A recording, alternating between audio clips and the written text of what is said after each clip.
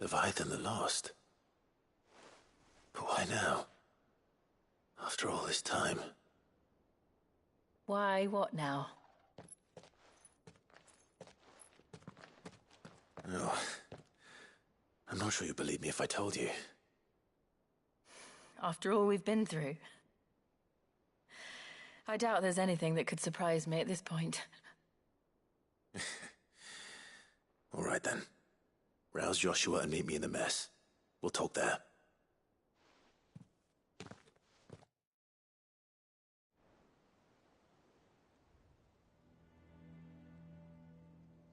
I see we're all here. So, what is it this time? I'm not sure yet. The letter delivered to my chambers omitted a few crucial details. Do we know its provenance? That was one of the details it omitted. But whoever the sender was, it seems the Dame held them in high enough regard to point them in our direction. The Dame? Well, she's not one to waste our time. It must be important. Important might be an understatement. If the letter is to be believed, Leviathan's dominant is in danger. And someone wants us to save him. Leviathan? So the Warden of Water has finally returned. What has it been? 100 years? More. The Lost moniker dates back at least that long.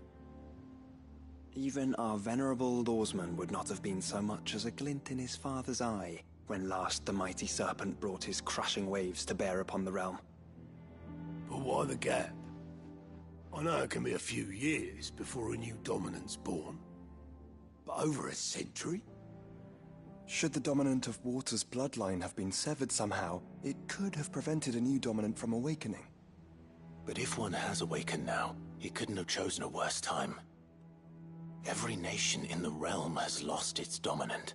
If word gets out that there is still one to be had, they will stop at nothing to claim it for their own. And the twins will be at war again, just when humanity most needs to come together.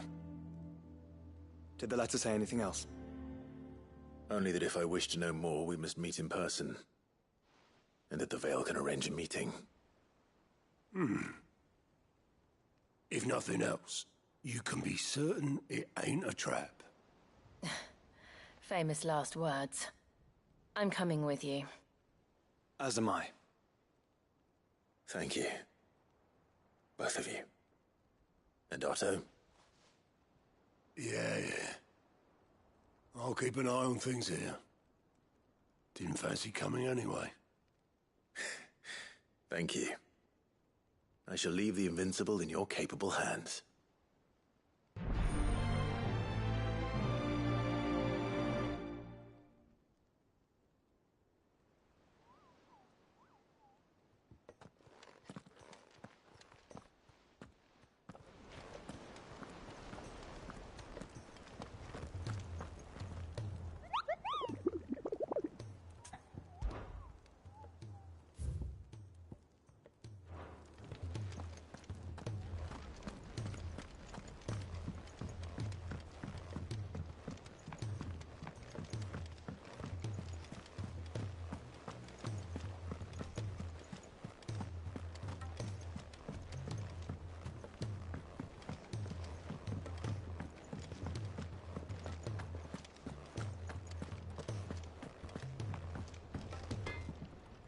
Trouble with your gear, or What do you want? no scratches, all right? Not bad, if I do say so myself.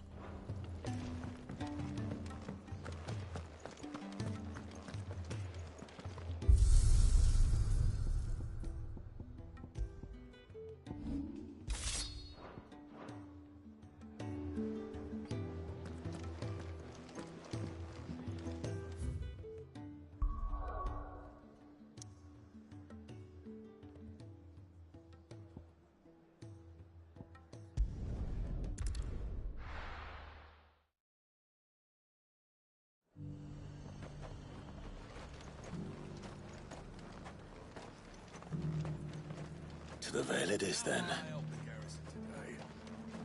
have you got?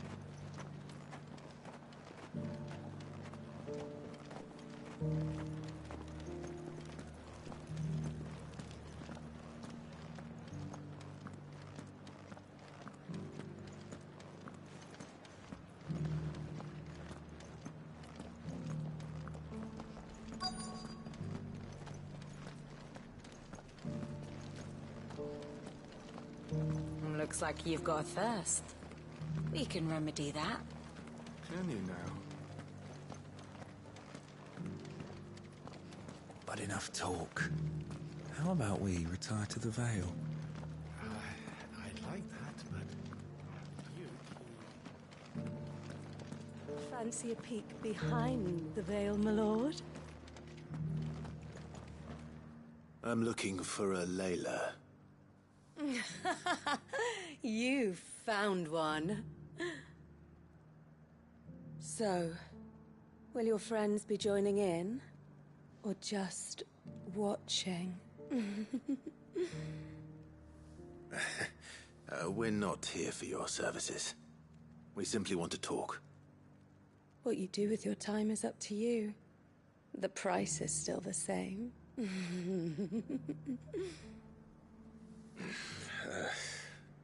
We're here about the letter.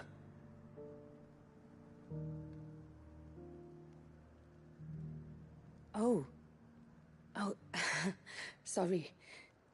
I suppose you'll be wanting to know who wrote it then. Among other things.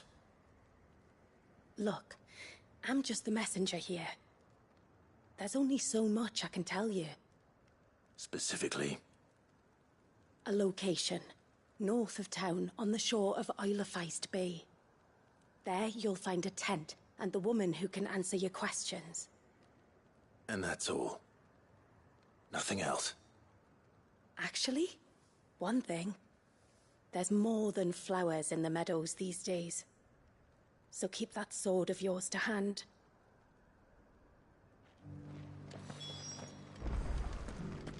Does anyone else think it's strange that this woman should prefer to keep to the outskirts of town? Not if she realizes the value of the information she's party to. And the danger it puts her in. I haven't seen any of those beastly blue-eyed fiends of late.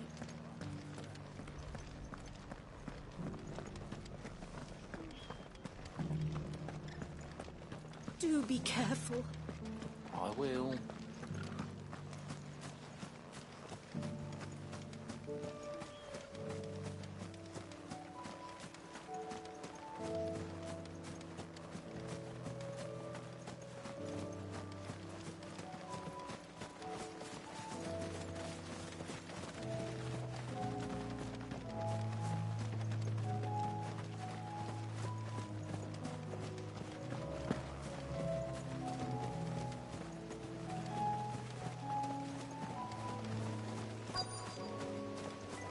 The tent is where Layla said it would be. Yes, but who awaits us inside?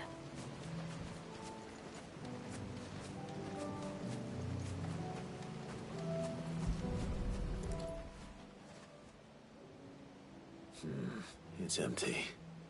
Why am I not surprised?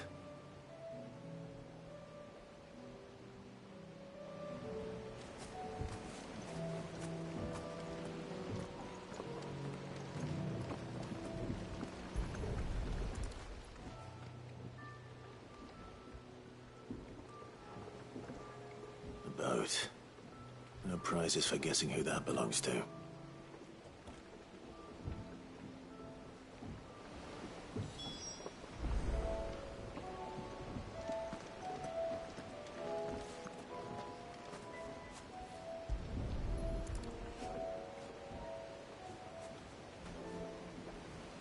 The embers are still warm. So you're Sid.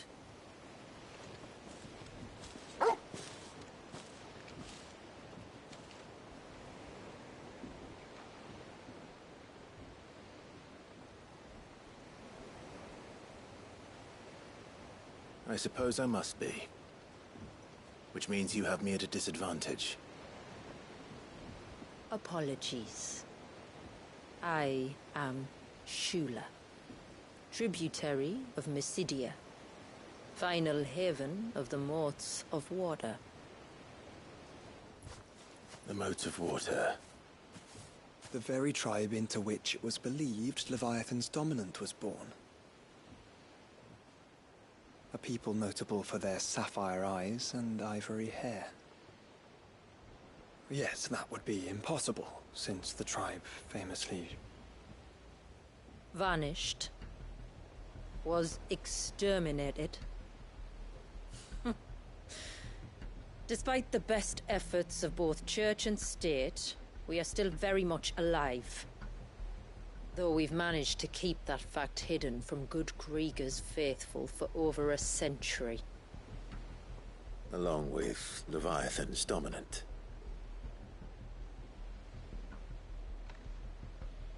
That wave out there. What do you know of it? The Surge. Only that it's been there a long time. Since the fall of Drake's Eye almost a century ago. Some claim the two are connected, but none can speak with any certainty. So in other words, you know nothing. Not that I'll hold it against you.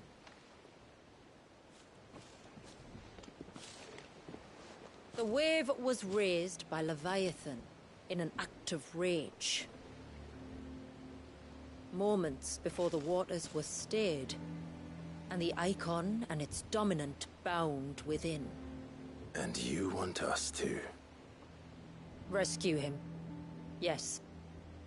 You see, a little bird told me about a certain outlaw with a singular knack for putting unruly dominants in their place. And ours is about as unruly as they get. For years, we've searched for someone who could hold their own against an icon. Someone just like you. So what do you say? Will you help us? What exactly did your dominant do to warrant this punishment? What did he do? He committed the greatest crime one of his kind can. He was born.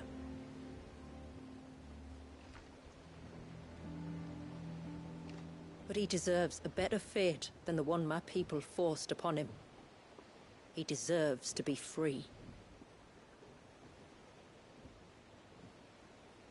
As do we all. Very well. Far-fetched though your tale may seem, something tells me you speak in earnest. So we will do what we can for your dominant. But first, you will tell us everything you know about him and the means of his imprisonment. I can do better than that. I can show you. Care to take a trip across the bay? My people await you there. Lead the way.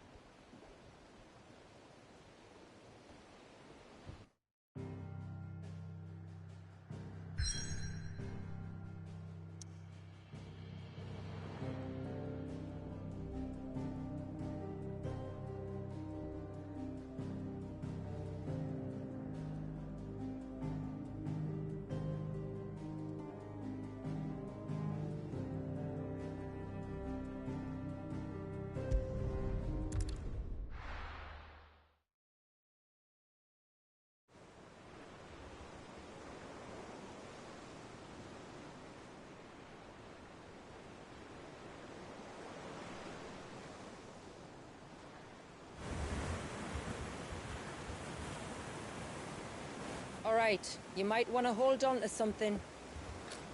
We're coming up on the wall, and passing through can take a bit of getting used to. I don't see any wall.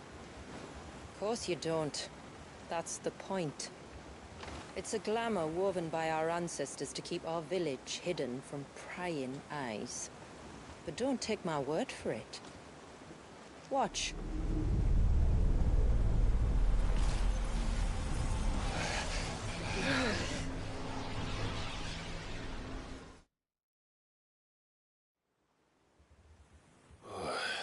was worse than a slug of Bacchus wine. Clive, the sky. It's blue, but how is that possible? You do know what a glamour is, don't you? Ours just happens to work both ways, and a good thing too. I wouldn't fancy staring at those sickly clouds every day.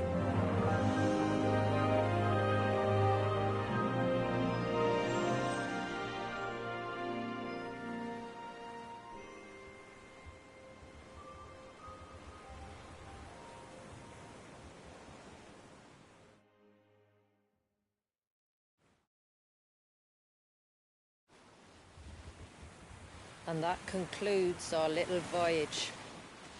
We're here.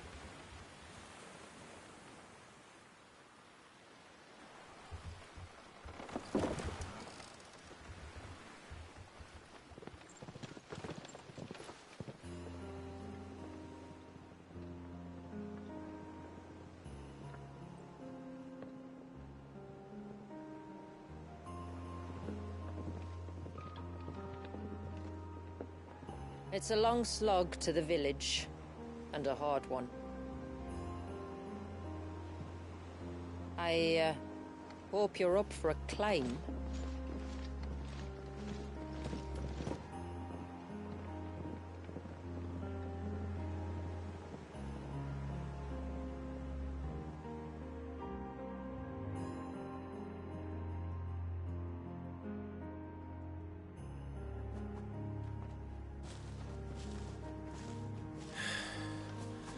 Finally.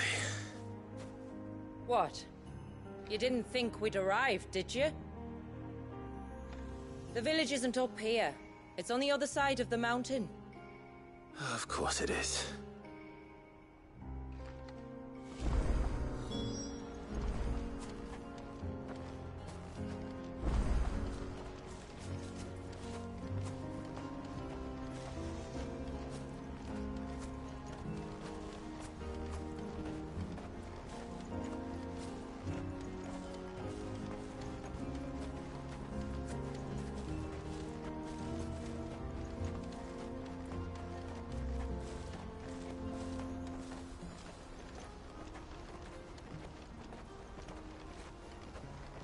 Watch yourself, Sid. This path can be treacherous. If not for the sheer drop, then for the beasts who prowl it. Thank you for the warning. And please, call me Clive. Sid is an alias. You will be pleased to learn, Lady Shula, that I have no such aliases. Is that so, Lord Margrace? It's all the same to me.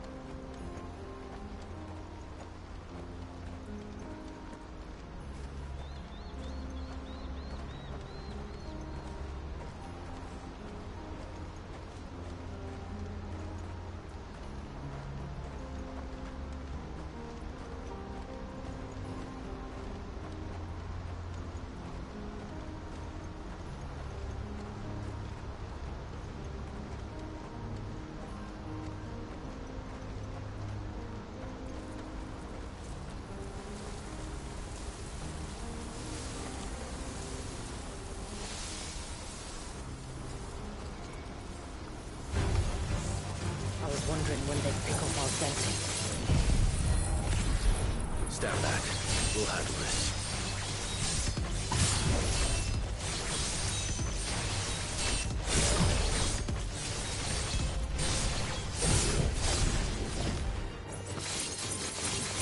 Oh, will you now?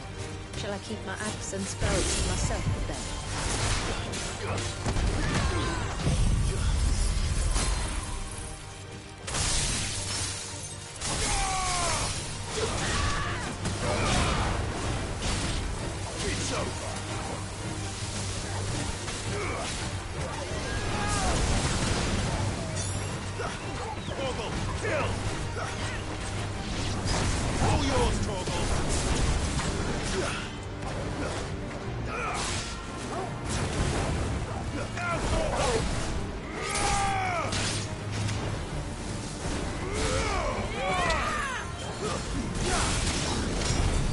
Earlier you mentioned spells, yet I see you carry no crystals.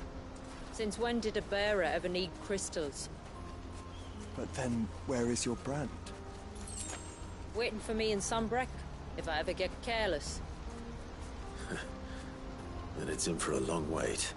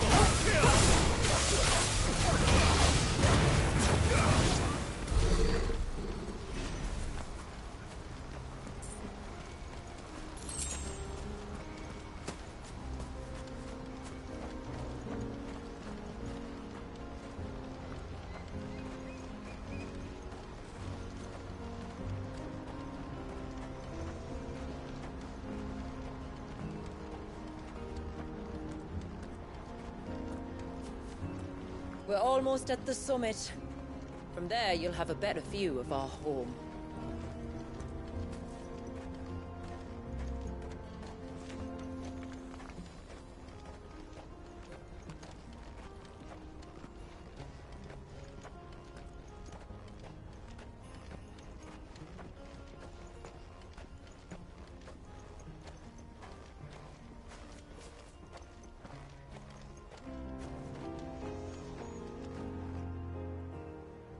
Few have ever set eyes on what I'm about to show you. Just so you know. This is not what I expected. Welcome, my friends, to Mysidia.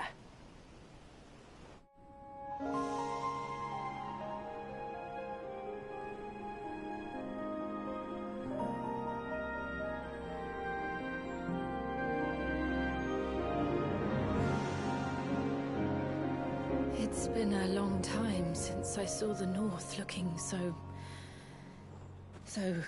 Alive. I'm sure you have plenty of questions, but it's been a long journey, and I expect we could all do with a rest. Our humble village is only a short way from here, if you'd care to accompany me. Let's get ourselves in front of a fire, and I'll tell you everything you need to know.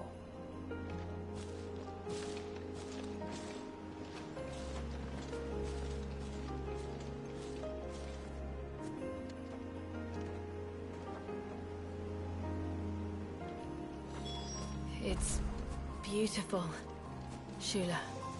And we aim to keep it that way.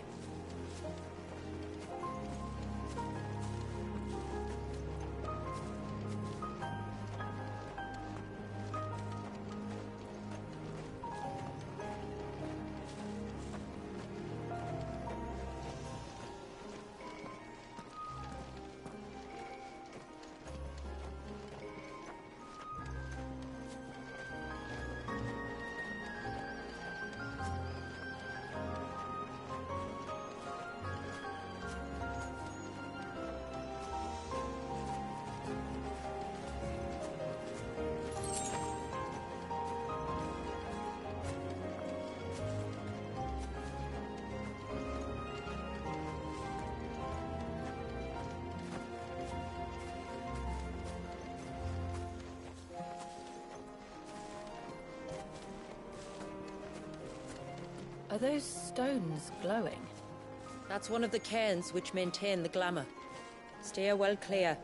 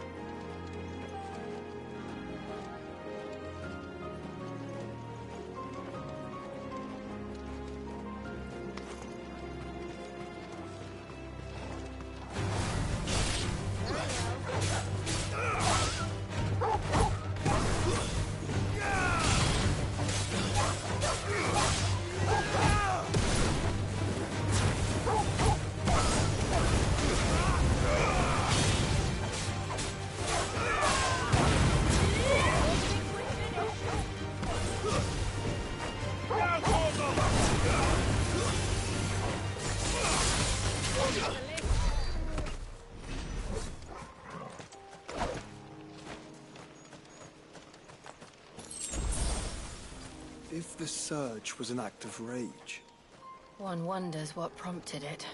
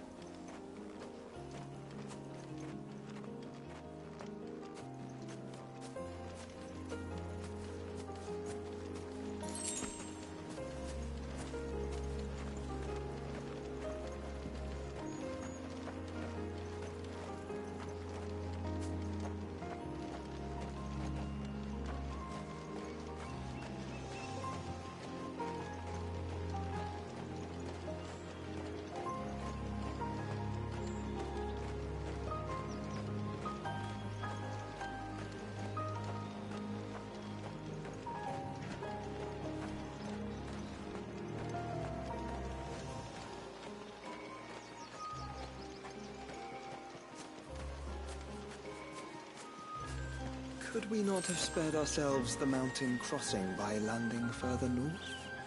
In clear view of the bay?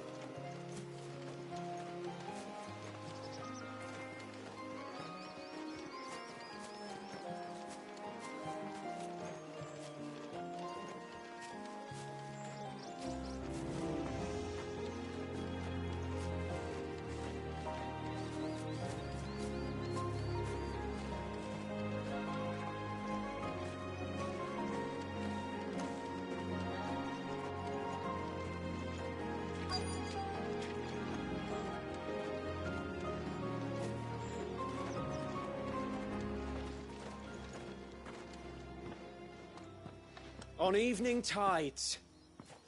Does morning's light return? Open the gates! The tributary is home!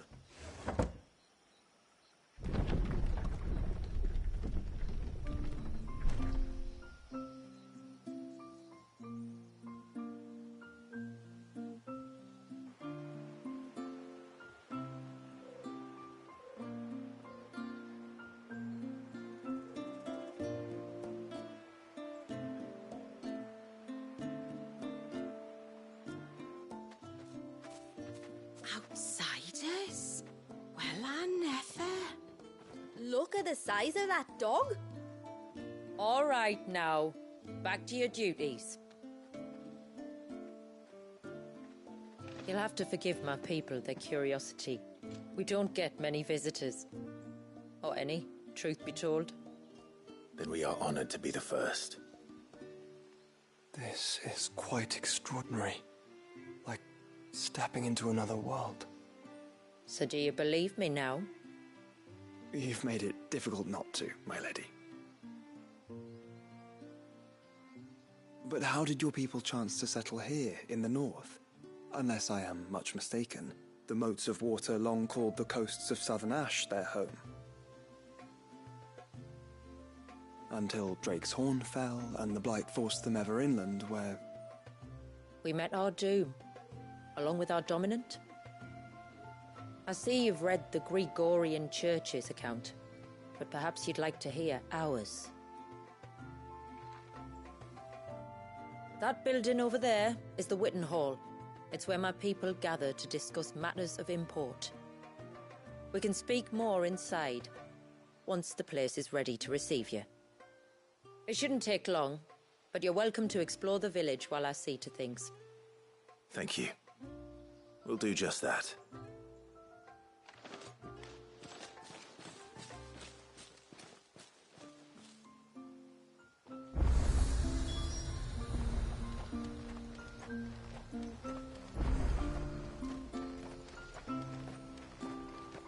That'll be them then. Don't look like much if you ask me.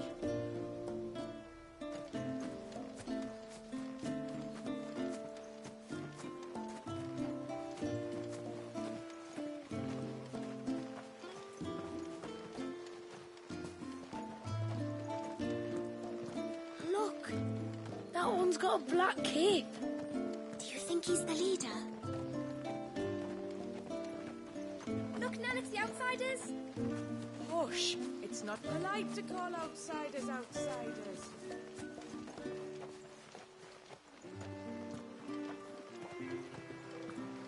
How long do you think this bridge has been standing here? Oh, at least as long as we have.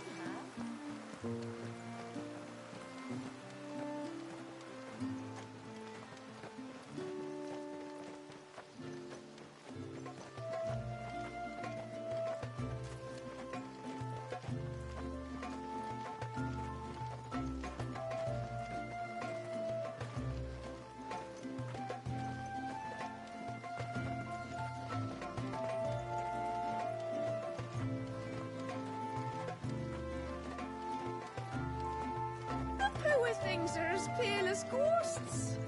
Are they unwell? Welcome to Haven. The tributary awaits you within the Witten Hall.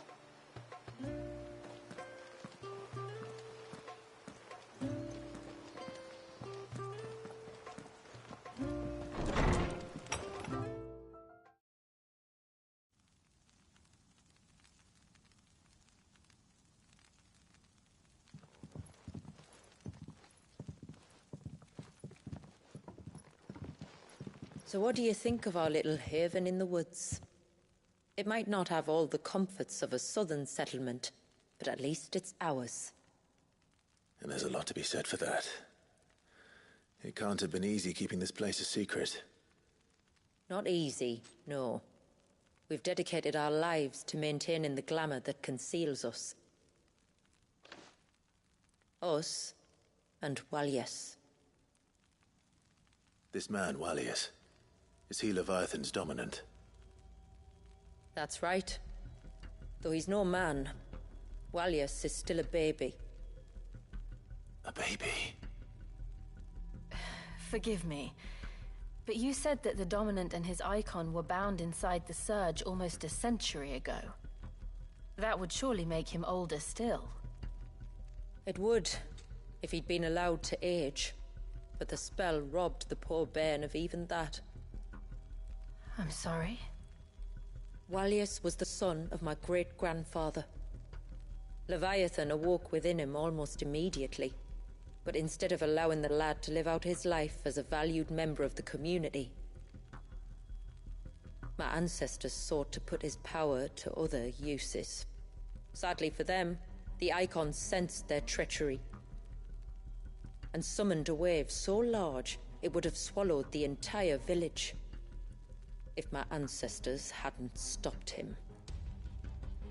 Then it is not the surge that binds the child, but time itself.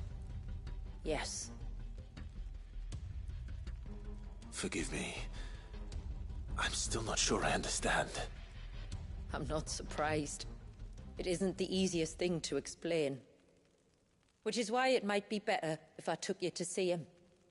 Show you exactly what he has to endure. That is why we came. Then let us be off. There's a road that leads north from the village. It'll take us right into the surge.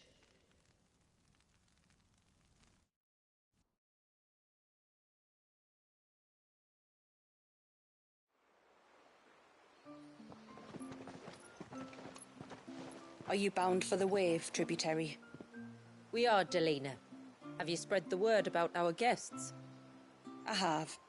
Everyone knows to treat them as family.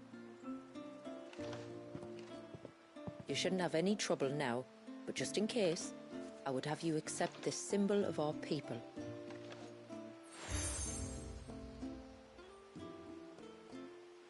That's very kind.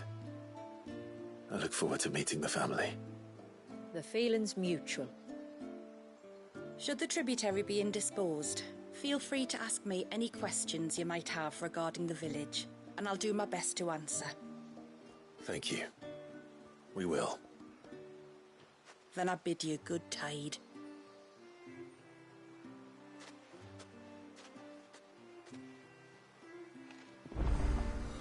Our storehouse lies across the bridge. If you're short of supplies, you may find what you need there. But we will have to ask you for recompense, poor as we are. You are Sid, aren't you? The man the tributary told us about? I wonder if you could help me. With what exactly? Oh, nothing too troublesome. Do you know my husband, Pavat? He's the village smith, among other things. Anyway, his name day's not far off, and I wanted to make a gift for him. He's a craftsman, you see, and he's been fretting about running low on the flowers he uses for dye making, so I wondered if you might collect some for me and give them to him. Would this gift not be better coming from you? Perhaps, but it can't, for reasons I can't go into. Please, I know it sounds daft, but I'd be ever so grateful.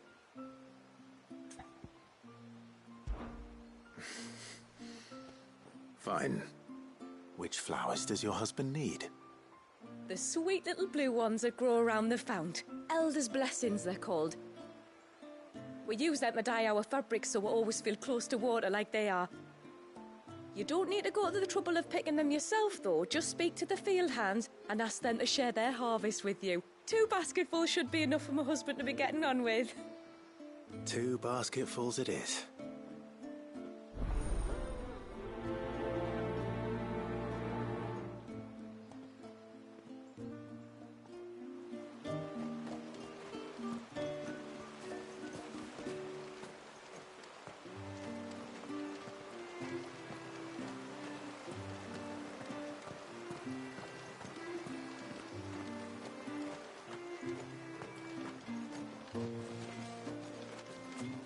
I'm not arguing. The child must be saved. Or does it have to be them that do it? If not them, then who? I don't see you running off to the surge.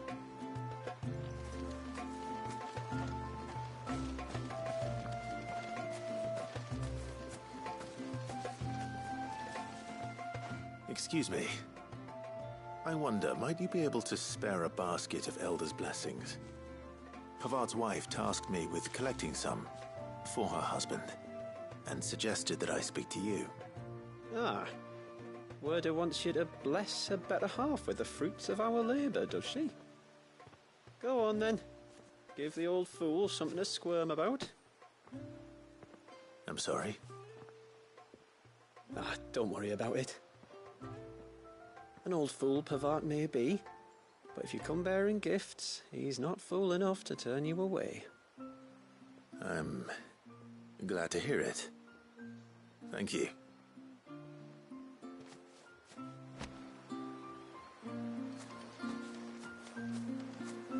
The mirrors.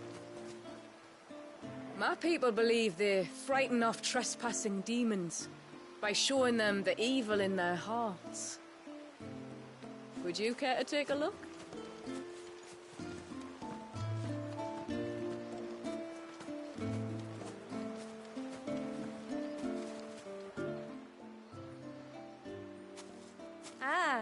Welcome to Haven, friend. Thank you. Forgive my presumptuousness, but the smith's wife has asked me to make her husband a present of some elder's blessings. 2 basketfuls, to be precise. Well, I have one, if that's any help. It is. I'm much obliged. They really are beautiful. Aren't they just?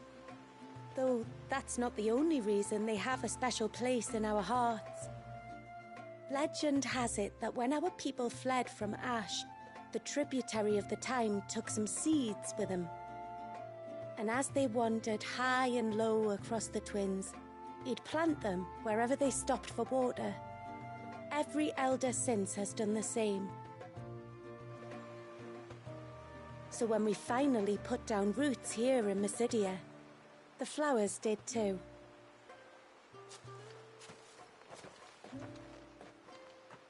Well, that's 2 basketfuls. Time to visit Pavat.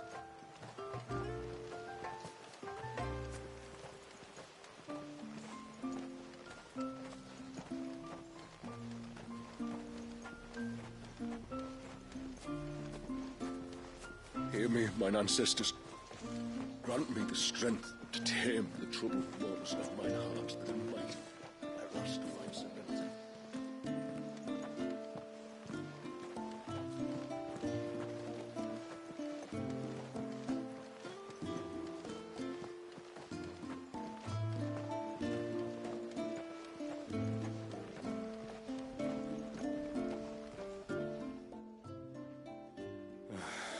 What do you want?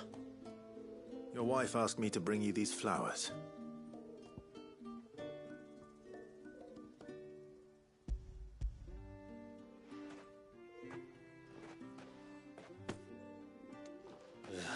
That woman. Come out. I know you're there. Who? Me?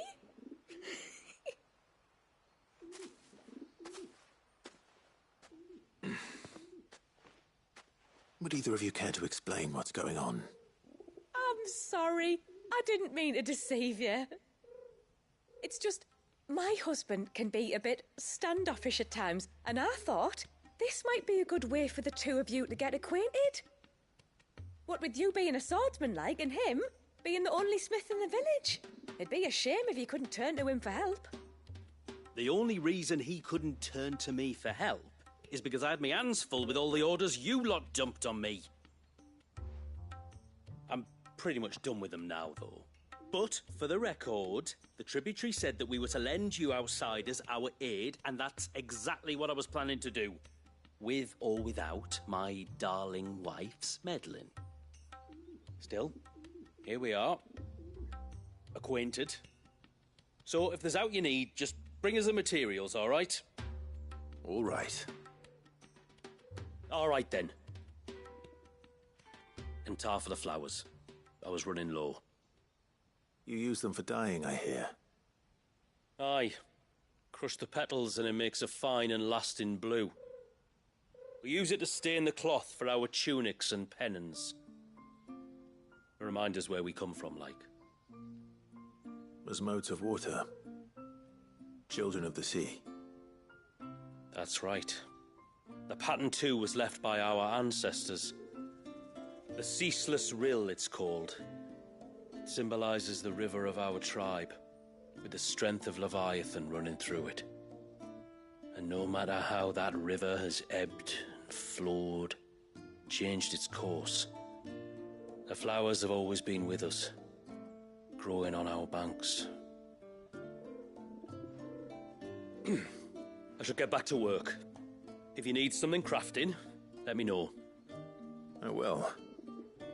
It was a pleasure to meet you. Wasn't it just?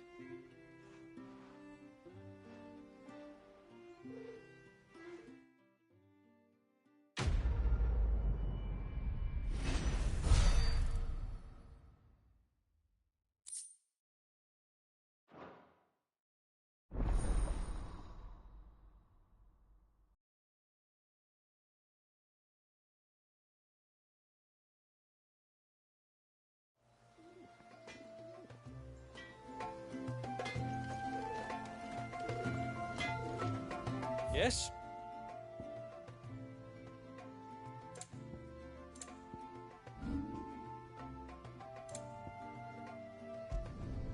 Done. Better than new. Done. Better than new. A good tide to you.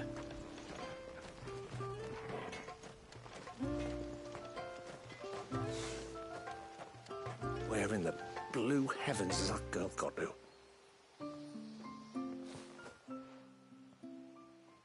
Oh, I'll have her hide when she gets back. Oh, sorry. I was leagues away. How can I help you? If you're after something from the storehouse, it's actually my wife you'll want to talk to. She will have to charge you for the goods, though. Not that we'd fleece you or anything. It's just, you know, needs must. I understand. Saying that, she might not be able to get anything down for you for a bit. Ah, right. She's got her hands full with the inventory, you see.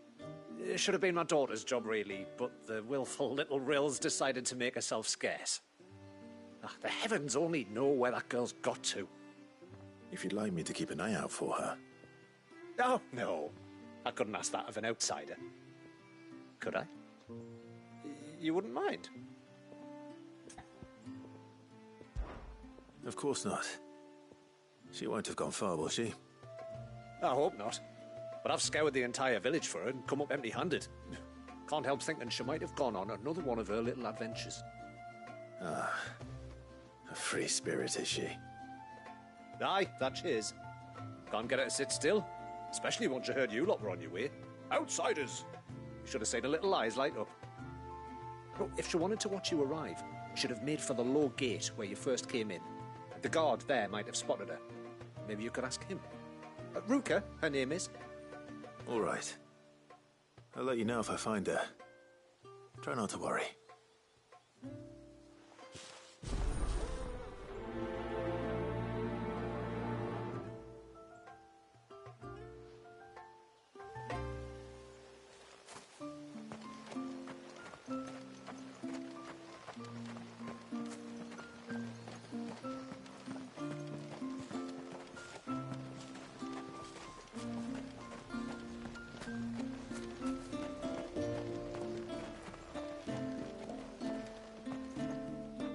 Excuse me. You haven't seen the storekeeper's daughter, have you? Little Ruka? I have, as it happens. She went out through the gate not long ago. Out of the village? Alone? Aye, she does it all the time. There's a path off to the left which leads down to the river. Nice little spot, that. And safe as you like. The beasts of the mountain don't dare come so close to the village. That's where she'll be. Go and have a look if you don't believe me. I will.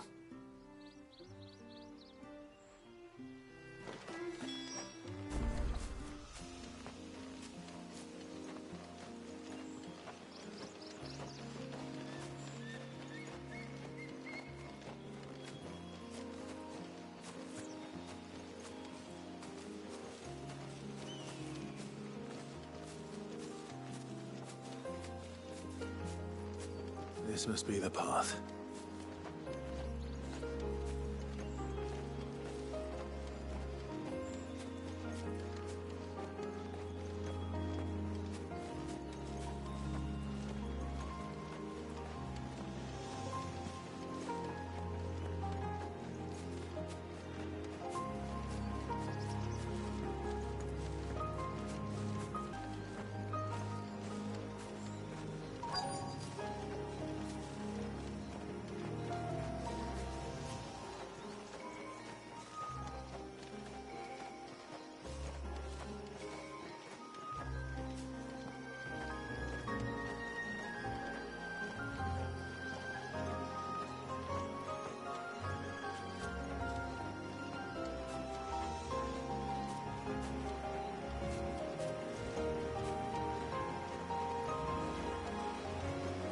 They're not here either.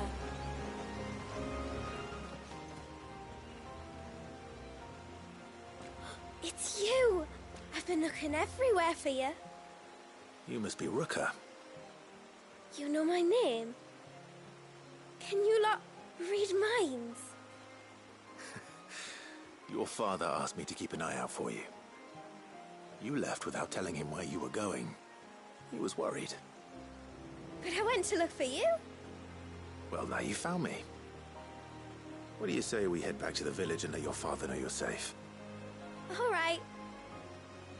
And on the way home, you can tell me all about the world beyond the wall. I want to know everything. Everything might be a stretch.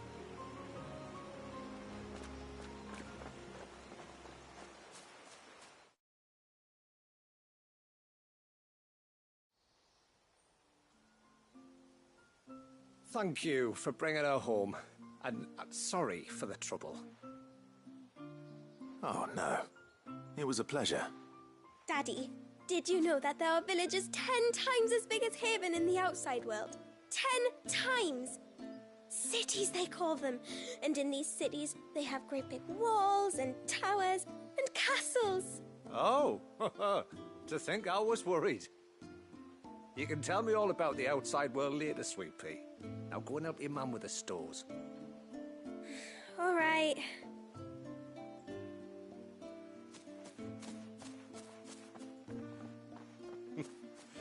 Thanks for putting up with her questions. She, has a lot of them. One of the big ones being, what are the people beyond the wall like? Reckon you've made a good first impression. Are we the only ones she's ever met? That you are. The rest of the world can't know we're here, so we'll have to be very careful who we're letting in and out. A few of us might make the occasional trip to shore for supplies, but for the most part, we'll make do with what we've got, including what the old Northerners left us. Yes. You built on top of the old ruins, didn't you? Well, they make for fine foundations. Their masons clearly knew what they were doing. That's one thing we don't have to worry about. Oh, it's everything else that's the problem. Medicines, metals for tool making, anything like that. We have to dress up as travelling merchants and make a trip to the outside and pray to every cloud in the heavens that nobody sees through us. Which explains why you need Gil. Aye. And now Ruka's back, my wife should be free to assist you with any potential purchases. So please, do make good use of our stores, because we fully intend to make good use of your coin. I'll be sure to keep my purse strings loose.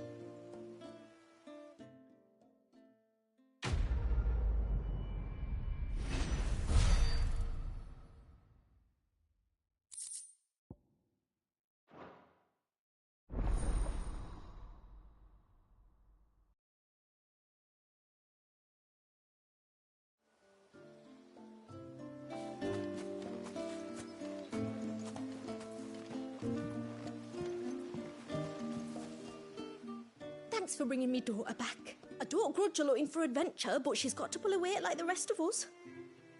Anyway, now we've got the inventory done, I can attend to my own tasks, like seeing to our visitors' needs. So, what's the route you wanted? When you've decided what you want, just let me know. May it serve you well. Here you are.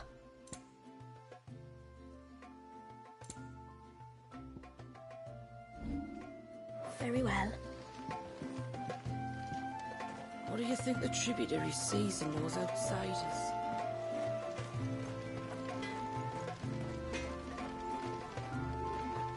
Yes? Till next time, then.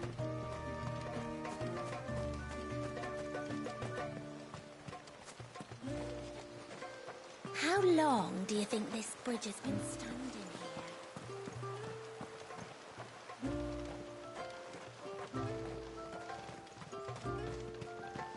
Suddenly, there were curls everywhere I looked. It was all I could do to make it back to Haven. You're Lady Shula's friend, aren't you? Lady Shuda says that if I want to be tributary one day, I have to learn my letters just like she did. But what good are letters against a Tombry's knife?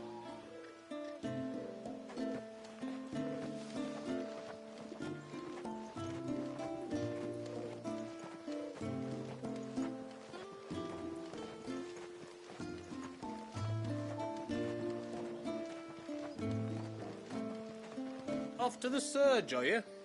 Well, just you stay close to the tributary. We don't want you getting lost in the forest.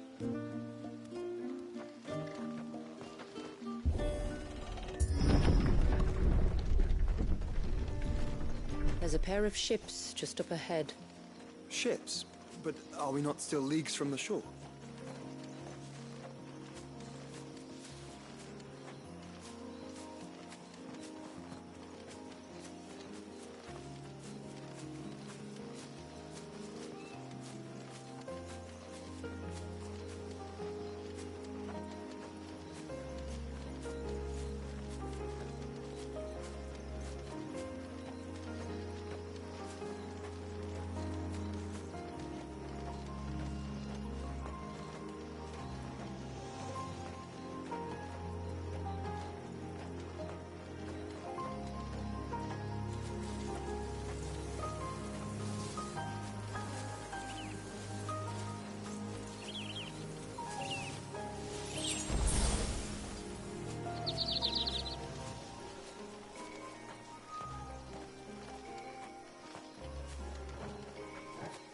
The quickest route to the surge is due east, past the second galley.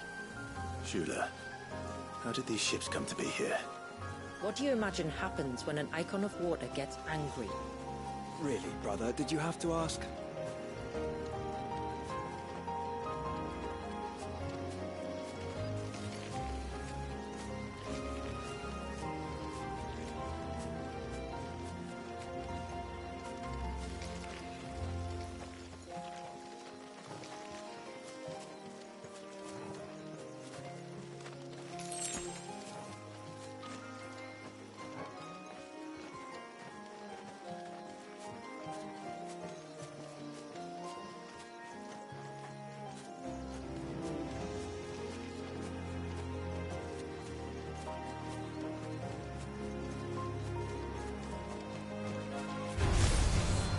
Tonberries.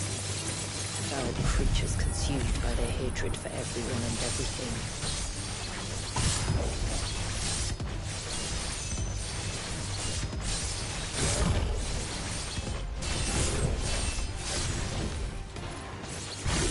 Everything seems sharp knives, it seems.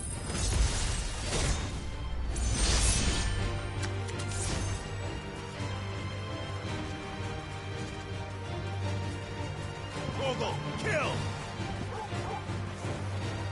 All yours, Torgal!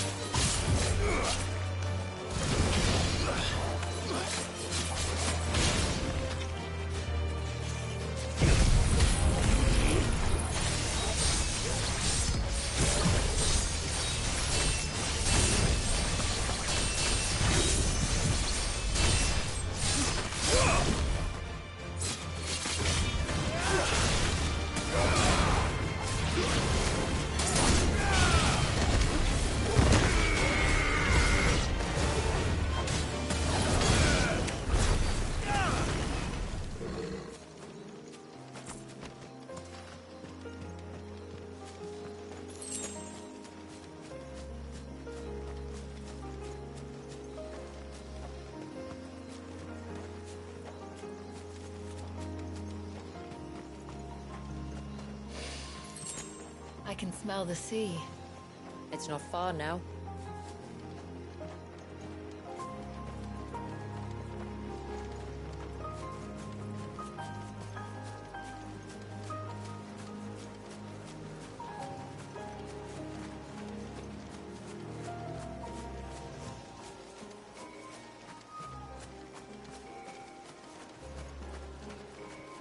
How will we reach the surge? We'll follow the coastline north. There's a bridge that'll take us across to the cape.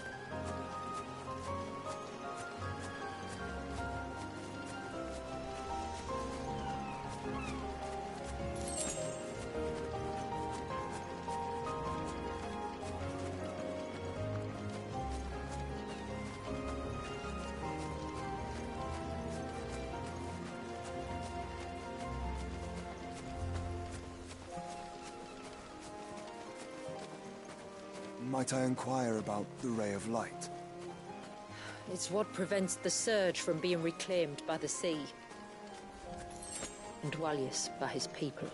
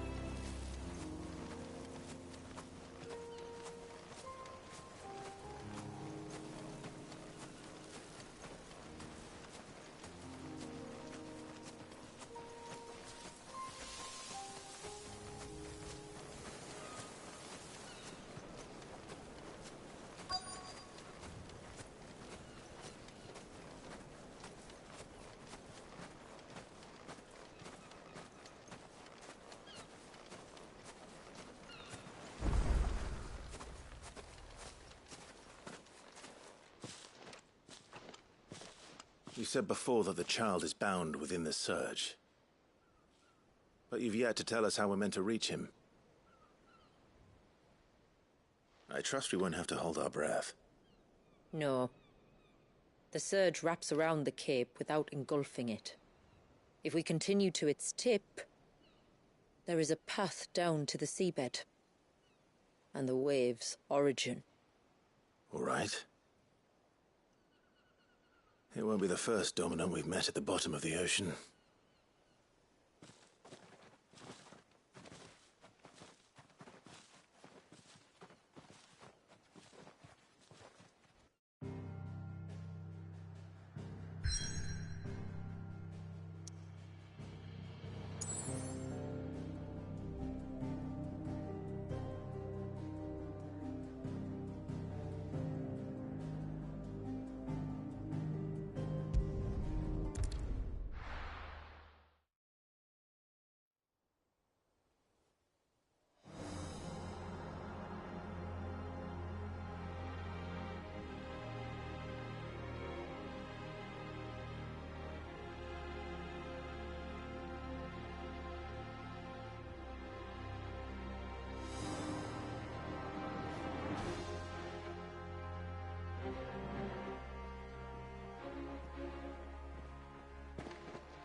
It's not much further now.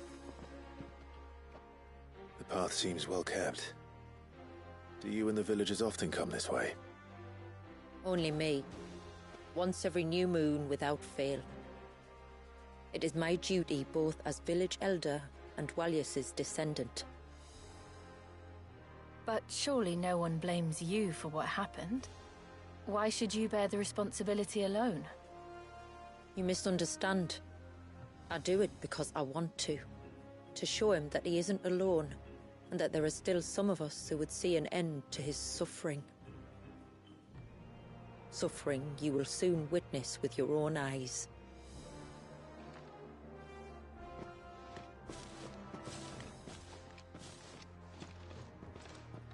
The forest grows quickly here. Left unattended, the path would be reclaimed in a matter of moons.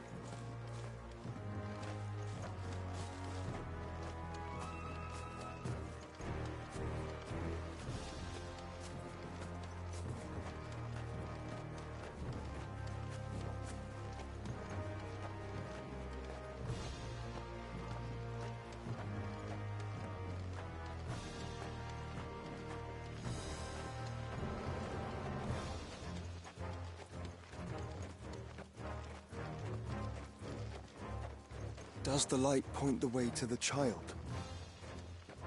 It does indeed.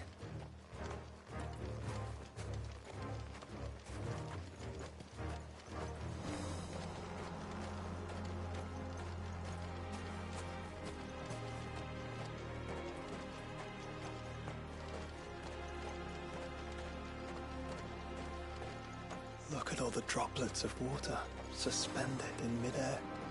Where they have remained untouched by time for 80 summers. It's not right. No, it's not.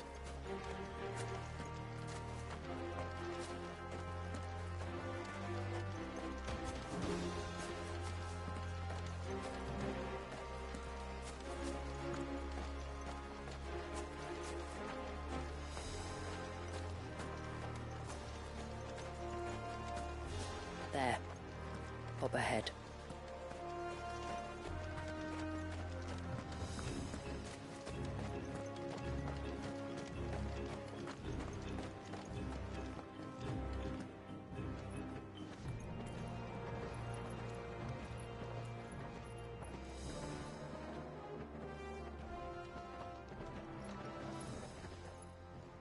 Down in the center. Follow me.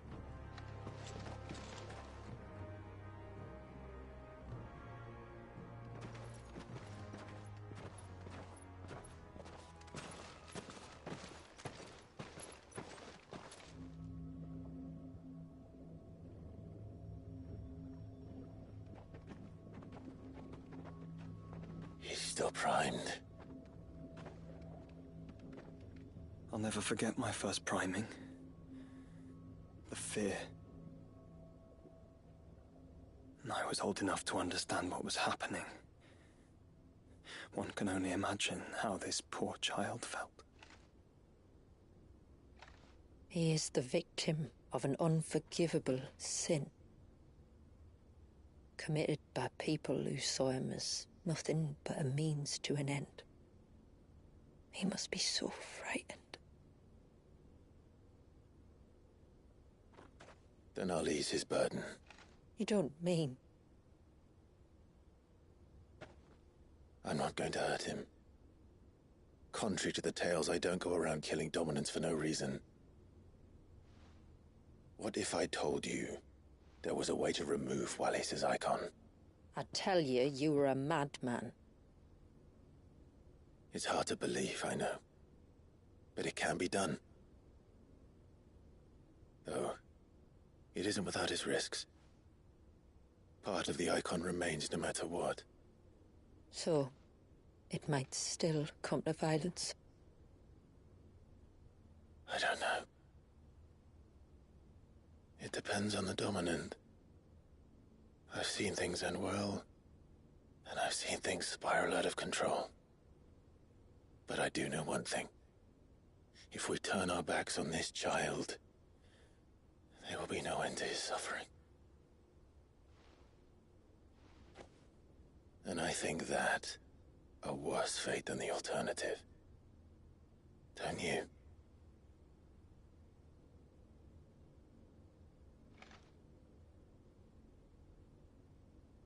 Very well.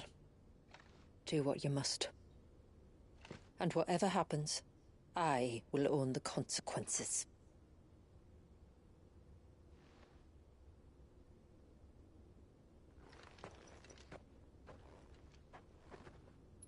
Don't be afraid, little one.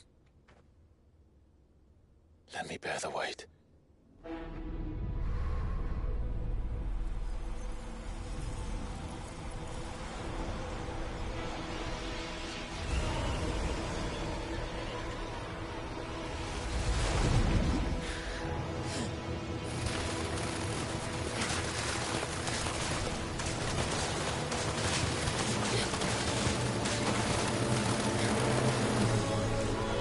Hush now. It's going to be all right.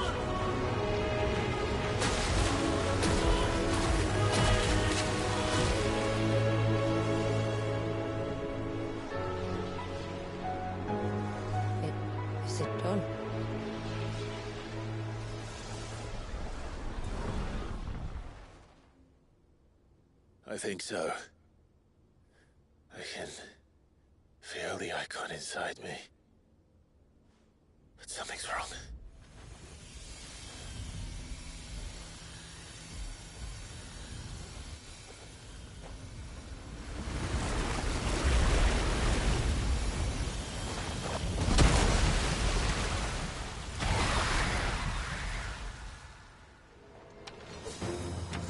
He wasn't just afraid. He was angry. All right. Let's see what you've given me.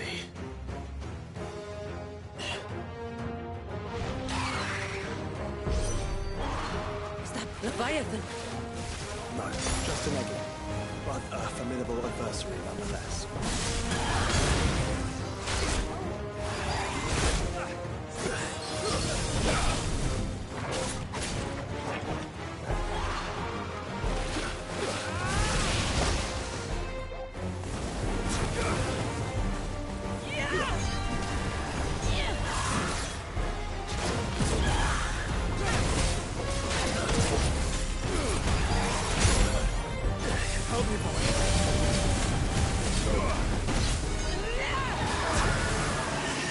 Oh, look. It has friends.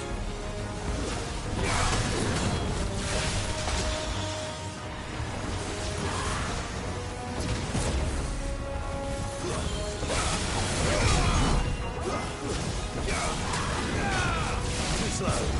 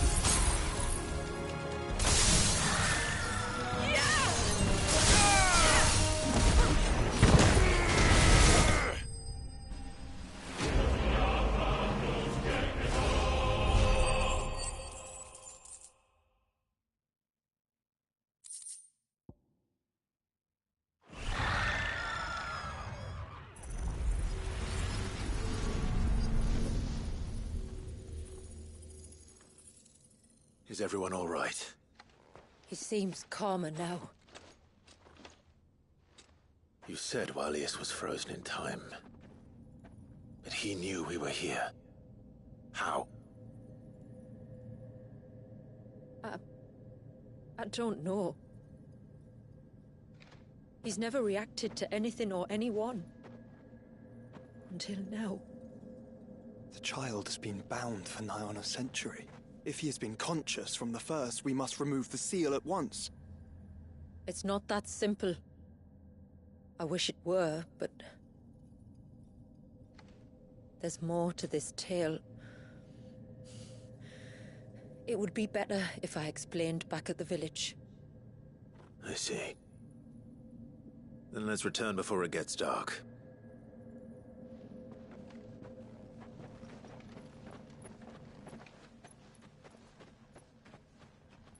I'm sorry, Walius. I will make this right.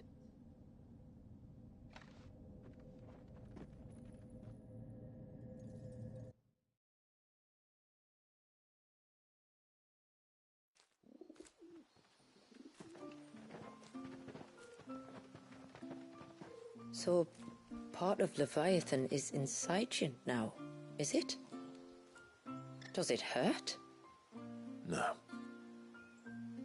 Not anymore, anyway. Good. Because I still have need of your strength. If you want to know the rest, we should head to the Witten Hall. Of course.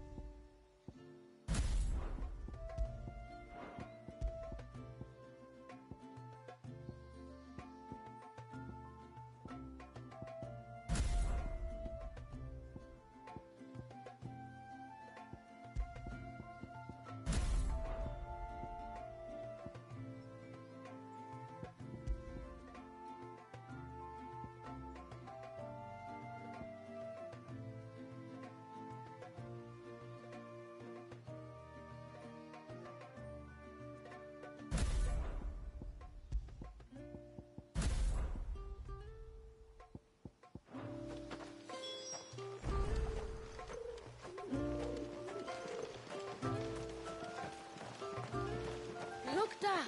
The tree's back. Do you think they're safe fire?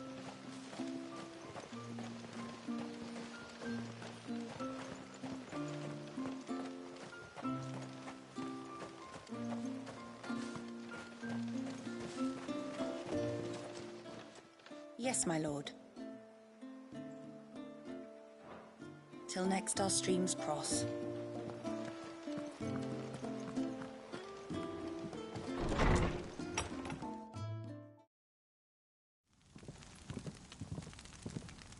To understand the spell which binds Walius, you must first know who we are, and what drove my forebears to commit such an atrocity. This tapestry is our story, the one that brought us here. After generations of wandering, my people sought refuge in northeastern Storm, some 170 years ago. But in exchange for our safety, the Gregorian Church demanded we renounce our faith, and branded us heretics when we could not. To be exterminated, as a lesson to others. And so was it chronicled in the Imperial histories, for anything less would have made the Church seem weak. Yet a handful survived. The few who did fled north and west, and in doing so discovered two things that would forever shape our fates. The first was an old legend, revealing how to make your very own Mother Crystal. I've heard that one before. Yes, yet it gave them new hope, however false. Our ancestors convinced themselves that they could recreate the divine if they could only find a strong enough heart. A living being capable of channeling torrents of ether. And the heavens provided. A dominant. Well, yes. They'd stumbled across a nostrum in an ancient ruin, which they believed could provoke a sudden outpouring of a creature's ether. They meant to enrage his icon. Leviathan would have destroyed everything, had our people not made their second important discovery. A means to stop time itself. Where did they find that? The Northerners had no such magics, or they would have used them. When our ancestors first arrived, the land was uninhabited, save for an old witch who lived on the highest peak. Her body had been consumed by the curse, a cruel payment for her long years of service to the Northern Thanes. So desperate were they to prevent the fall of Drake's eye, they'd forced her to devise a spell to stop time. But Drake's eye did fall. It did. When she finally perfected the necessary magics, it was already too late. As punishment for her failure, the Thanes exiled her to this forsaken place to live out the few days she had left. Knowing her suffering, our ancestors cared for her as best they could, and in return, she gifted them her spell. That even though she should die, her legacy might live on.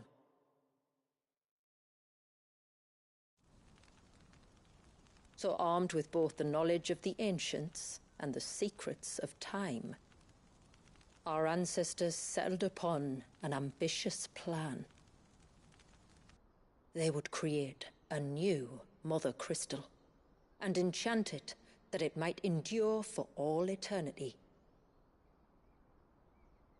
Thus would our people's wandering, our suffering, finally end, and prosperity visit us once more. And all it would require was the sacrifice of a single child. A small price to pay, or so they believed. Another victim of man's blind reliance on the Mother Crystals. So we know the seal source. How do we break it and restore the flow of time? Do you recall the dome of light on top of the cliffs to the west? Inside lie the ruins of an old temple. It was there that the witch built the Ver, a conduit of sorts that channels her remaining ether into the surge. But it's been a long time since anyone set foot in the place. And now, there are others who claim it as their own. Then we shall go prepared for a fight. That said, it may be best if one of us stays behind. You think the village could be in danger? We saw the ether flow from Wallius in all directions, but only encountered a single familiar. There will be more. And should even one make its way here, I doubt the walls could hold it back for long. Then I shall stay. The Phoenix will see your people safe, tributary. You have my thanks. Very well. We should depart at once. I fear time may no longer be a luxury we can afford.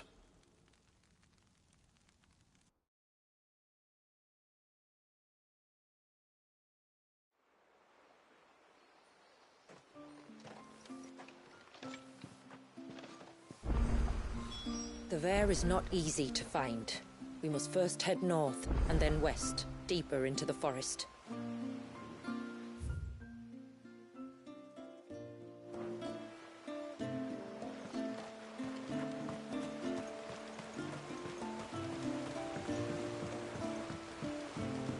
My lord, may I speak with you a moment? There is a matter with which I would beg your aid. Of course, what is it? Please, not so loud. Something serious, then? Yes. I think we might have company. I was passing by the low gate when I saw a figure moving among the trees up on the cloak. At first, I thought it must have been you or your brother, so I didn't say anything, but the more I think about it, the more certain I am that the figure looked familiar. And you're sure it wasn't one of the other villagers? Positive. I think it was someone from outside the wall who has found his way inside. Of course, it could just be my imagination playing tricks on me. I only caught a fleeting glimpse, and it might have been you or your brother. But if it is who I think it is, we cannot allow him to leave now that he knows we're here. Would you go and see? He won't try to hurt you, believe me. Given what lurks in the forest, the only one likely to get hurt is him. Very well. Whether the man you saw is who you believe him to be or not, we need to know. It may yet be someone else entirely. Someone who means your people, or my people, harm. Perhaps. Just promise me that if you do find someone up there... Don't worry. I won't draw my sword unless I need to. Thank you. Ymilla, this man you saw, might he be the customer you told me of? I fear so. The customer? I'll explain later. Come on.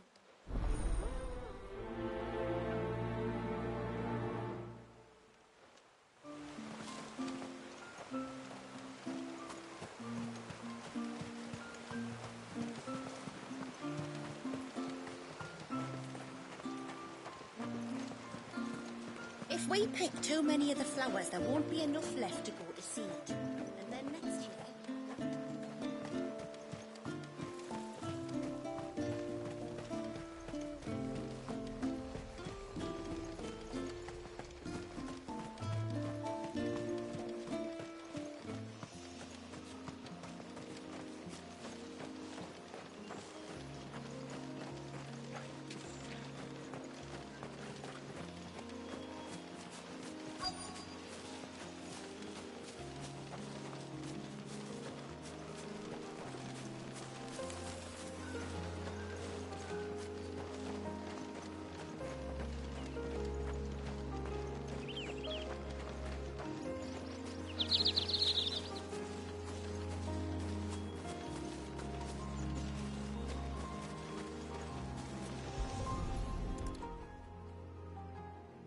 Bottle. Breath of the Arbor. Perfume from Sunbrag. Looks expensive, too. Who's there? Stop!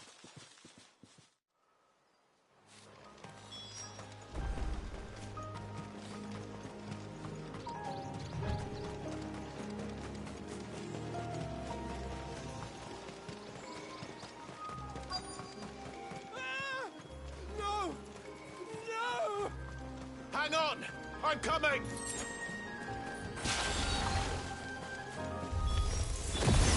Don't eat me! I'll give you gut rot, I swear! Stand back. I'll handle this.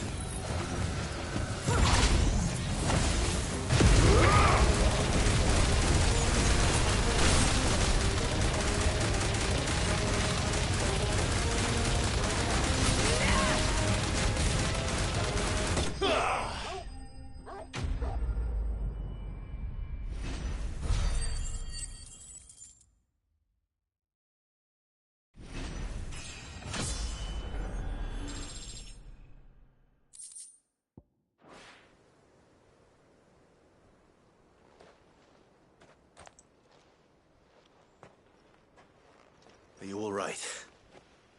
I'm more than all right. I'm saved! Oh, I could kiss you!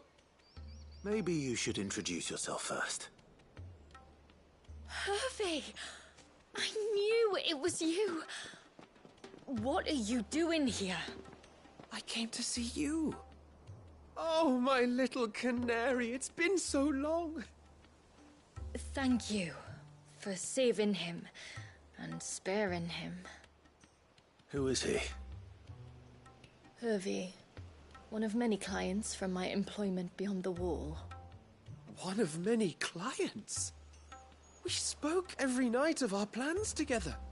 Whispered songs of love into each other's ears. And then you upped and vanished without so much as a word. I left you a note, didn't I? I told you I was sorry, but that we could never be together. That I could never abandon my family. And I told you not to look for me. How did you even find this place, anyway? The flame of your love was as a beacon in the night that guided me to you. Hervey.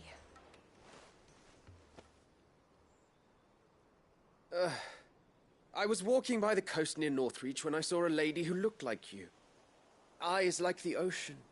Hair like the driven snow. The next moment, she and her companions were jumping in a skiff and sailing out towards the wave.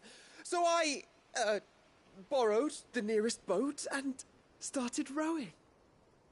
It must have been Shula bringing us here. So what? You rowed, found a nose how many leagues across the bay, simply because you saw a woman with white hair. And as I did, the skies changed from a dull and hopeless grey to a bright and benevolent blue. That was when I knew for certain that my little canary was close. Oh, why did you come? You should have forgotten me, as I tried to forget you. I cannot leave my people, Hervé. And now that you know about this place, neither can you. We must return to Haven and accept my family's judgment. I'm to meet your family. Oh, my little canary.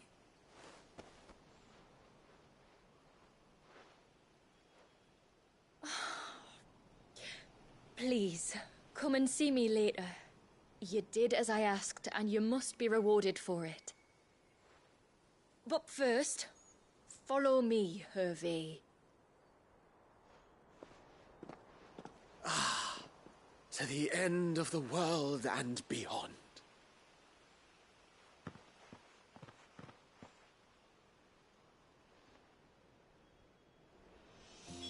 You should never have found this place. How could I be so careless? Don't blame yourself. I doubt anything could have kept that man away.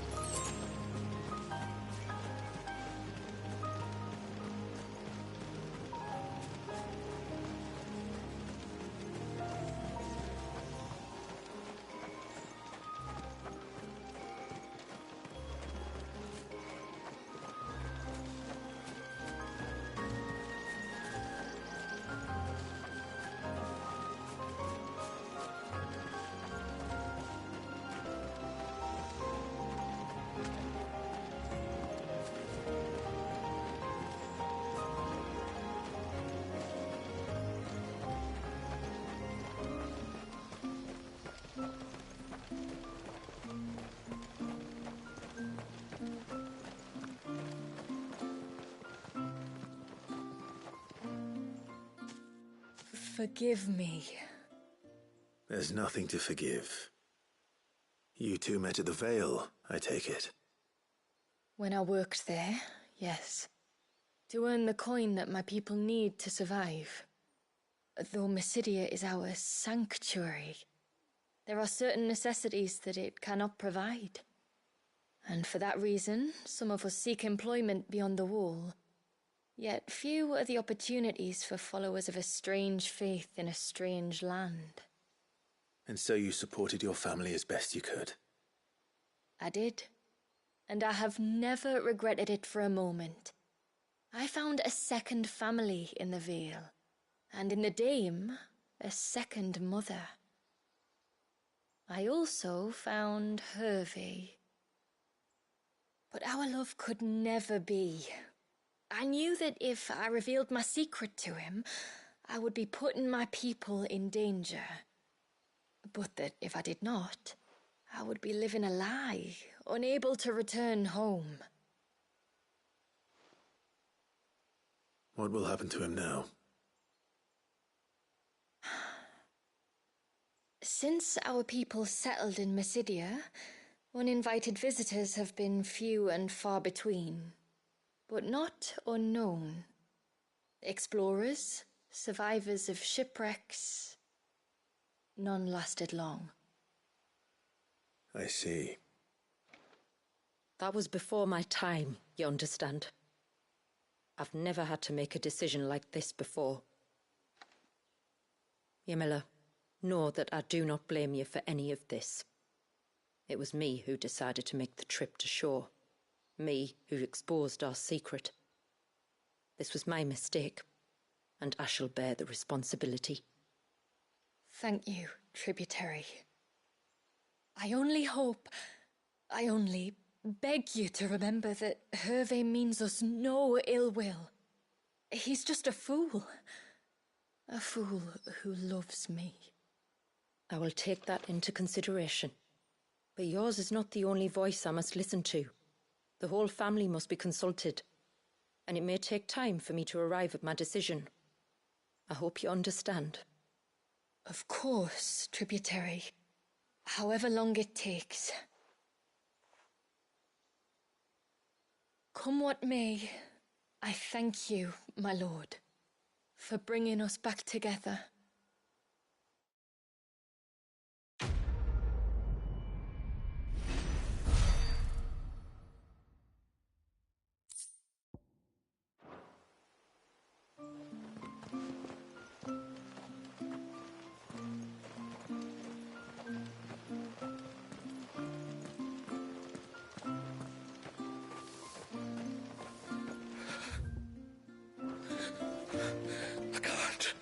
I can't go on like this. Don't say that. You'll only get yourself worked up again. Just try to breathe. That's it. Is everything all right? Ah, you're the outsider. I'm Fannet, healer by trade. And this is Talor, one of my patients. He took ill not long after you arrived. Nothing too serious, I hope. I hope so too, but... But? This affliction, it's like nothing I've ever seen before. He complains of feeling chilled to the bone, but there's no fever to go with it.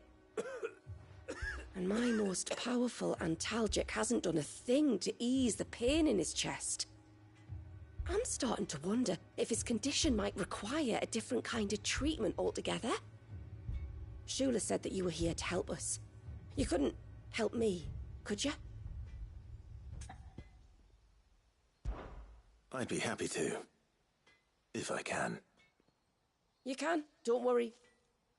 All I need you to do is speak to Talor's son, Pavat, over at the forge, and ask if he knows what his father was up to before he came down sick.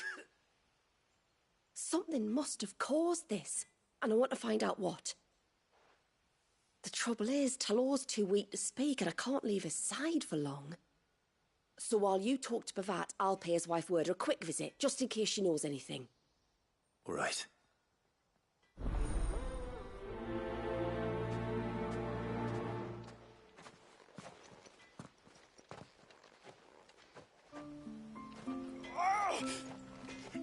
Leave me be. Let me go. Let me go.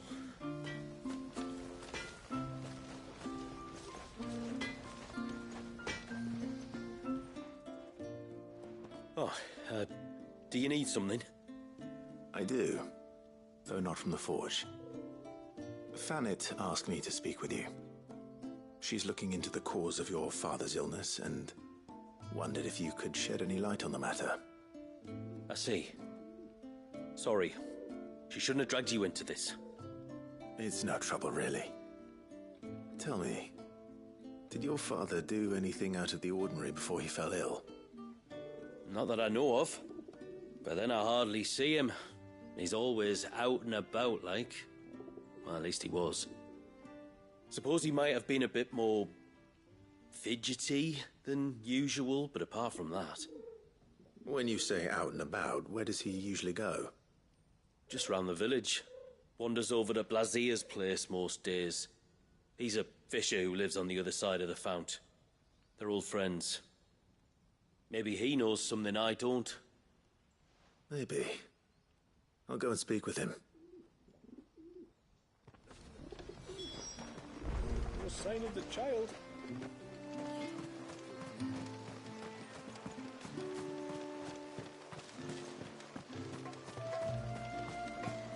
O ceaseless rill, guide thy bounty unto...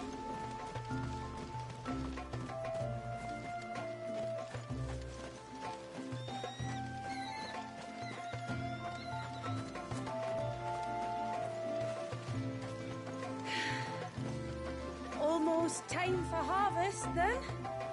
Aye, and still the heads aren't heavy. Must be salt in the soil. Greetings, stranger. What can I do for you?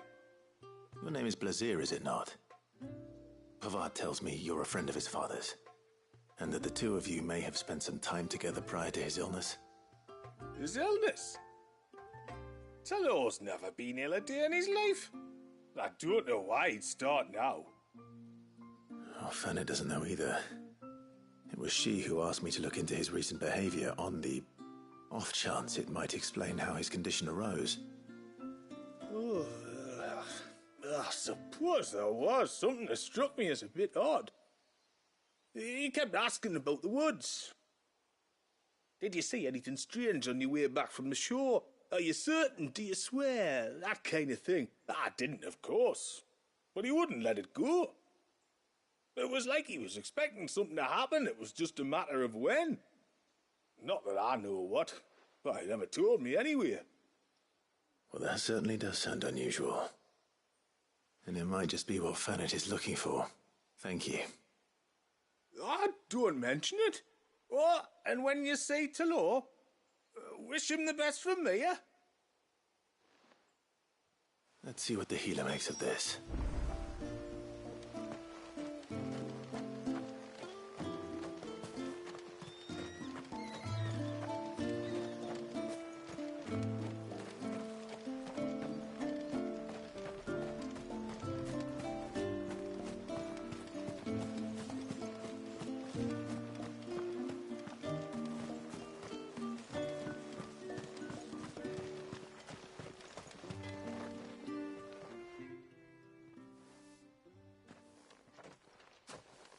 I spoke with Werder, but she couldn't tell me anything. Did you have any better luck? Nothing conclusive. But there was one thing. Blazir, the fisherman, told me that Talor had taken a sudden interest in the forest of late. He kept asking him if he'd seen anything unusual there on his way back from the coast, but never let on what exactly he was expecting him to have seen. The forest between here and the coast. Surely not. But then... I can't say for sure. But I think Talor's illness might have some connection to the Tomberries. You may have encountered them during your time here. The small, scaly beastmen. And you think they may have caused Talor's illness? I do. At least in a way. And if I'm right, it's no wonder the treatments I've been trying didn't work. Oh, I know it's a lot to ask, but would you go down into Father's Fell for me? There's an altar there, and if my fears are true, an offering upon it. What is going on here? Please. I'll explain everything when you return, but time flows fast. I beg you, make haste for Father's Fell and take the offering from the altar. Talor's life may depend on it. Very well.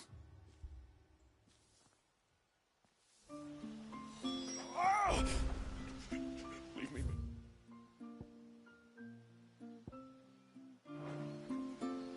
Let me go. Let me go.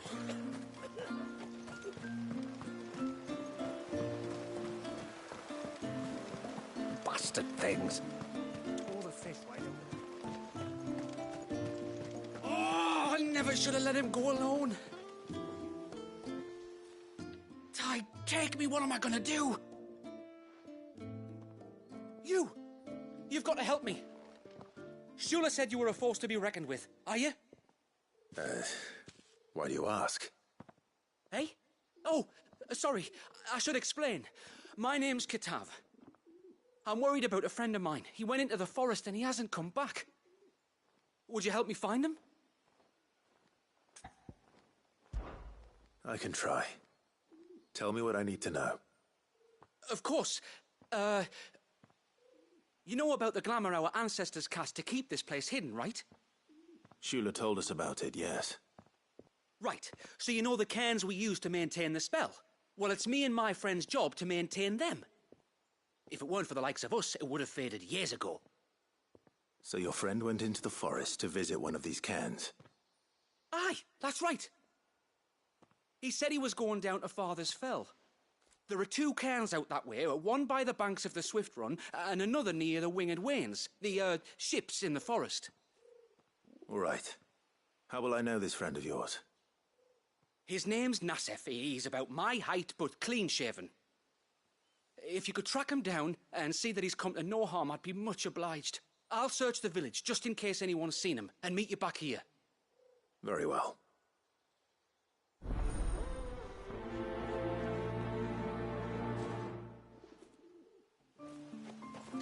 One cairn by the ships, another by the river. Better get moving. Hail, stranger. Are you a rider by any chance? I am. What gave me away? Oh, I can smell it on you. The scent of the stables. And not just any stables. Something tells me you've never been one to ride half-starved birds with chine-gall and wet beak.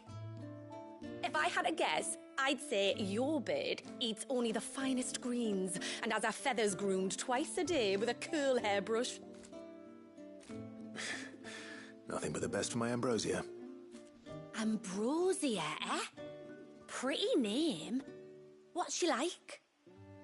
Well, she's tall and strong. And her feathers are as white as snow. You're joking. You've got a white chocobo. I have, yes. I suppose they are rather rare. This I've got to see. Can you bring her here? I would if I could, but I doubt Shula's skiff could hold her. Me dad's got a boat. And he's ferried chocobos before. You could get him to bring her.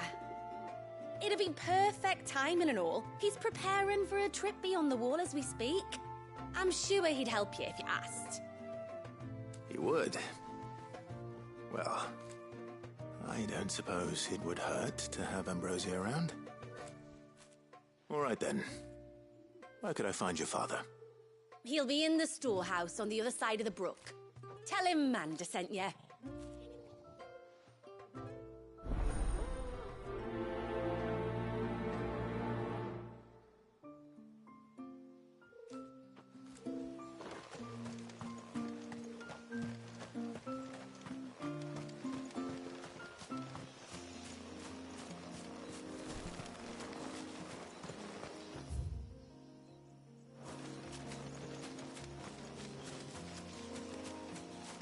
Before, we turned east at the shipwrecks to reach the coast.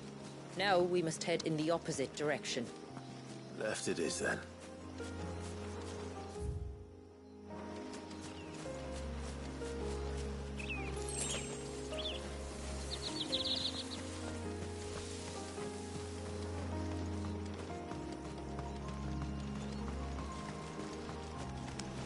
If there's one thing I know about beastmen, is that they love to hide in the dark.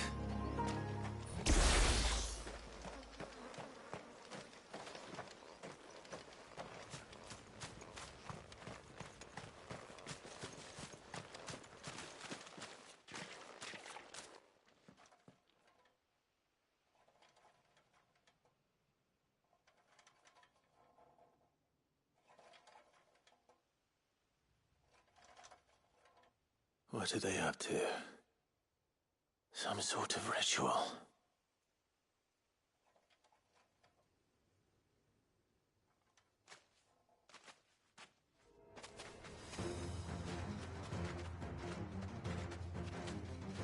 Sorry to disturb you.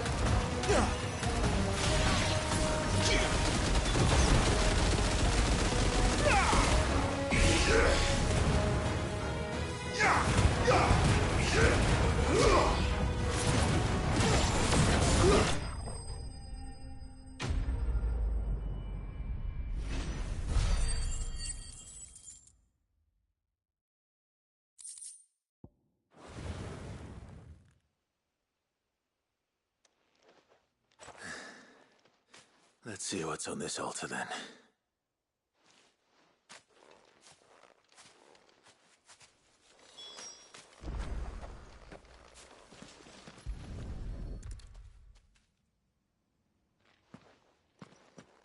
A silver chain.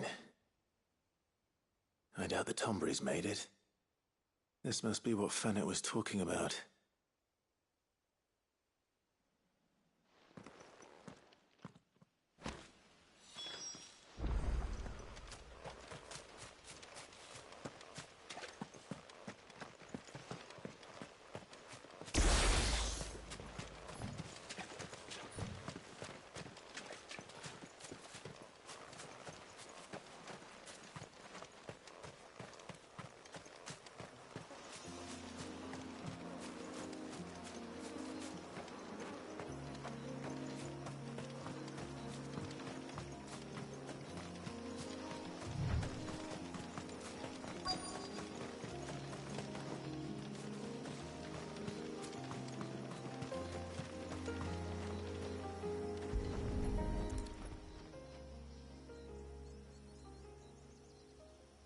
Well, here's the cairn.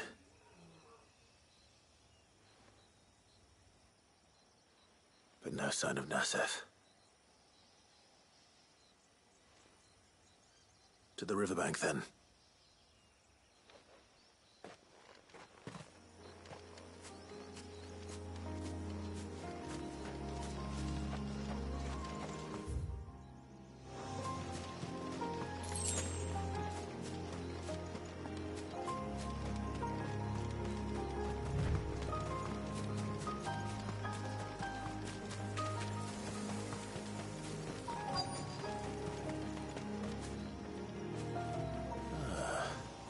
Who have we here?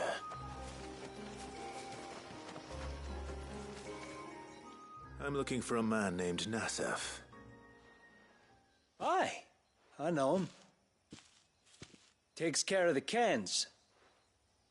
Wait, you didn't think I was him, did you? Sorry, mate, I'm just out to gym myself a few ibexes.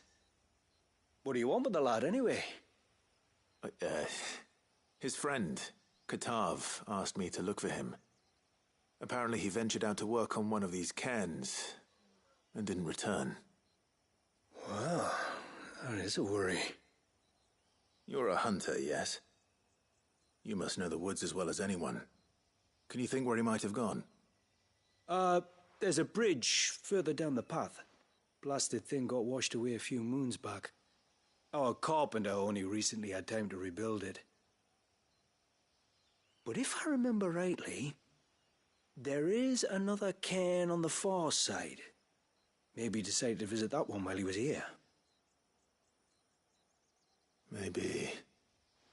It's worth a look, certainly. Thank you. Don't mention it. I'll keep an eye out too. Perhaps he just got delayed or something. Let's hope so.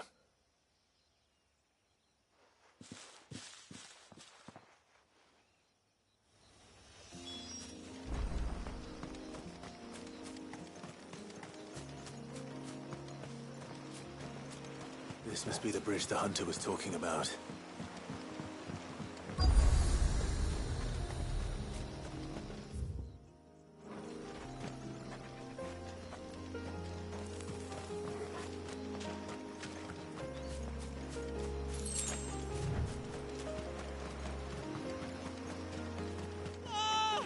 Stay away, damn you! Hold on!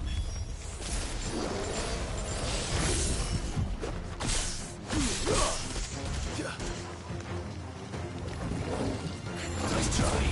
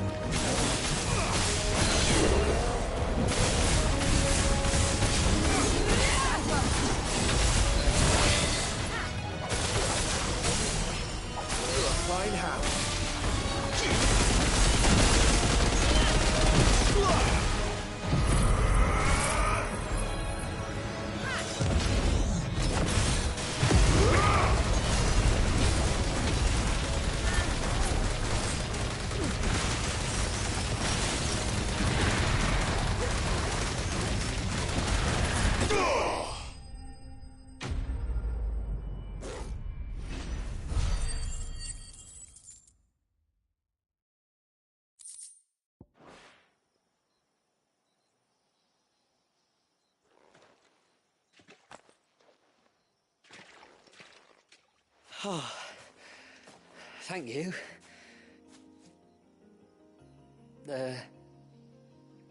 I'm the tributary's guest. And you must be Nassef. I am? But how do you know that? Your friend Katav asked me to look for you when you didn't return. Ah, I'm sorry. I was so focused on attuning the cairn, I didn't see those creatures coming till it was too late. How exactly do they work? Oh, there are crystals inside. They're what keeps the glamour going. Should the ether cease to flow through too many of them, our shroud would quickly unravel. It's my job to make sure that doesn't happen. And an important job it is. But you'll struggle to do it if you're dead. You need to take more care. Yeah, no arguments there. The truth is, me and Katav usually work together, watching each other's backs like. But when we heard outsiders were coming, we split up to get the job done faster, so things would be perfect for your arrival. Stupid, I know. So you found him then? Not before the local fauna did. My arrival seemed to put them off their dinner. Mustn't have been hungry after all. Expect you'll be wanting someone to escort you back to the village then, Nassef.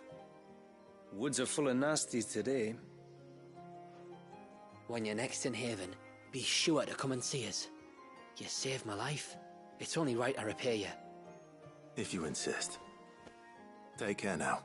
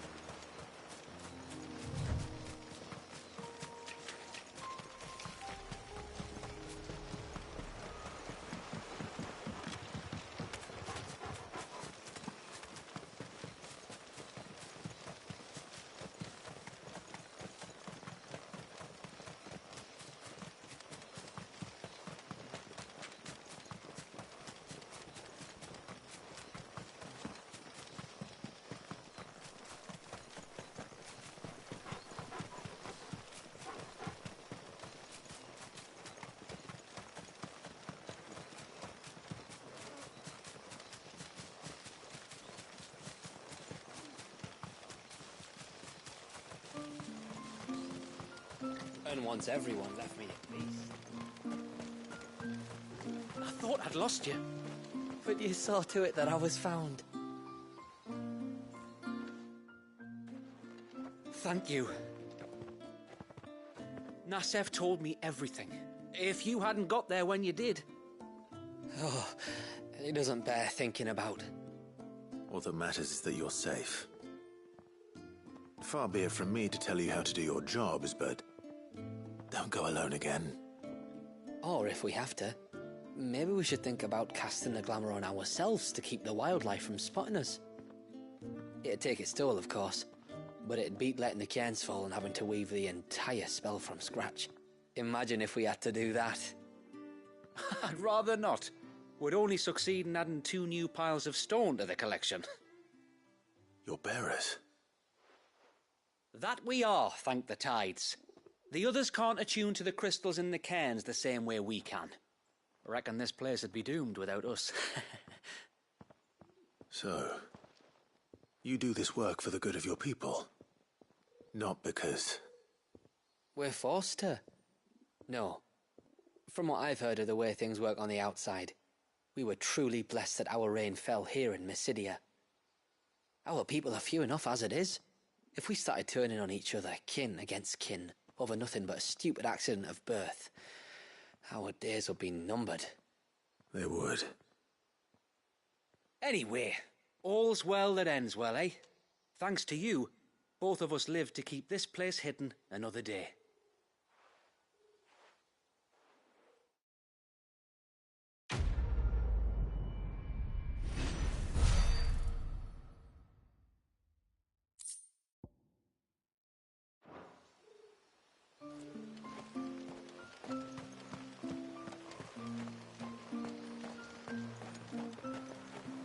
Bastard things.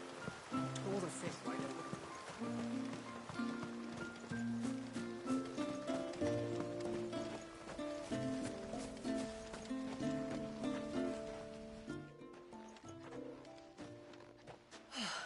You're back. Well, did you find anything? I did. This silver chain. I knew it. Well, I'm still none the wiser. Forgive me. This chain. It's a Gregorian Maternoster. Worn by men of the faith. What's it doing here? And why would the Tomberries be praying to it? To understand that, you need to understand what the Tomberries are. They feed on hatred and suffering.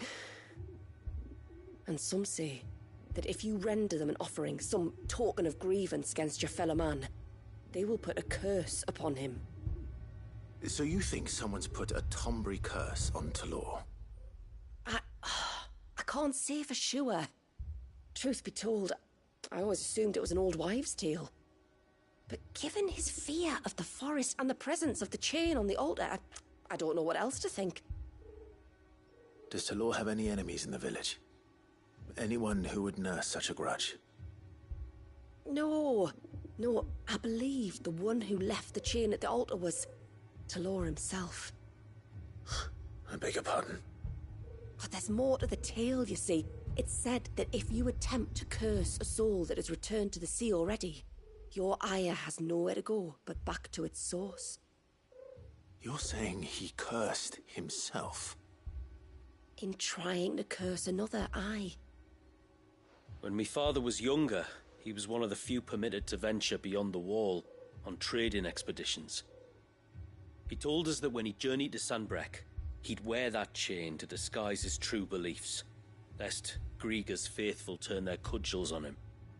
Did they ever catch him in his deception? Might that explain the ill will he bears someone? Not that he ever told me. Come now, let's not waste time speculating about Talor's past.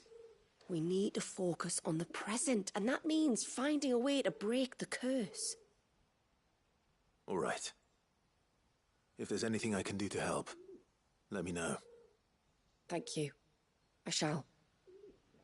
Aye, and thanks for going to all this trouble.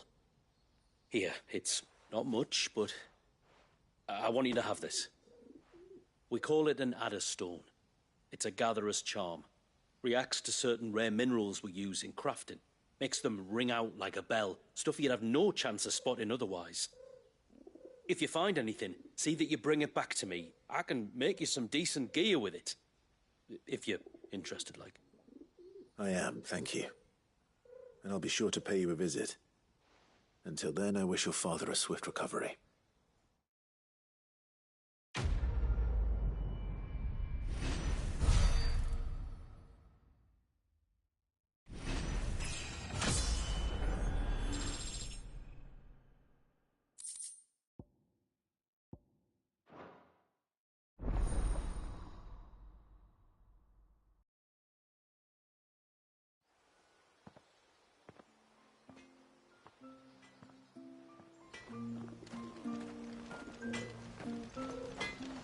Yes?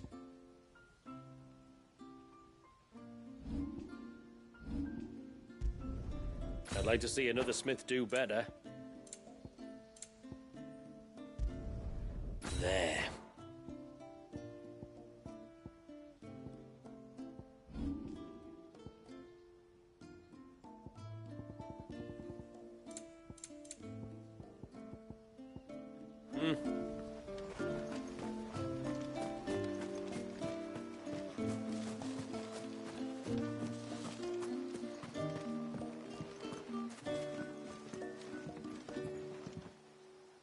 You one of the outsiders, then?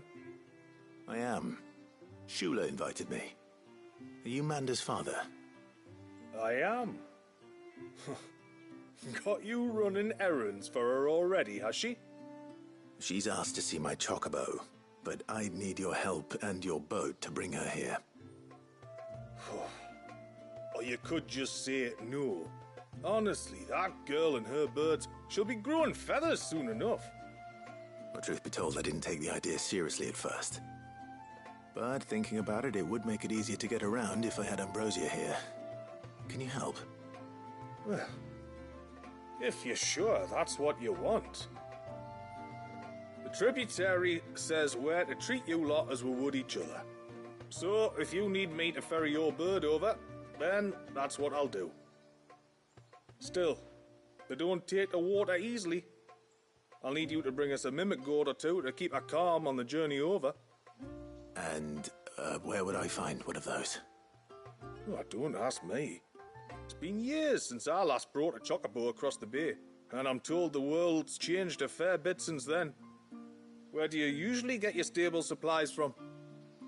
Well, the man who made Ambrosia's tack lived in Martha's Rest, and if I remember correctly, he traded in chocobo feed too. So I suppose I'll go and ask him. I'll be sailing over to Northreach soon to pick up some supplies. While I do that, you collect your bird and your gourd, and then meet me by the shore. Just don't take too long, all right?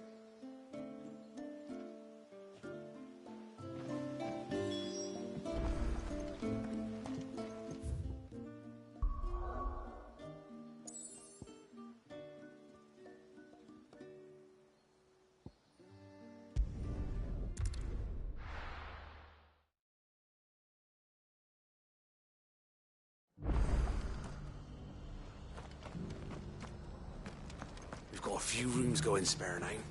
You want a bed for the night? You speak to Martha. I remember you. You're the one who saved Whiteheart. How's the old girl doing? She's very well. Thank you. Oh, don't thank me. You're the one who saved her. Anyway, what brings you to the rest today?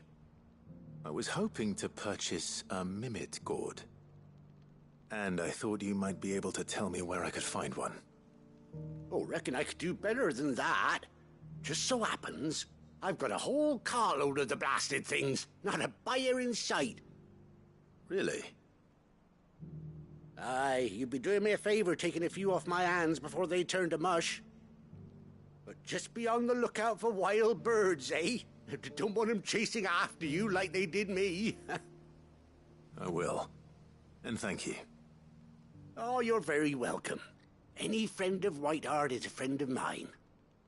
And in times like these, friends have got to stick together. We certainly do.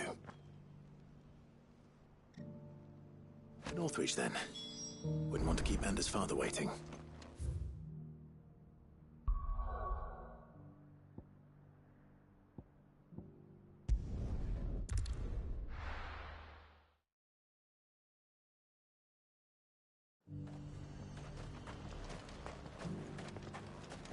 And how might I help the garrison today?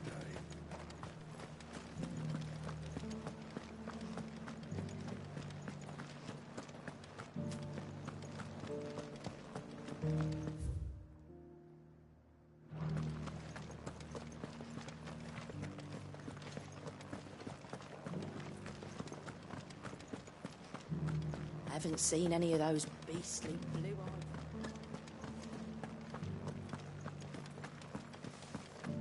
Do be careful. I will.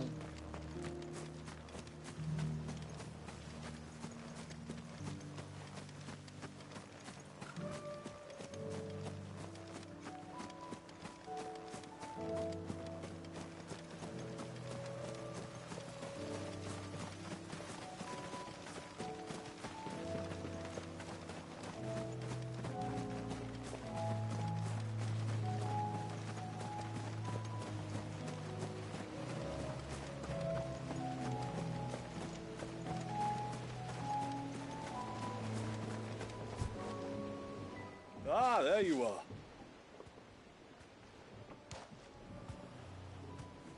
And this must be Ambrosia, was it? Oh, she's a real beauty, isn't she? I have the mimic or two. Here.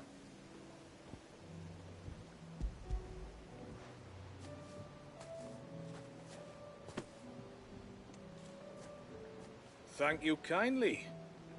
Soon as she's gobbled this up, we'll set sail. We're going to take a little trip across the bay now, Ambrosia. Don't worry. You'll be all right.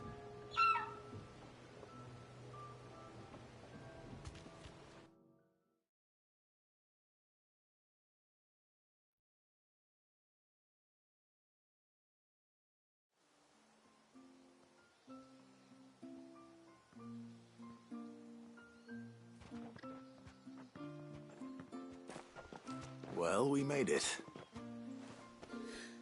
You didn't all? She is as white as snow.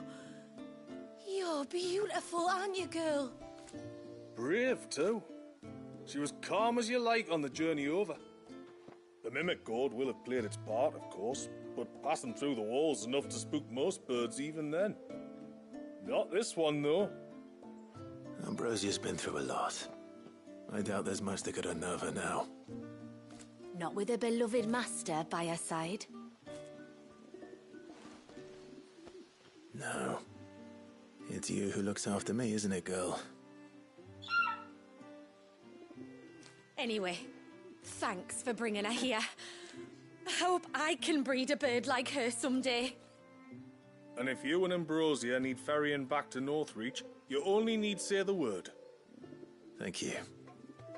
But I think we might explore Mysidia together. What do you say, Ambrosia?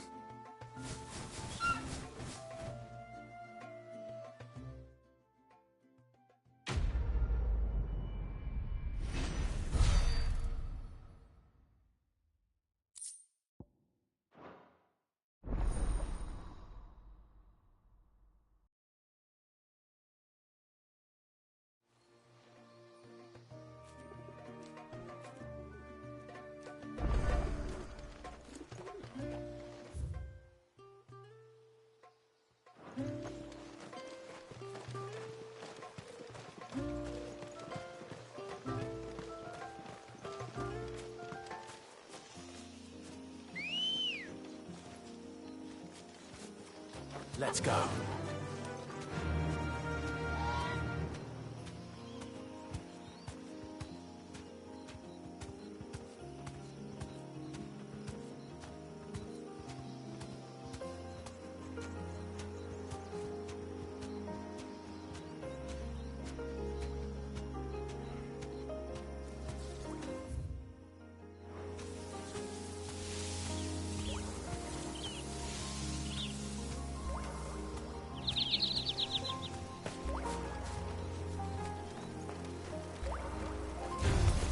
Time to fight.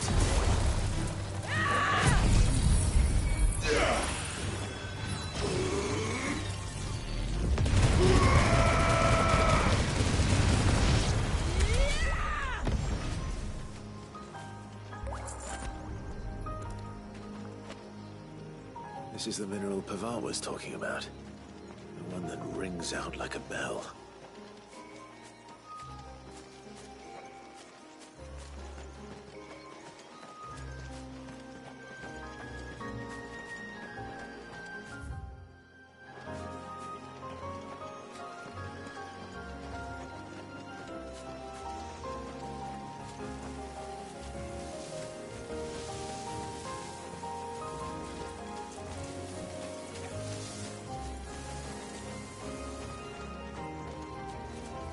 There's a large gate up ahead, and beyond it, a cluster of ancient ruins. The temple, or the Heir of Hours as my people call it, can only be reached by passing through them.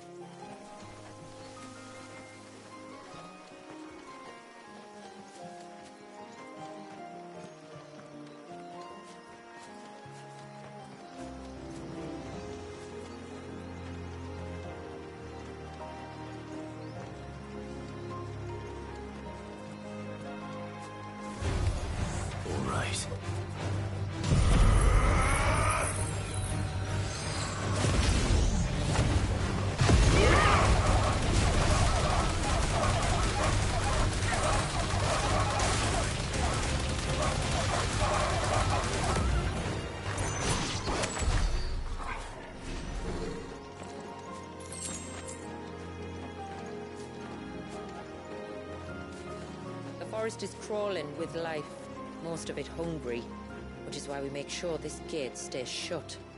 And why you carry that impressive-looking axe, I presume? Noticed her, have you?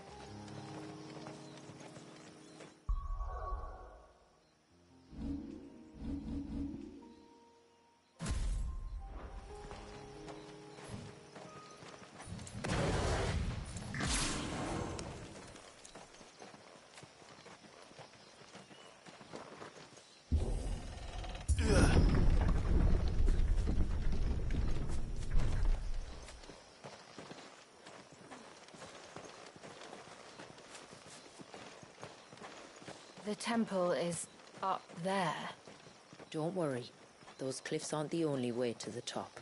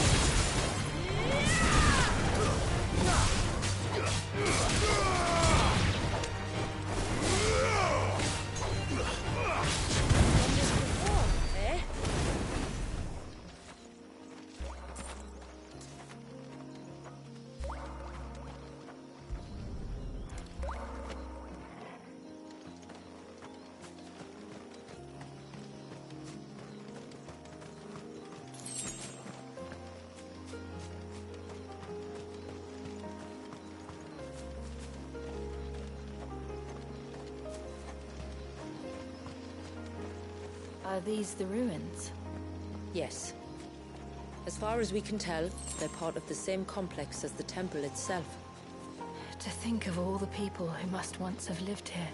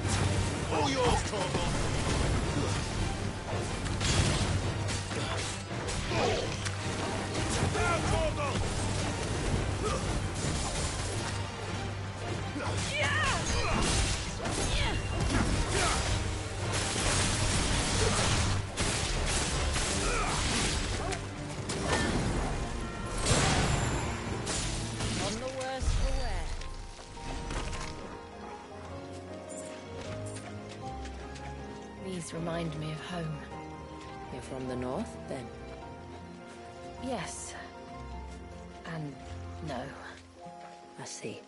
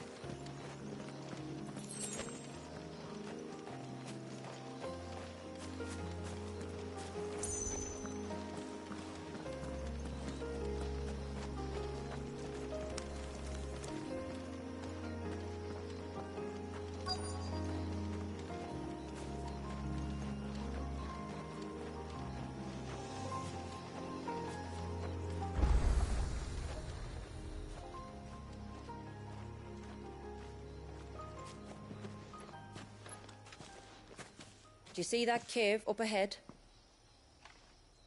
Whoever lived here carved a flight of stairs into the stone within. A way to the top. And whatever it is that awaits us there.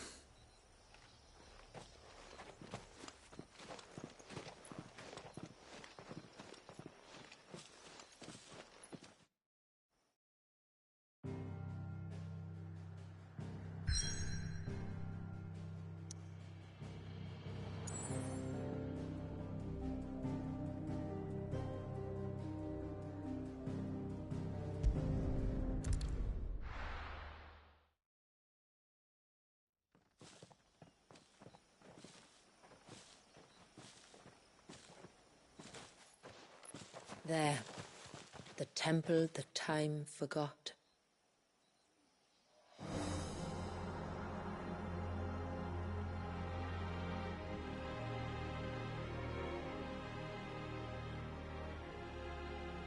And the Ver is inside. Yes. You can see the spell's path from the nave.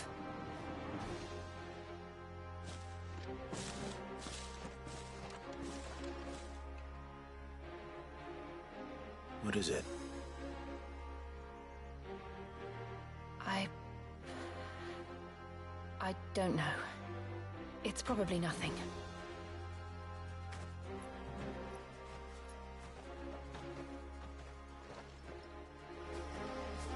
Forgive me, but why build the Ver here? The spell was originally meant to be cast on Drake's Eye, and this was the only place with an unbroken line of sight.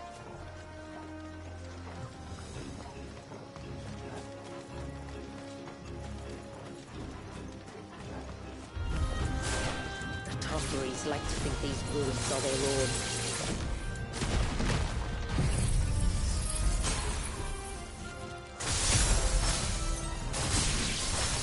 They look none too pleased to see us.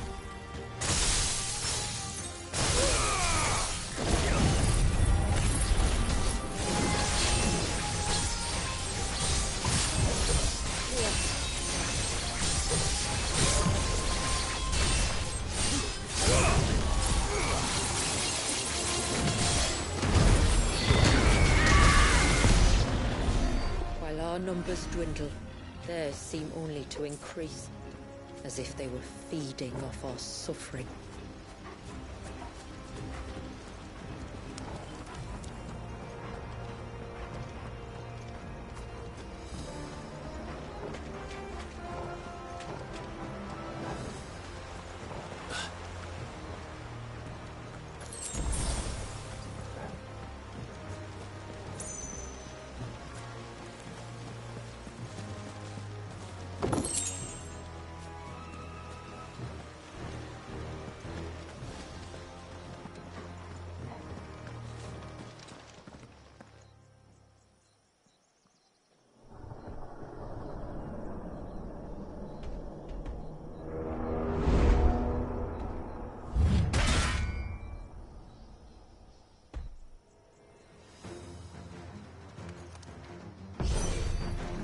Could this be their leader?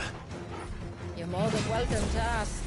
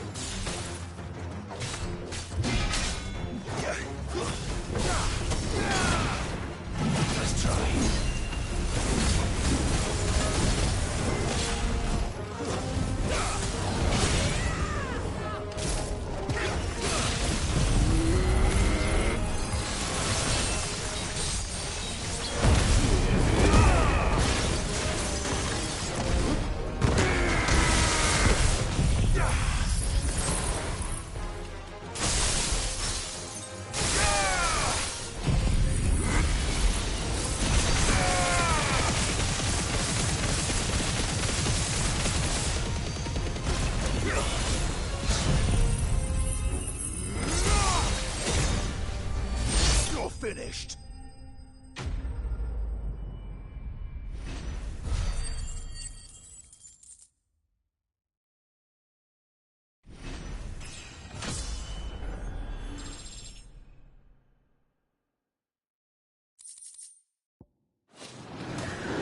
That could have been worse, I suppose. Aye, well, if the forest's taught me anything, it's that there's always something worse.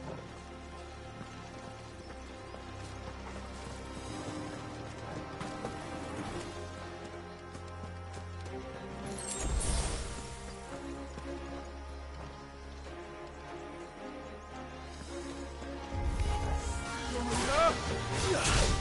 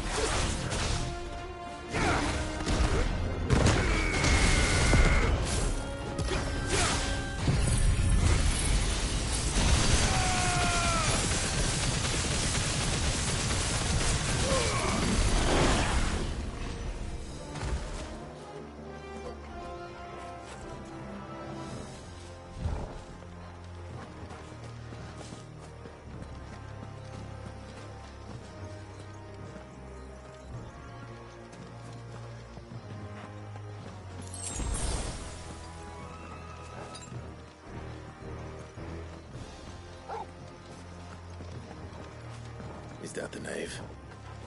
Just inside the dome, yes. But it's what's out here that worries me.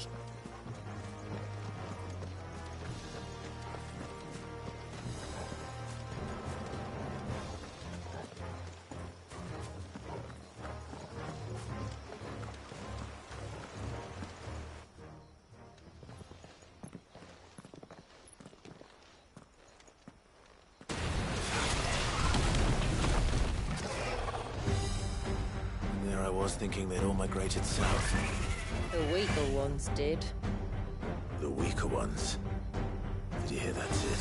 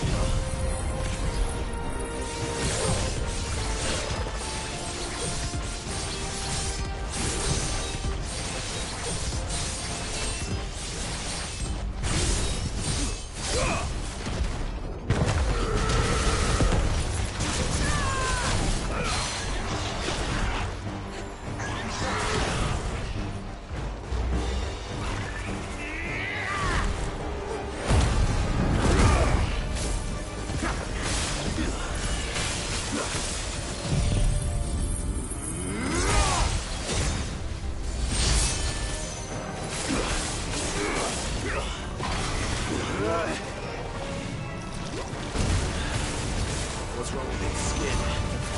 You don't want to be around to find out. Get back!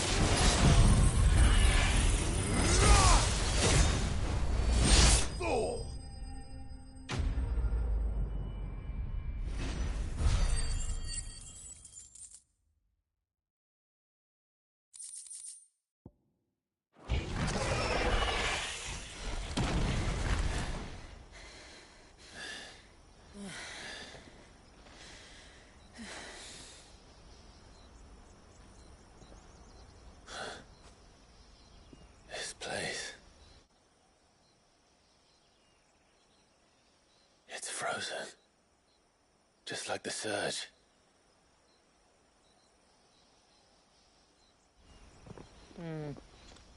Another of my ancestors' sins. Shall we?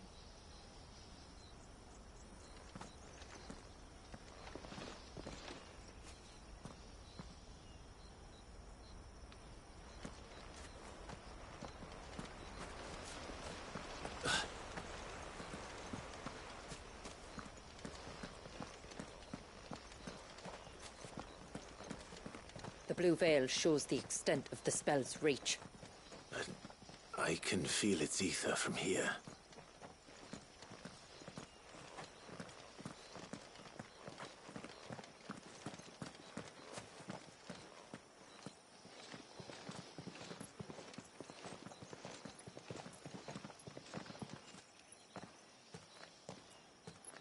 Shula, wait.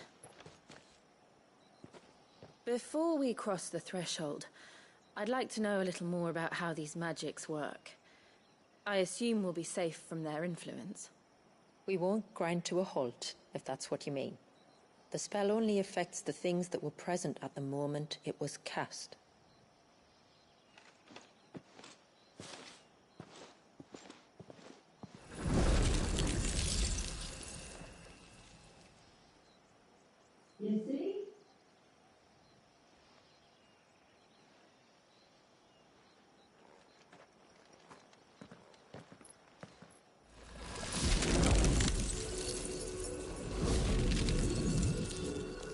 But if we can enter, that means other things can as well. Like the ones we saw on the way here. And worse, probably.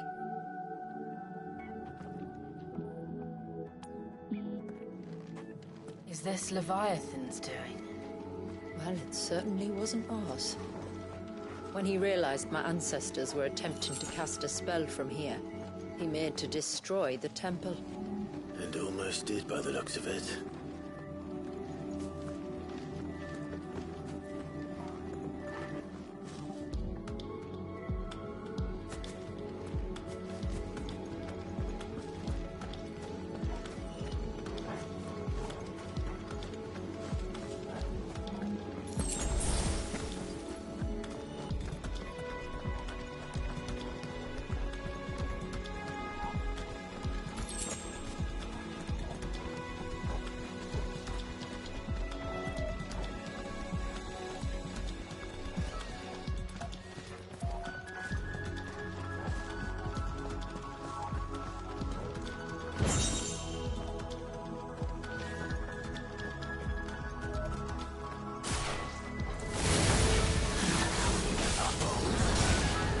But they are.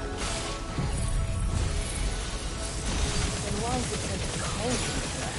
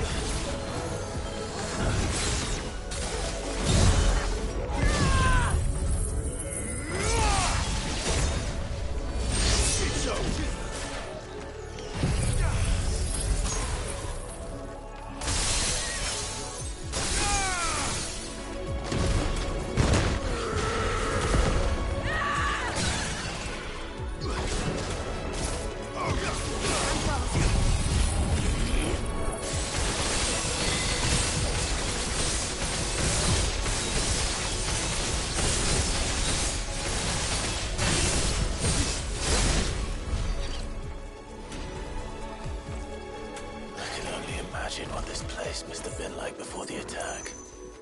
This would have been a hall of worship. There was something similar in my father's keep. The priests would deliver their sermons from the dais. Your father?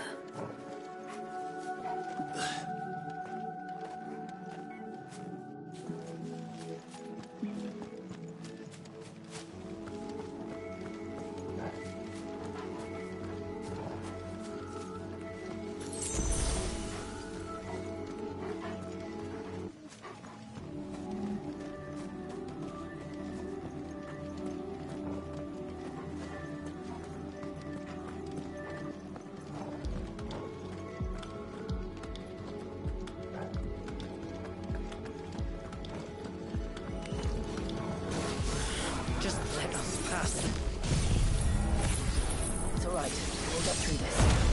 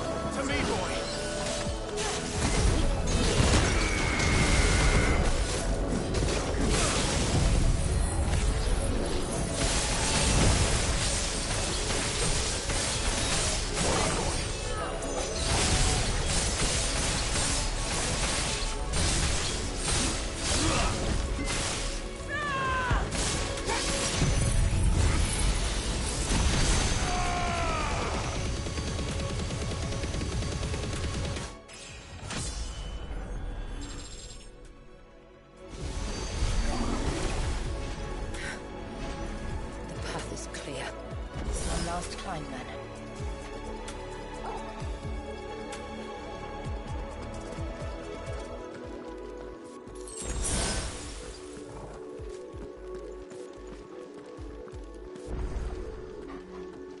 The fair.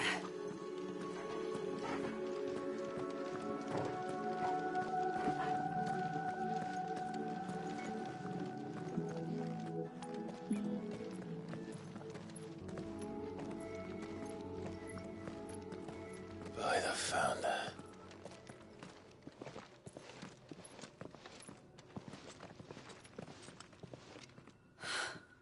It's just as I thought.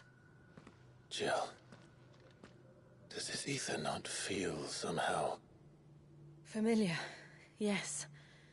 I sensed it the moment we arrived, though I wasn't sure until now. You can feel it too, can't you, Clive? She's calling us. You don't mean the witch? I do. Though she was more than that. Much more. She was a dominant. A dominant who once commanded the icon that now resides in both me and Clive. Of course. I don't know why I didn't see it. Who else would have the power to freeze time? None other than Shiva herself. But for her ether to endure after all these years, it's almost as if...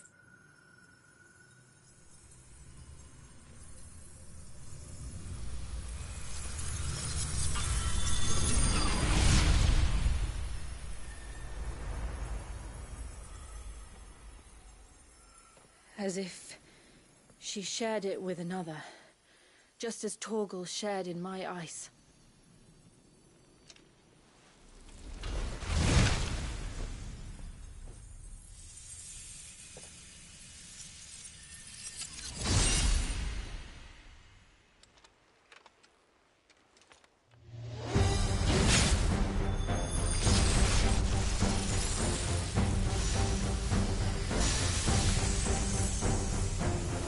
Shiva's companion.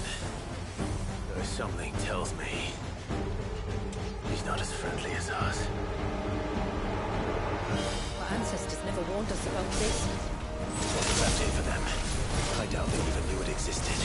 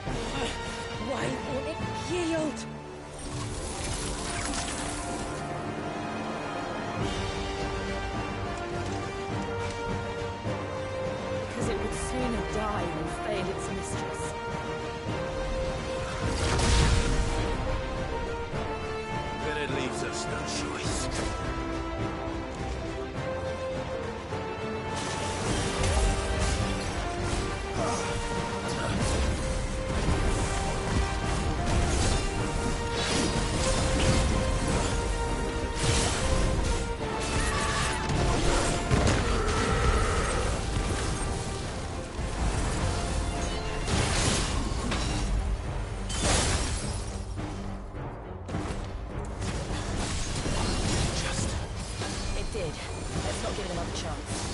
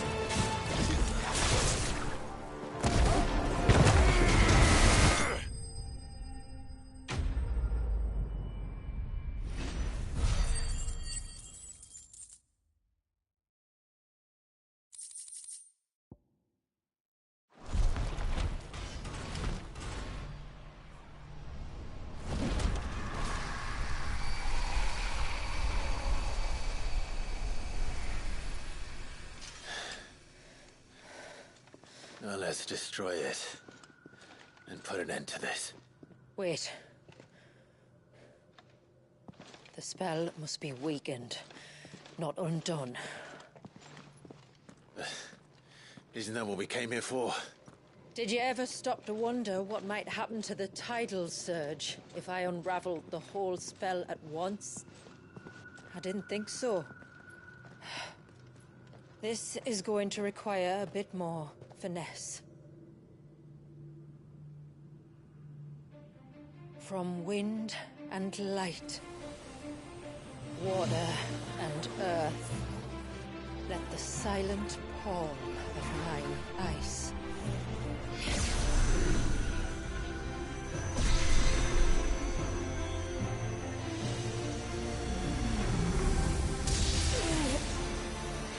There's too much ether.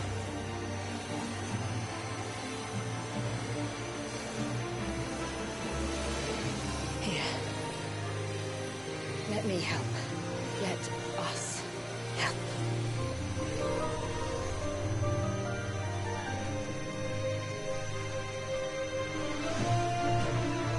Almost.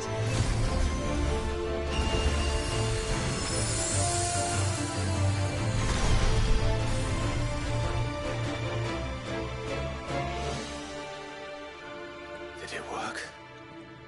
I think so. The thread connecting this place to the child should be broken. Meaning Walyas should finally be...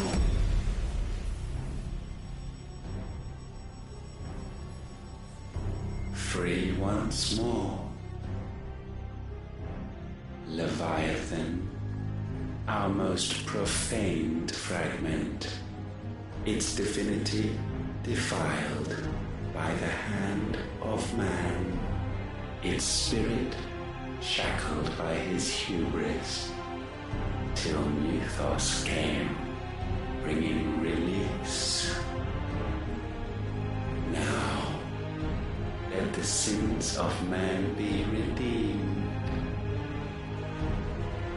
by the hand of the servant of God.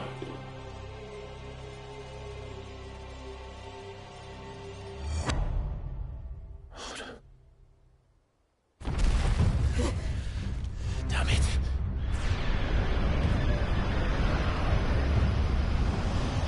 It's happening. Isn't it? It is. What is... what's going on? Precisely what we feared. Leviathan is out of control.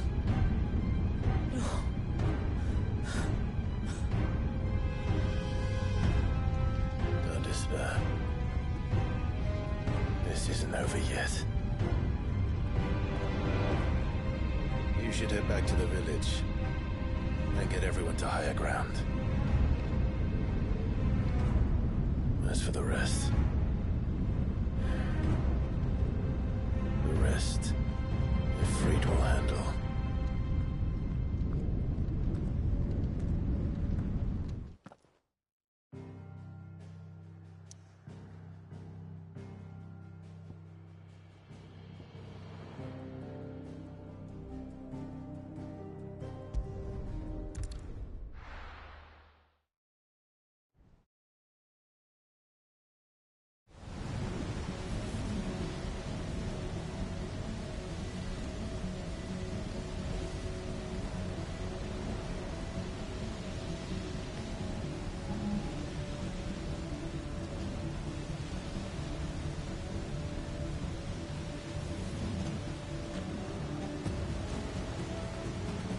After 80 years of imprisonment, I'd be angry too.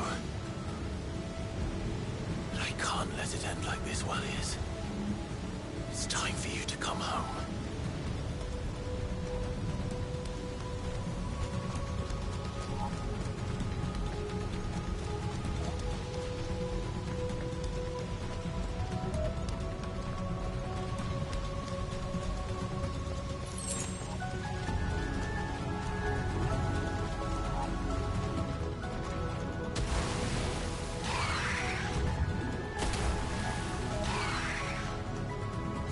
playthings.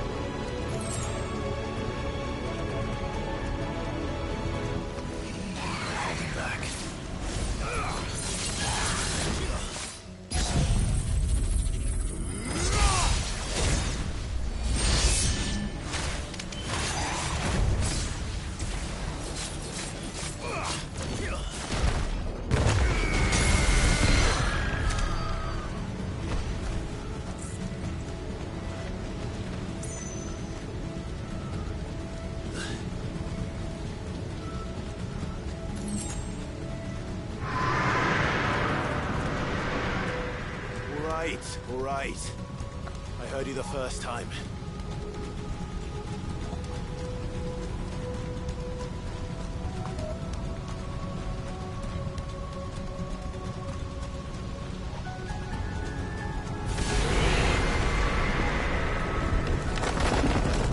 I'm not here to hurt you, Wallius!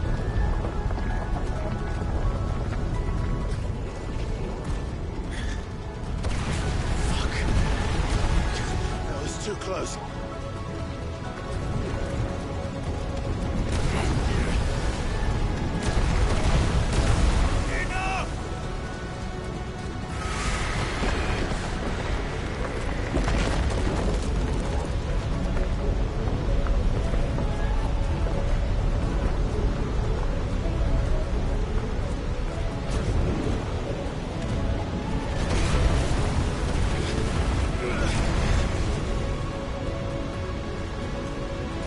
Come on then.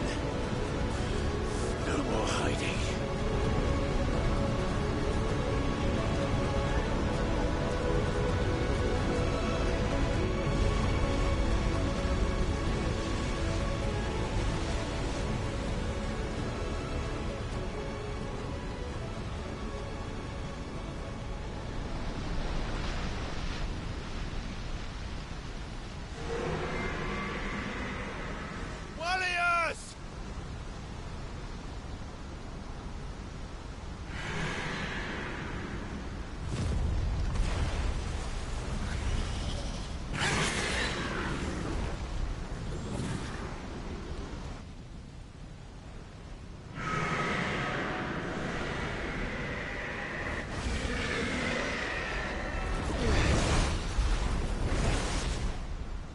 This isn't what I wanted! I only hope you can forgive me.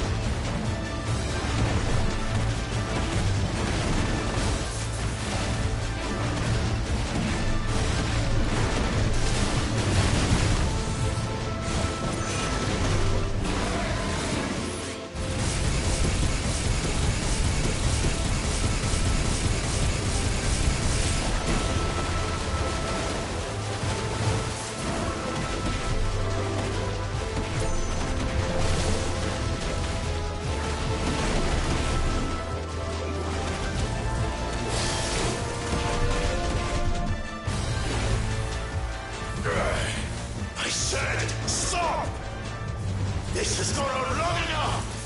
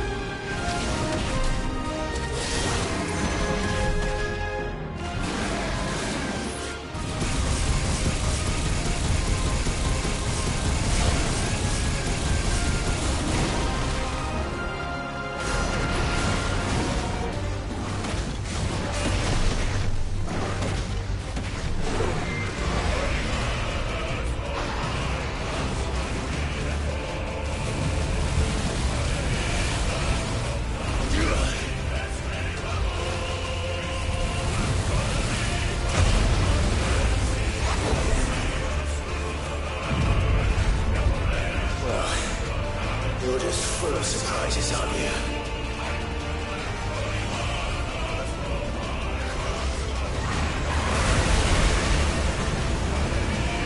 Garuda will be proud.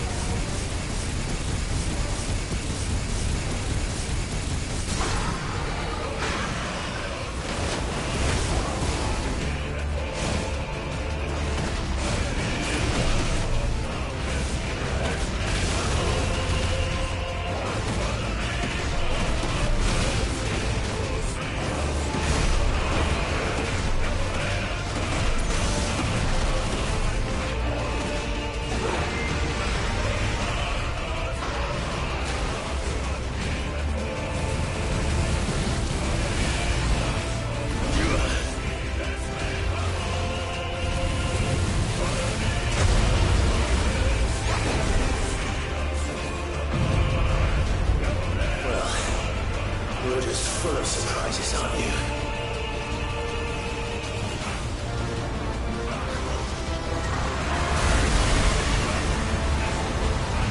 Garuda will be proud.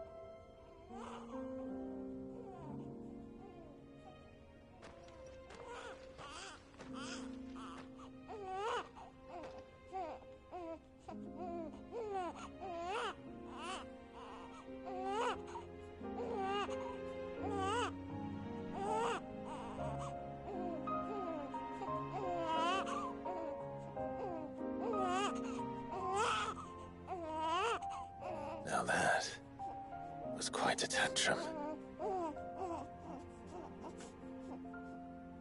Clive! Where is he?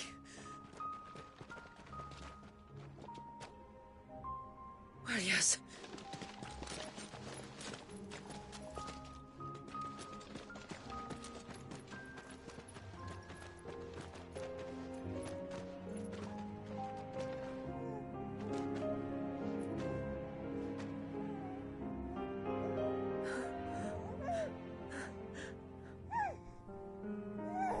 He's adorable. He is now. But did you see him a few moments ago? Clive, I don't know how to thank you.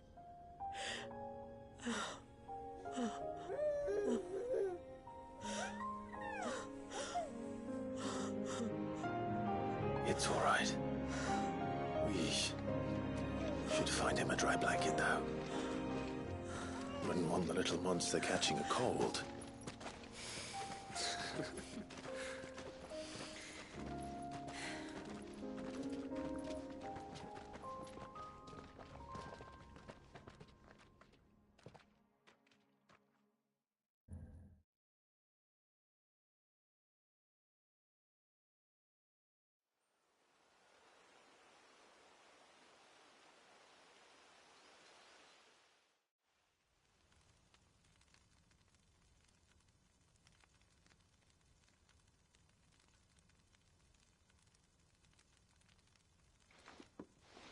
There. He's finally asleep. The poor thing had a long day. That makes two of us. So, what happens now? Now? Now, we make things right.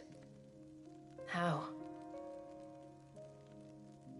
By providing Walyas what he was denied. A place to learn and grow.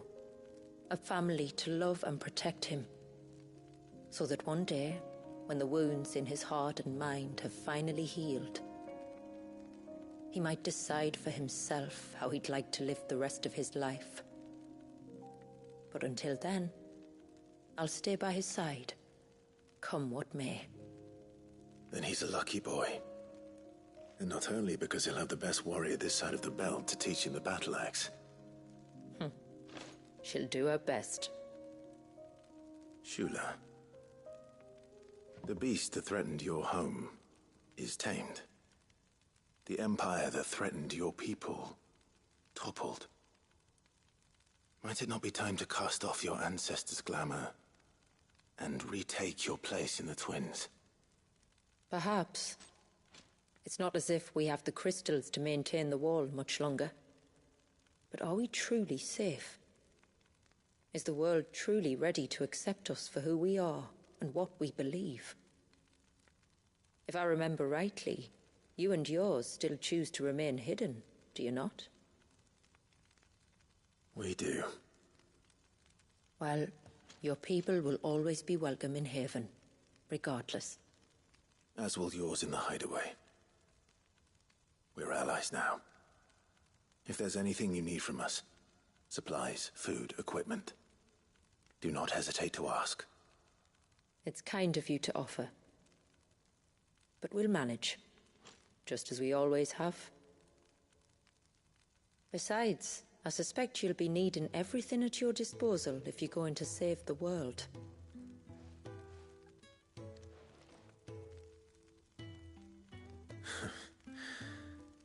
I fear much of it is past saving.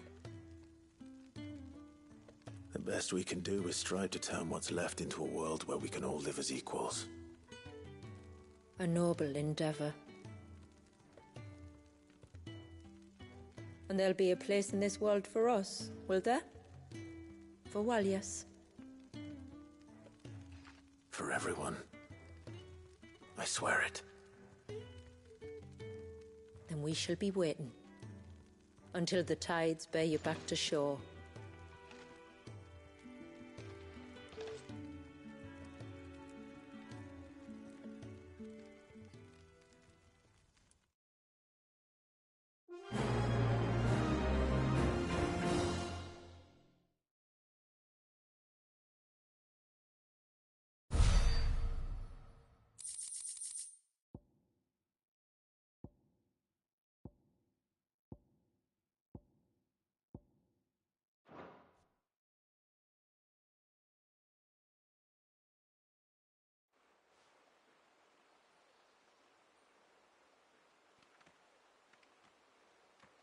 Do you think he'll be all right?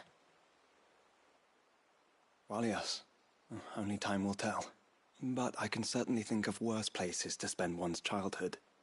The Moats of Water are a fine people, and they will take good care of him. Up by the Vare, Ultima spoke to me.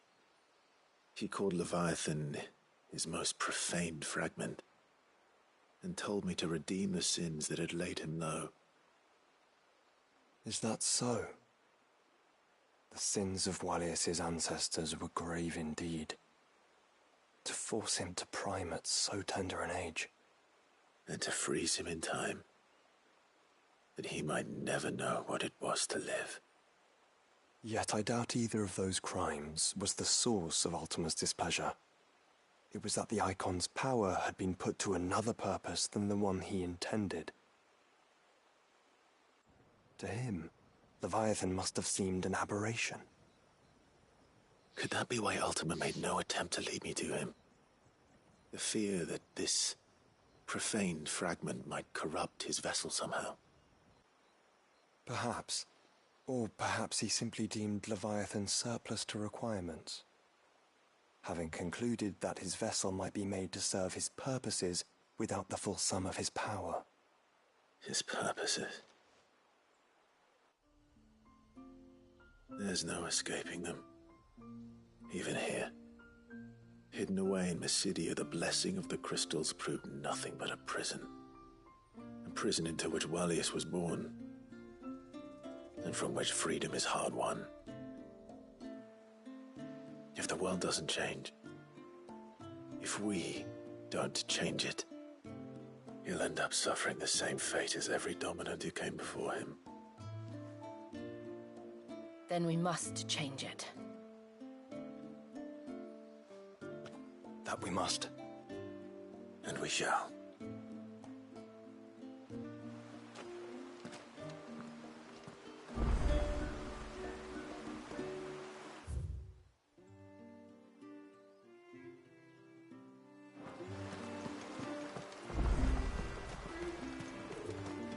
It is good to have him back.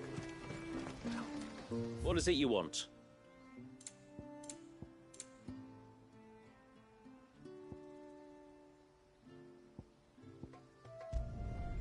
There.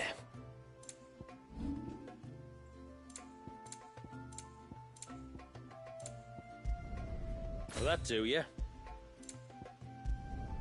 Better than new. Will that do you?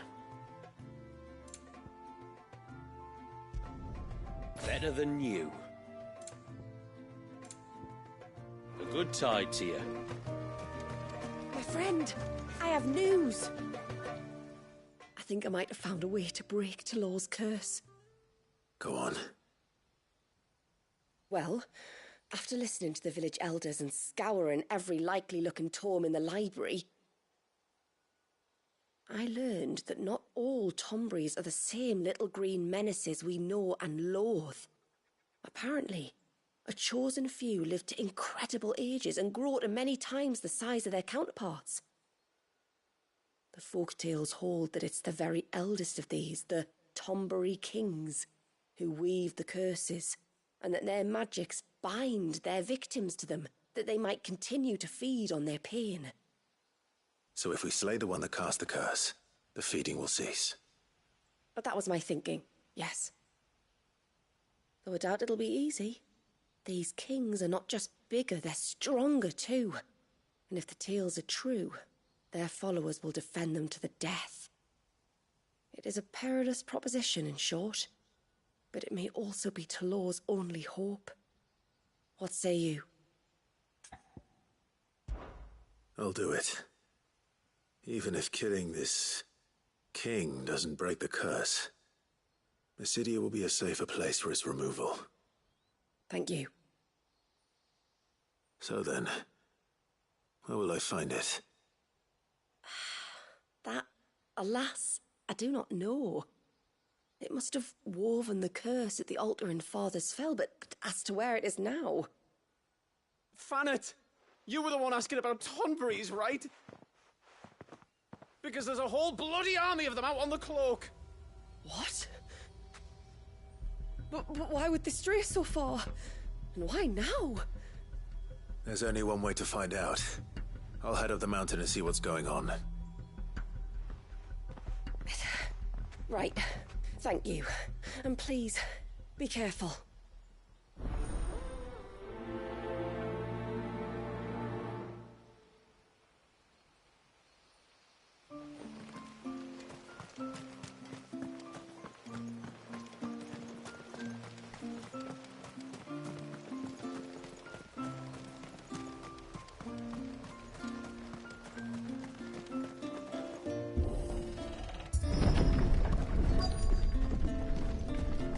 Found her.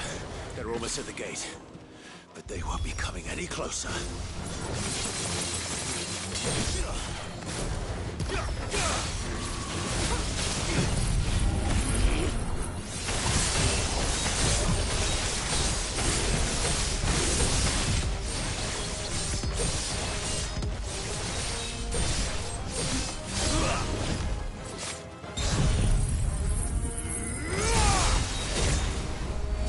You're finished.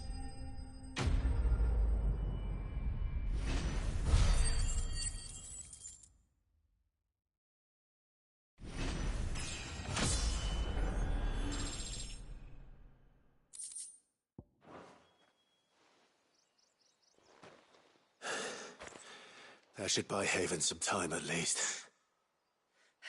Clive, are you all right? Fine. We've taken care of the immediate threat. Thank the tides. I was worried I was going to lose you both. Talor, he took a sudden turn for the worse just after you left. What? Is he? No, he's hanging on. I fear the Tombury King may have begun the cursing ritual again. In earnest this time. And I can't imagine their being here as a coincidence. I think it might be happening on this very mountain. If it is, it won't be for long. Get back to Talor. I'm going up. My thanks. I shall pray for both of you.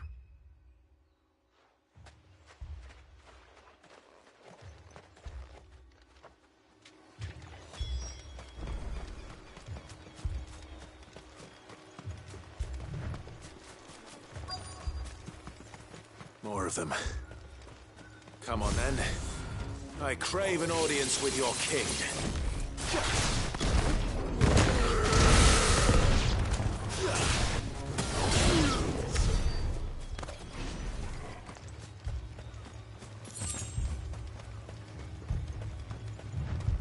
Have care.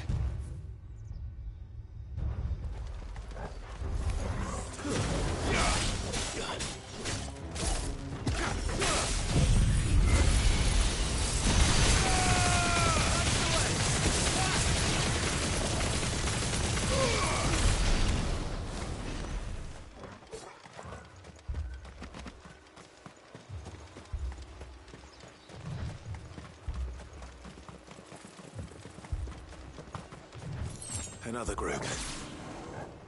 They don't look very legal. Yeah.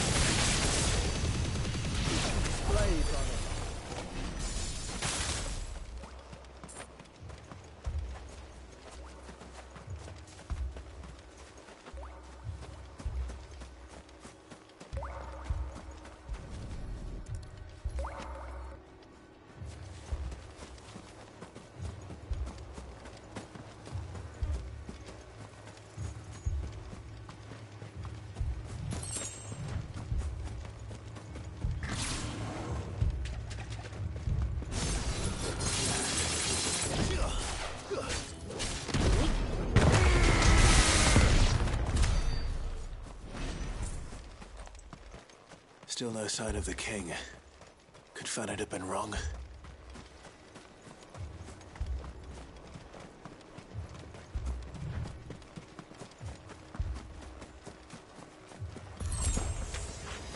There's dozens of them. The king must be close. But we'll have to take care of his followers first. Oh, that's a lot of Tombres.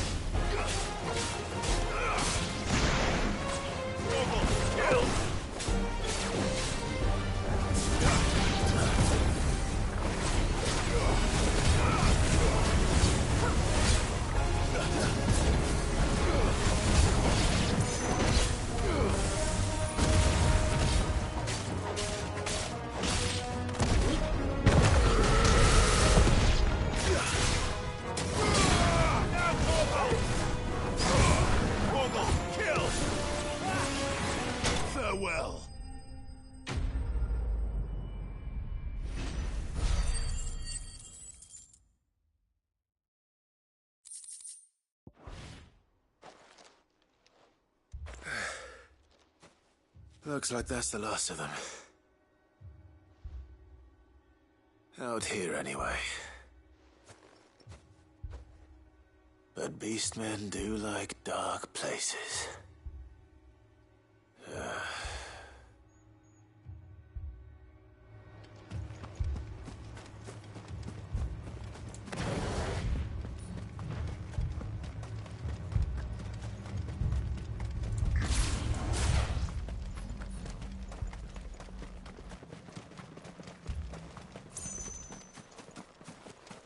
Well, I'll be damned.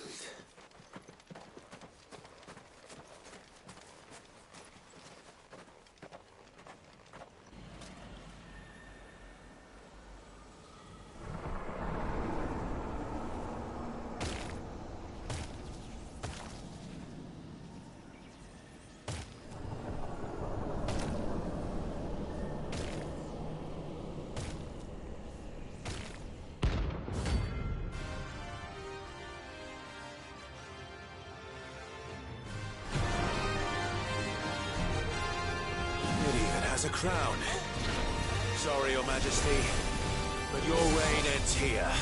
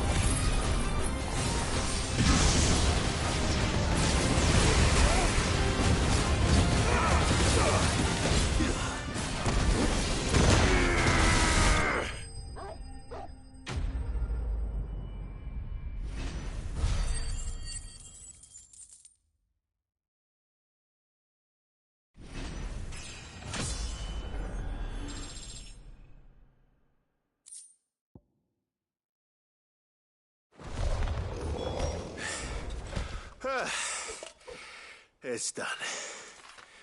Which means the curse should be broken. Let's see how Talor's doing.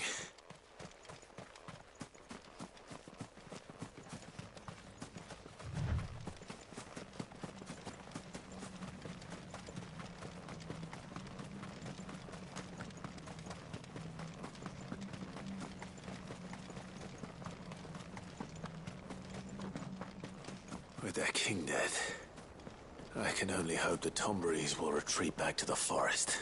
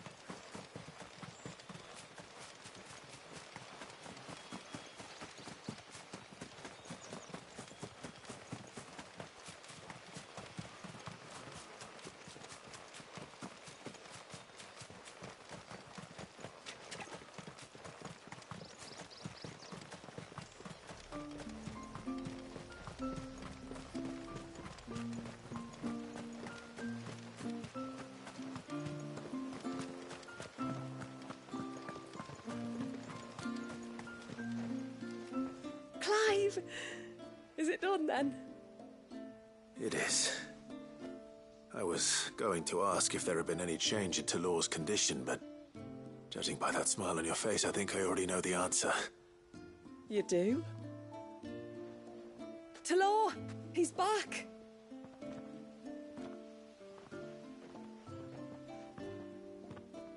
Thank you, my lord. I can never repay you for everything you've done for me. I owe you my life. I'm just glad the curse is lifted. There is one thing I'd like to know, though. If you don't mind my asking.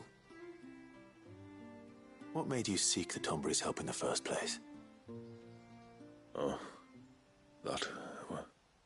well, you deserve to know. It was years ago now, back in my trading days. The Sons of Greek arrested me in Oriflamme, chained me up in a lightless cell with a great sword hung over my head, ready to fall if I didn't confess. Though they never said to what. I didn't, of course. So eventually they just let me go. And I never told a soul. Tried to forget it ever happened. But then you came along and the sight of your sword brought it all flooding back. I couldn't sleep, couldn't eat, couldn't hardly breathe, and I thought that if I gave my old chain to the Tomberries, maybe they could take all that pain away. All that anger. But it only made it worse. Oriflamme has fallen. And the men who tortured you likely fell with it. If only I'd known, I might have spared everyone a lot of trouble. I'd convinced myself that you were like them. That all outsiders were the same, but you're not. Far from it. Thank you, son. Thank you.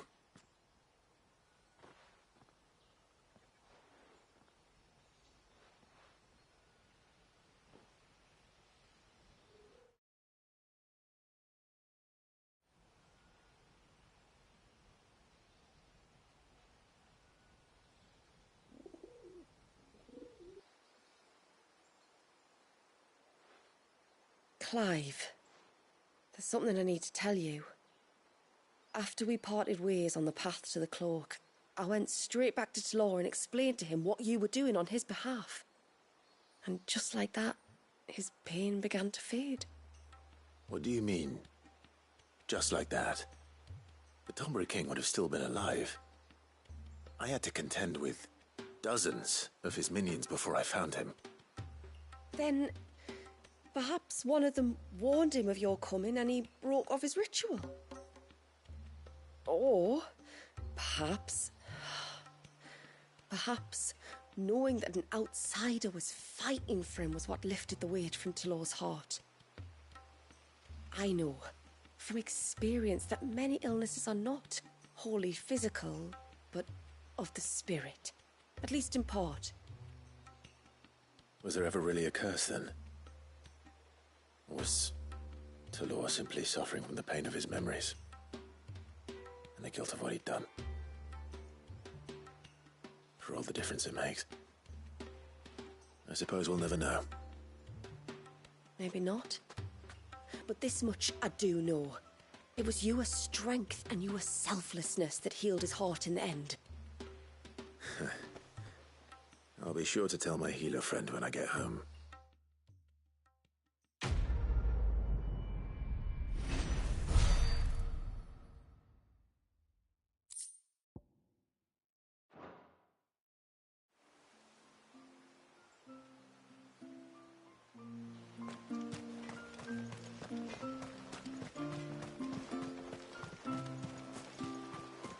Hey, mister, over here!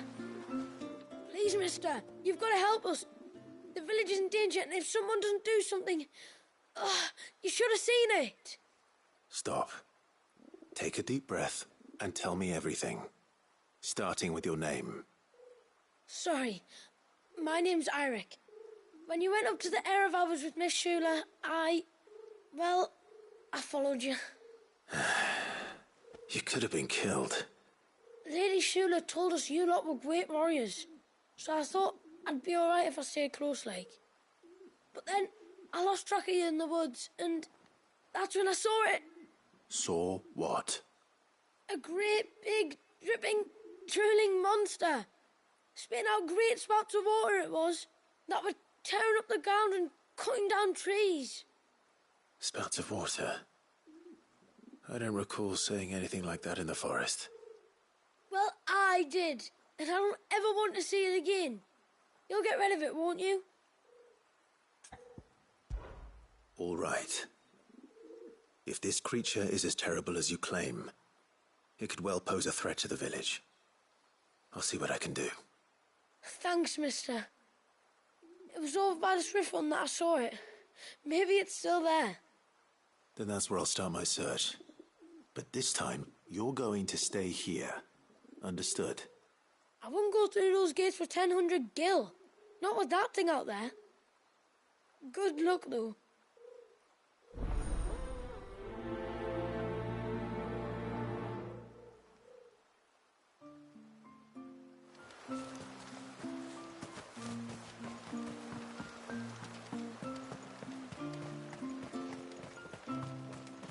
Where was the cane you saw flickering again?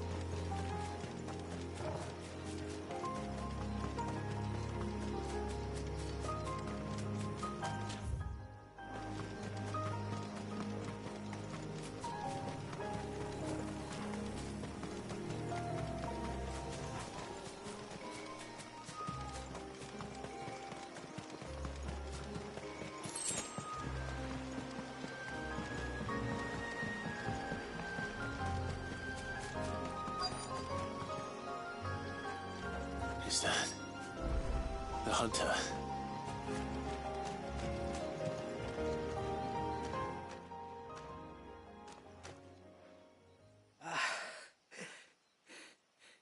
It's you. Nasser's savior. Are you all right? What happened? I was tracking an ibex when a great spout of water struck me square in the back. Sent me flying all the way across the clearing. Did you see what made it? No. All I heard was a noise. An ear-splitting din.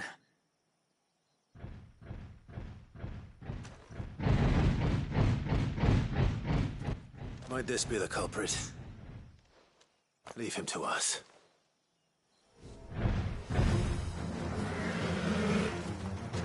You've caused enough trouble.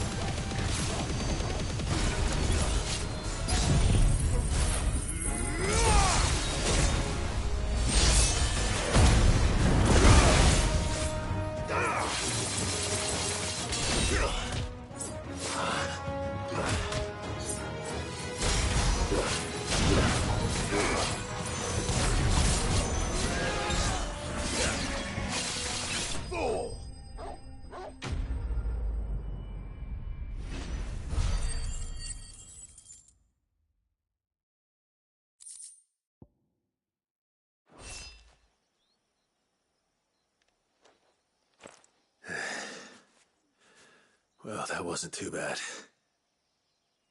Hardly a threat to the village, but you can't blame the boy for being scared.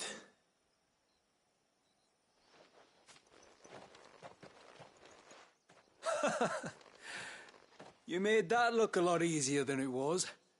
Do you think that was the beast which attacked you? That thing? Not a chance. Would have heard it coming a league away. And the blast of water that hit me was beyond anything an Archelon can manage. Oh. A boy from the village sent me in search of a beast that could conjure such things, but...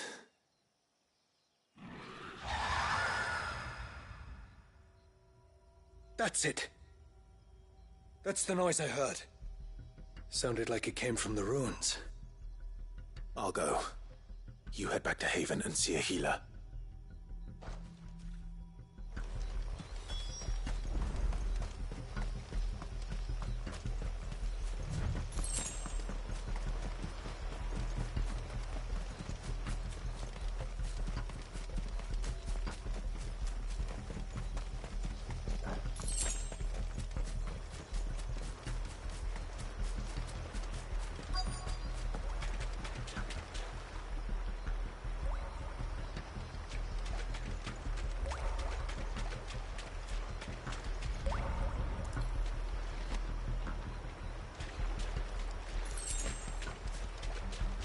What do we have here?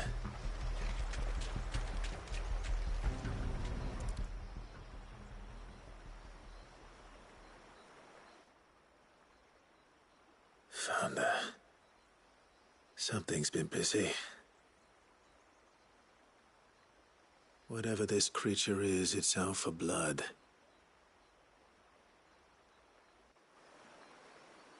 But it's not having ours. Stay close, Torgal. Where are you?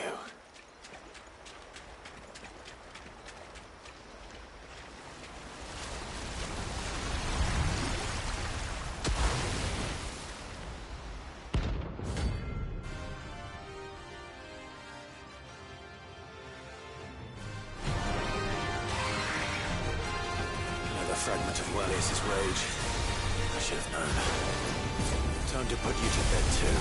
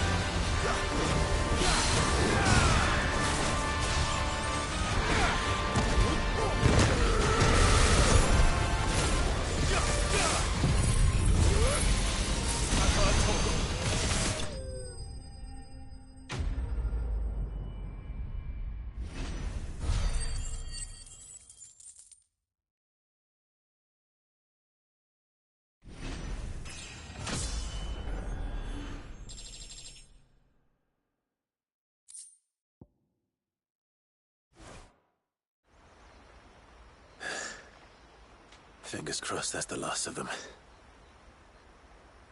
Either way, I should let Eirik know the danger is past. For now, at least.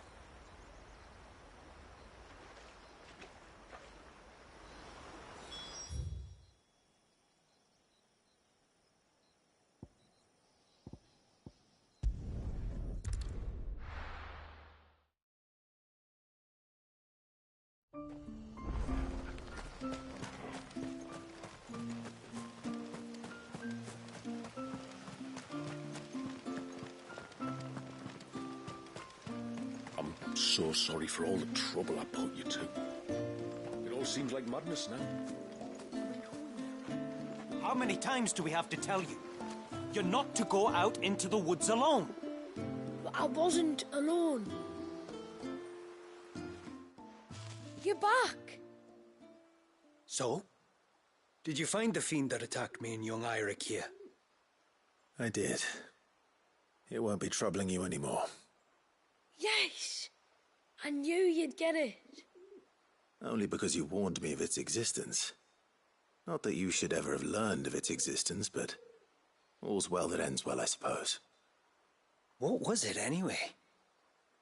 A manifestation of Leviathan's power.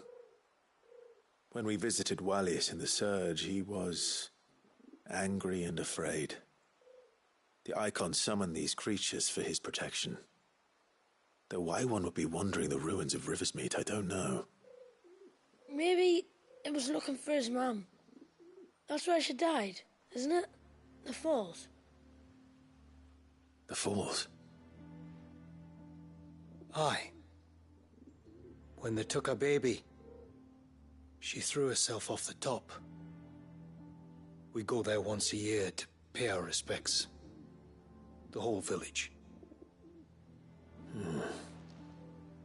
An Eggy is a part of its master's spirit, but Wallius wouldn't have been aware of what had happened to his mother, would he? Well, either way, you did us a favor putting that thing to rest. Us and Wallius. Thank you. Aye. Thanks, mister.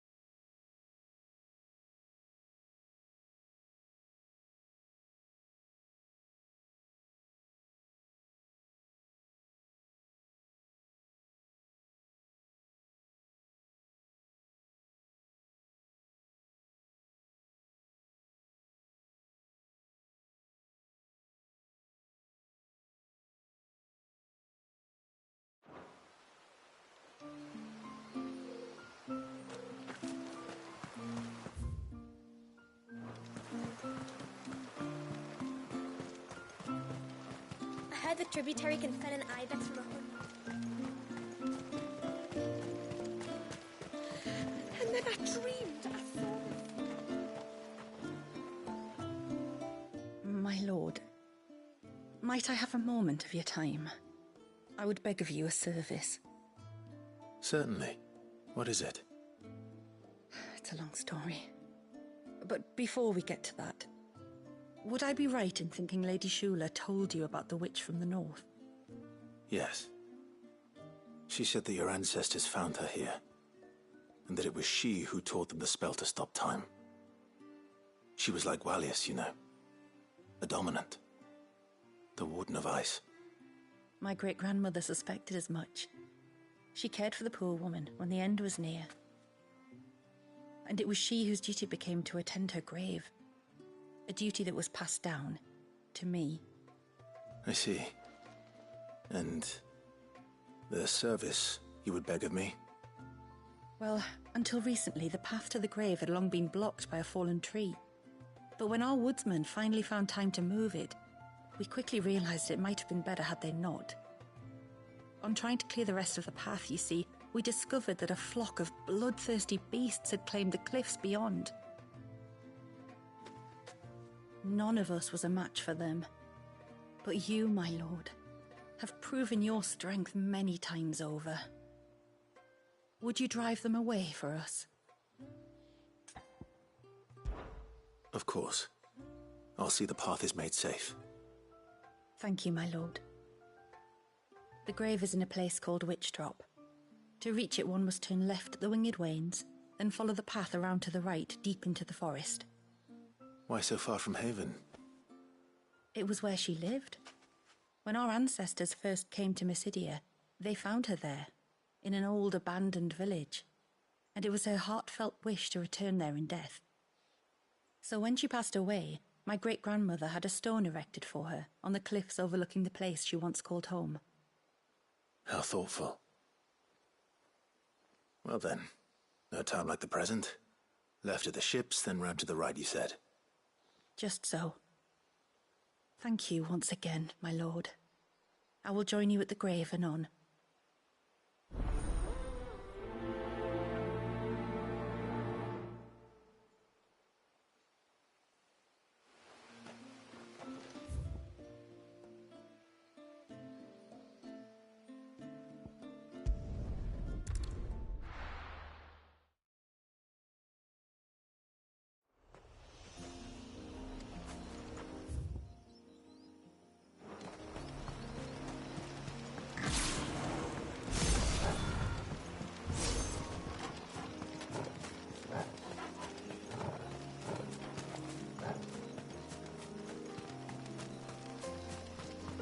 This should be the path to Witchdrop. Hungry, Torgal.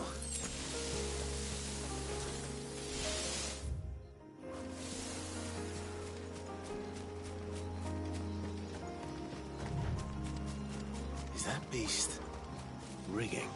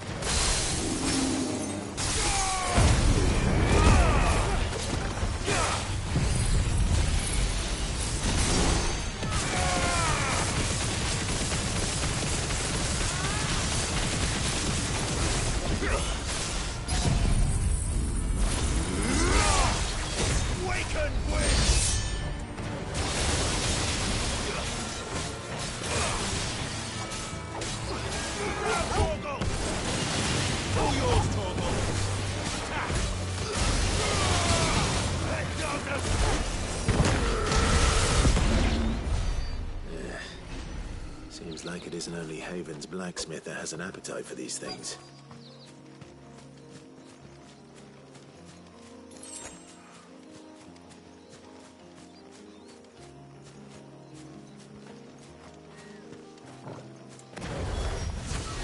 Here's our welcoming party.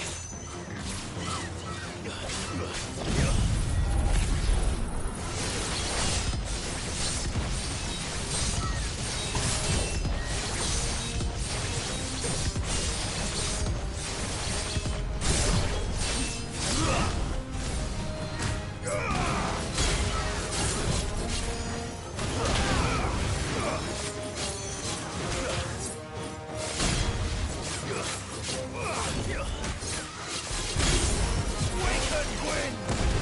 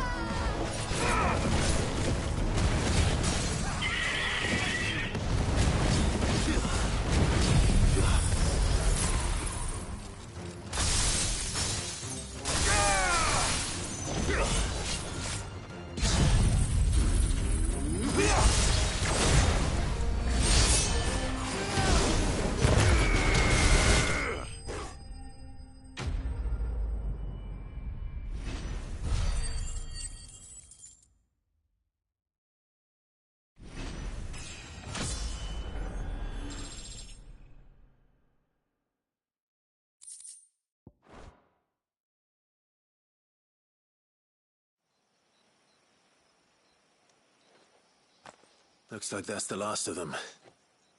Now, where's the grave?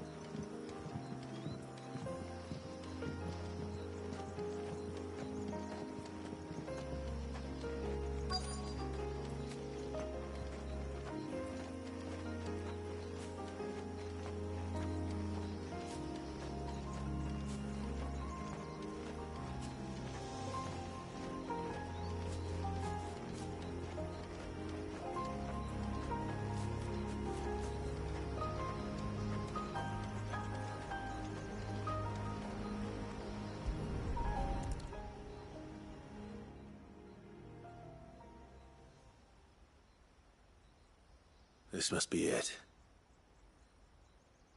My lord, thank you for making the path safe again.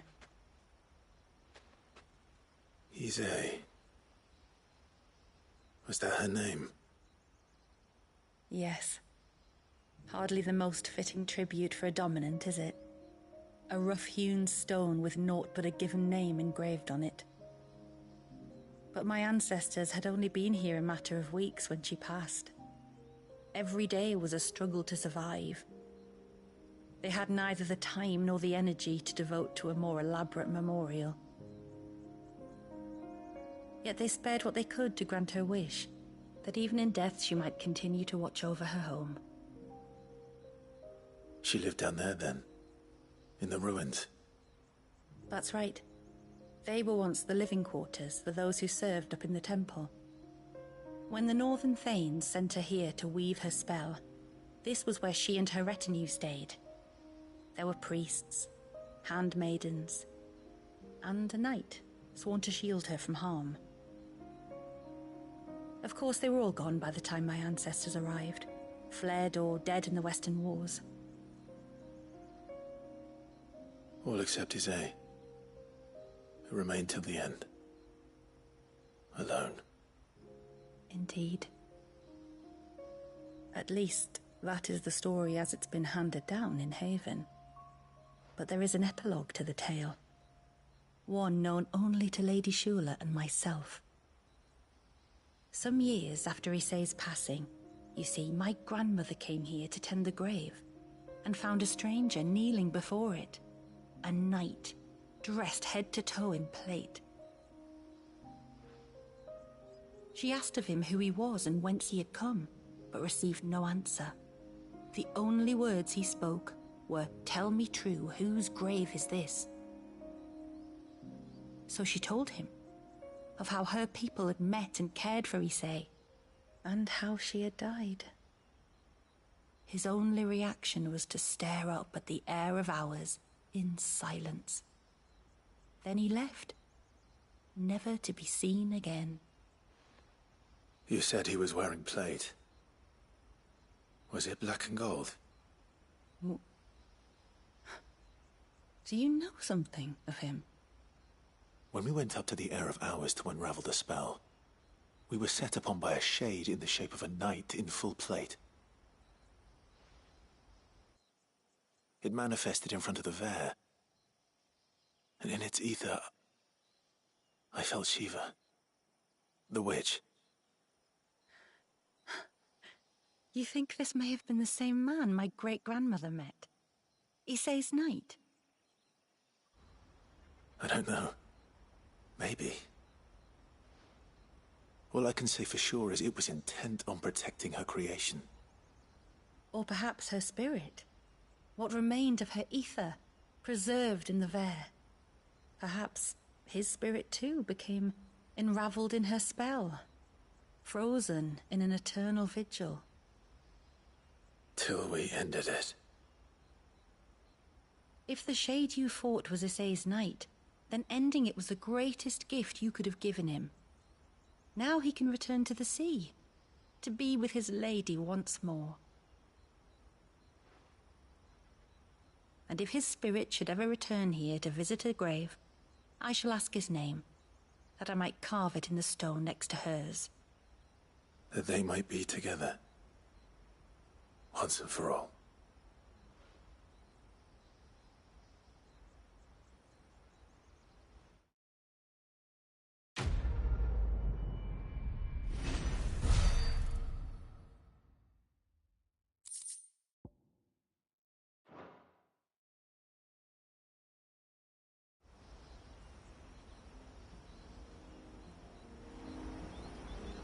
Thank you, my lord, for reuniting them.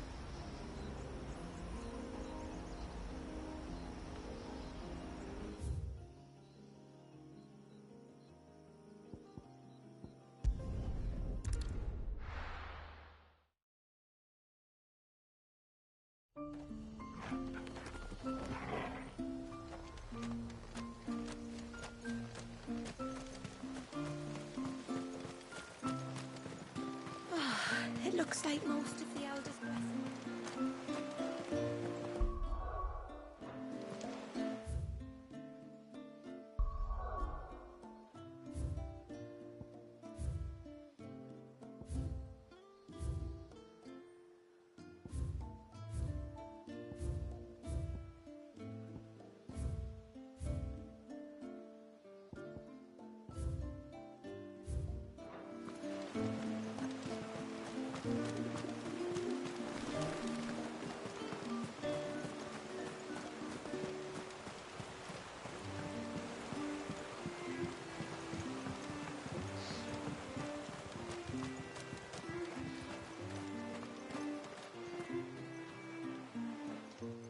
You wouldn't happen to have some time on your hands, would you, Clive? Only I was wondering if you might help me with something else. Don't tell me. Another unruly dominant. Not quite, but a dangerous foe nonetheless. It promises to be quite a hunt. Care to join me? All right. Tell me about our quarry. A fiendish, cold-blooded beast known as a Givra. Normally, we leave such animals well alone, and for good reason. But I have an even better reason to want its tongue. Its tongue? If you'll permit me, tributary, I can explain. Certainly, Yamila. It's been over a week since me sister gave birth to her first child, yet she still isn't back on her feet. We've tried everything to restore her spirits. Physics and nostrums, the laying on of hands and of leeches, but all to no avail. The healers tell me there's only one hope left. A broth as potent as its ingredients are perilous to procure. It isn't only Yamila's sister who stands to benefit from this, by the way. There's her baby to think of, and Walias, too. She'd agreed to be his wet nurse, you see. I'd be glad to help. Thank you. Our hunters have no shortage of skill, but this task calls for more than that. And it won't be achieved through weight of numbers either. The Givra is as wary a foe as it is a deadly one. 2 hunters might catch it unawares, but any more than that, and it would pick up our scent a league away. Then it is decided. The 2 of you will go, while Jill and I occupy ourselves here. Perhaps we might help prepare the broth.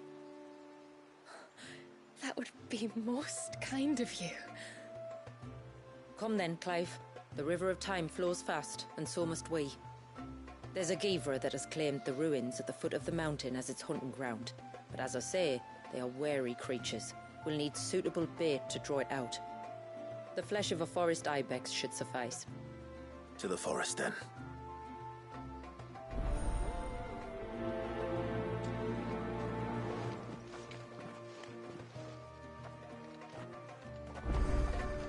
There's nothing a Givra loves more than a fat haunch of ibex. There speaks the voice of experience. Do you hunt often? Since I was a girl. My father would take me. Then after he returned to the sea, Yamila's father. Our families have always been close. Even if her sister wasn't Walias's wet nurse, I couldn't stand by and watch her suffer.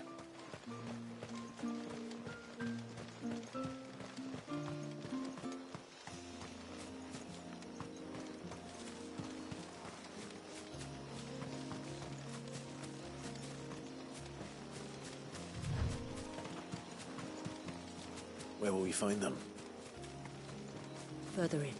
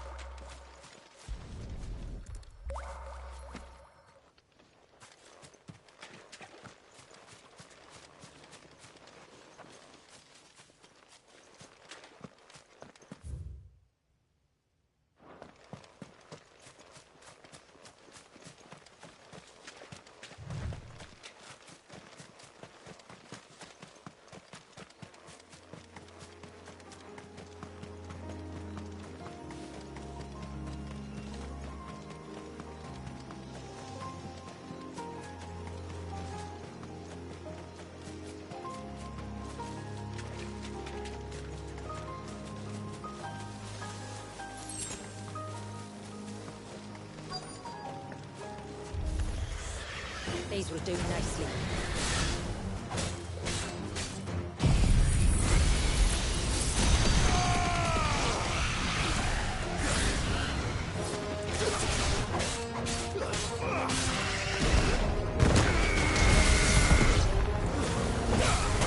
Don't think we're finished.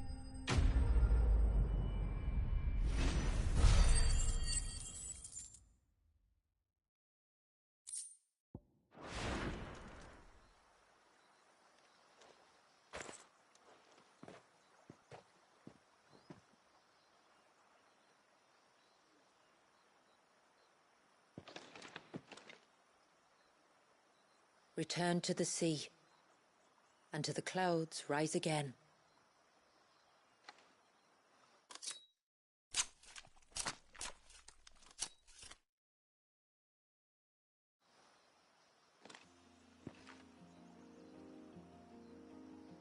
We have our bait then.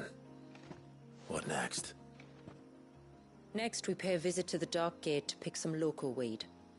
It'll help disguise our scent.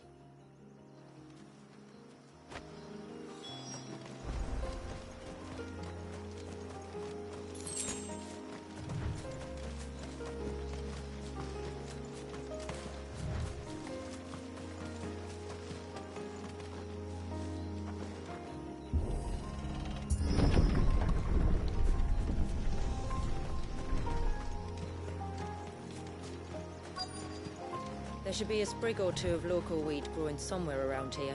Look for the golden leaves.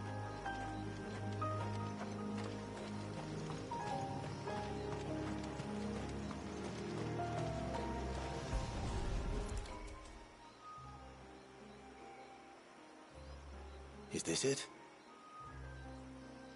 Aye, that's the stuff. Crush the leaves between your fingertips and rub them on your clothes. If you insist.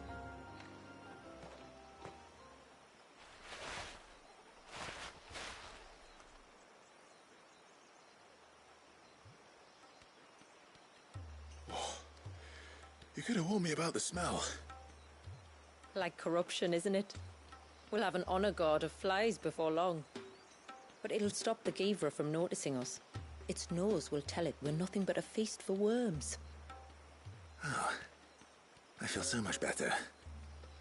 We can wash it off afterwards. If there's one good thing about the Givra choosing the ruins for its hunting ground, it's that there's plenty of fresh water nearby.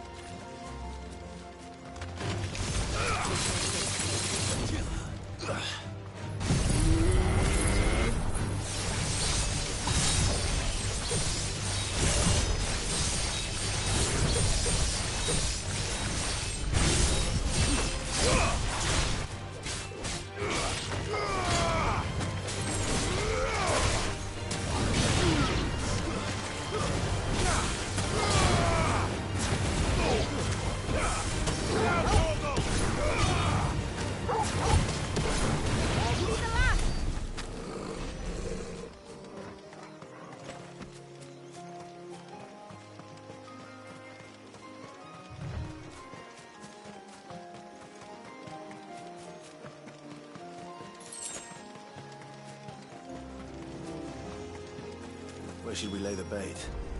Gavers are creatures of habit. Look for some sign of its passing. It's sure to return to the same place sooner or later.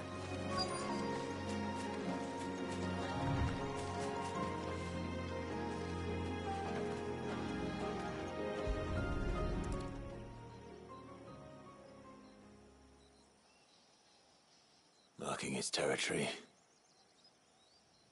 Something was. A curl, maybe.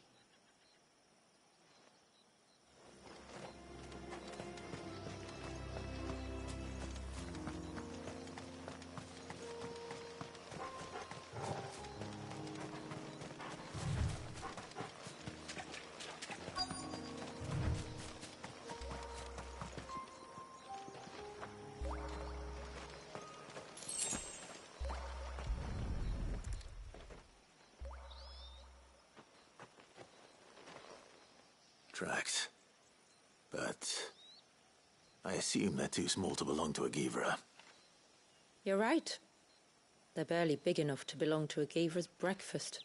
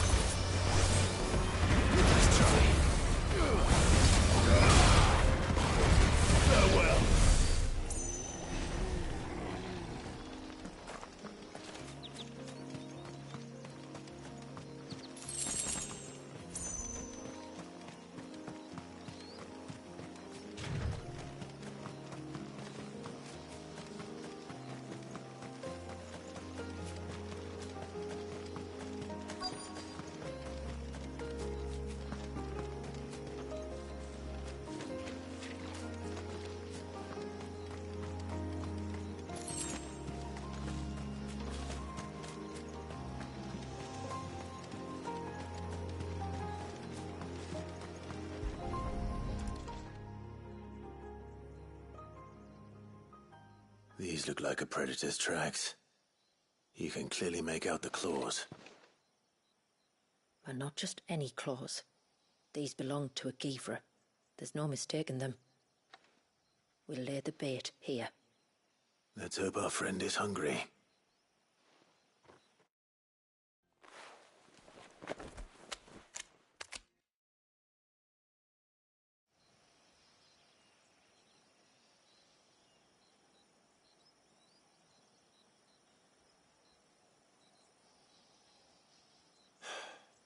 Still no sign. Patience, Clive. Hunting's not something you can rush. Have you stalked these beasts before? Once. Gavers are fast, so the job called for a bearer. But even with my knack, it was a close-run thing. Not many leaders would take such risks for their people. Says the man who battled an icon to save a boy he barely knew. It is the way of the moats of water to use what gifts we've been given for the good of all. And I gather it's your way too. It was Sid, the man whose name I bear. He fought for his people and their future with every fiber of his being. I'm just following in his footsteps. In many ways, you remind me of him. Hey. You're confusing daring with desperation. Quiet. Something's coming.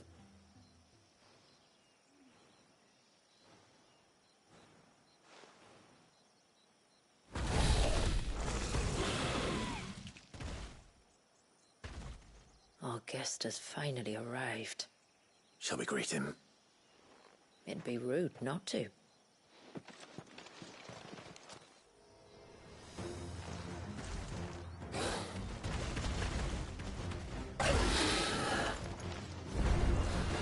Don't let it escape.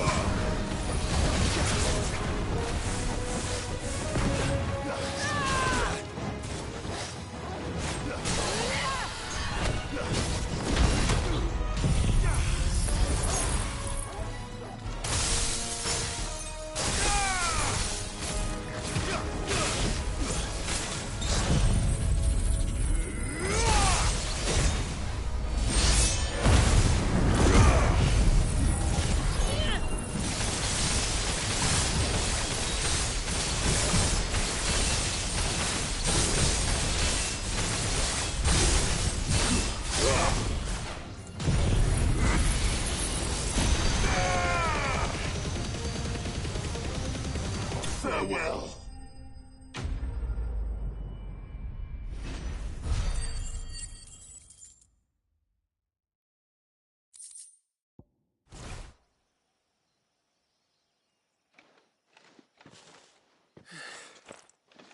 You weren't exaggerating when you said they were dangerous. They're forces of nature, all right. And with this one's passing, the river of life has calmed.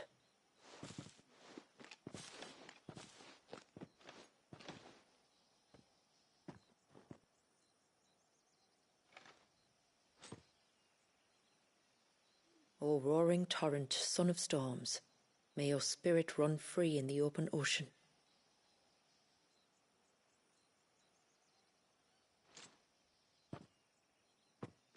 This flesh I claim, that your gifts might rain down upon us this day, and our river flow in spate once more.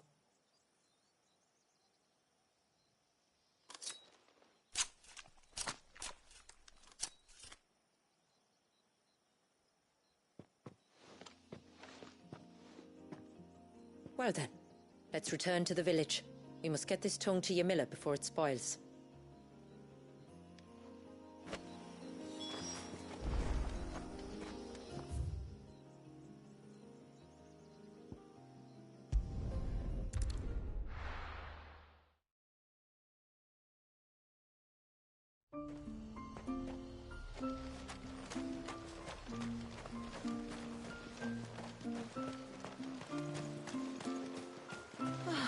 It looks like most of the Elder's blessings.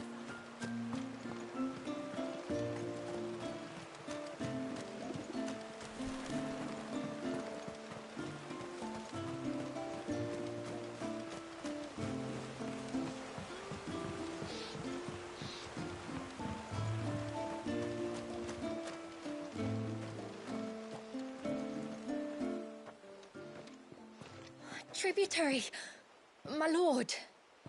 Did all proceed as planned? It did. Here. One Geaver tongue, as promised.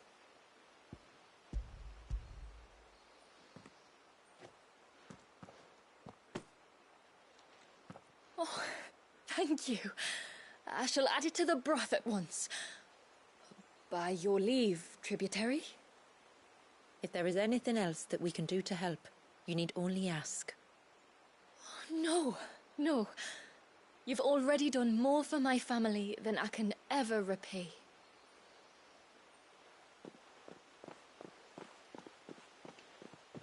Just as you have, Clive, for my family. I only regret that I have nothing to offer you in return but my gratitude. It's more than enough. Besides, I'm no less grateful to you. For what? For welcoming my friends and I into your midst. For showing us how your people live. For reminding me that the world we strive to create, where bearers can live alongside their fellow men in peace and comfort, is no mere fantasy. I'd hardly call it comfort. Every day is a struggle. Though we do at least struggle together, it's true. As must we all. I only ask that you remember the cost of using your gifts as a bearer. I know that you feel it's your duty to do whatever you can to help your people. But you have a child to think about now. And Wallis has lost enough. I shall bear that in mind. That's all I ask. Oh, and if there is anything else that we can do to help, well, you know. Thank you. Truly.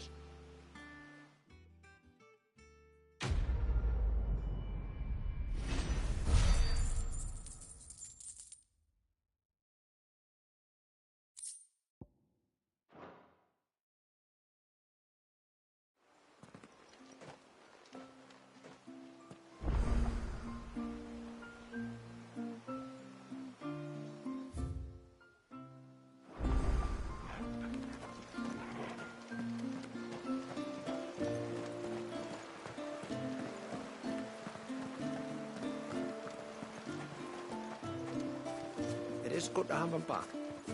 But how do we know the lad won't summon another flood? We don't.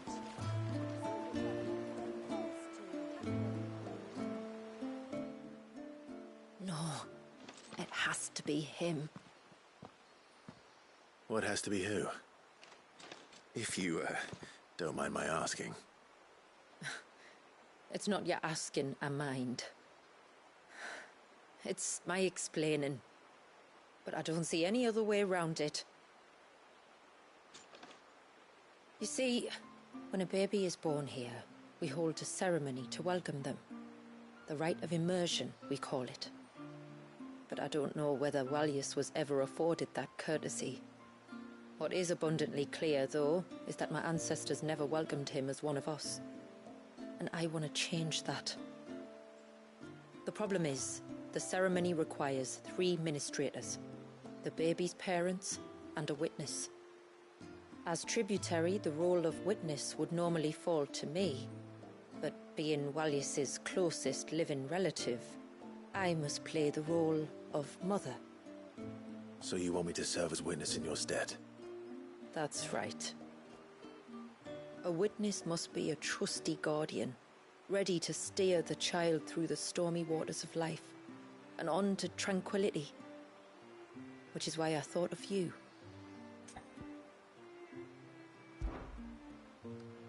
It would be my honor. Thank you, Clive. So, if you will serve as mother and I as witness, who will take on the father's role? I have a younger brother. He should be making ready for the rite as we speak, though whether he is or not. Let me introduce you. Please do. If he's anything like his sister, I'm sure we'll get on famously. I'll bid him come to the Witten Hall. Will you wait for us there? Gladly.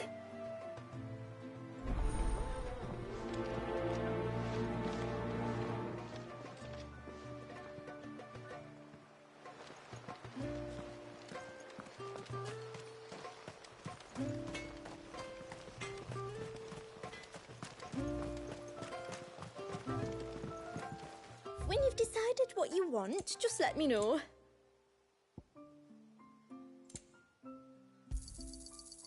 Well, if you're sure you need it, then I bid you good tide.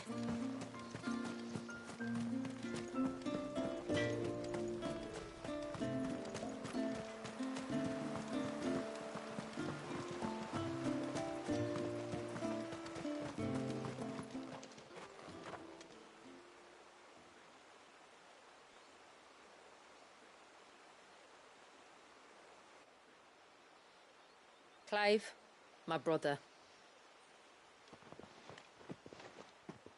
If it isn't my old mate Sid! You? So you do remember me, even stripped of my cunning disguise? I'm touched. You two know each other? My friends and I crossed paths with your brother on our hunt for the dusk crystals, during which we saved his life. 3 times, was it? 3, 4, who's counting? All I know is when Shula mentioned she'd called in Sid the Outlaw to help young Walyas, I could be sure that the little rascal was in safe hands. I mean, having seen you in action back at the tower, I know exactly what you're capable of. So the mercenary you met in the Sage Spire, that was Clive. And he saved your life? That's a rather different story from the one you told me. And a far likelier one at that. It would appear my family owe you twice over. Whether they admit it or not. Honestly, Fammy, would it kill you to tell the truth once in a while? What? I said sorry, didn't I? How about we save the, recriminations until after the ceremony, eh? Speaking of which, what does this ceremony involve exactly? It's simple, really. We each say a short prayer and anoint the child's head with holy water. Nothing too onerous, then? Not about the rite itself, no. But it does call for some preparation. One of the witnesses' responsibilities is to collect the holy water, you see. 3 phials for the 3 ministrators, each taken from a particular place. Don't worry, though. It's not as if you have to go alone. I can show you the way. I'd appreciate that. Famiel, you stay here and ready the Witten Hall. Leave it to me. If there's anything Jill and I can do to assist you... We'd be glad to help. Thank you both.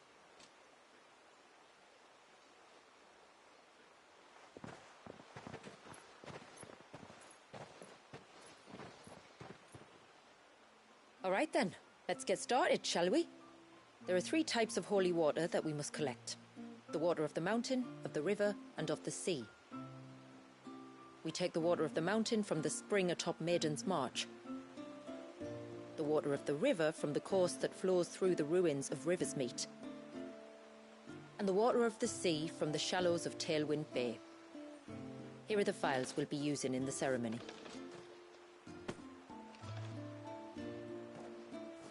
I'm ready to leave whenever you are.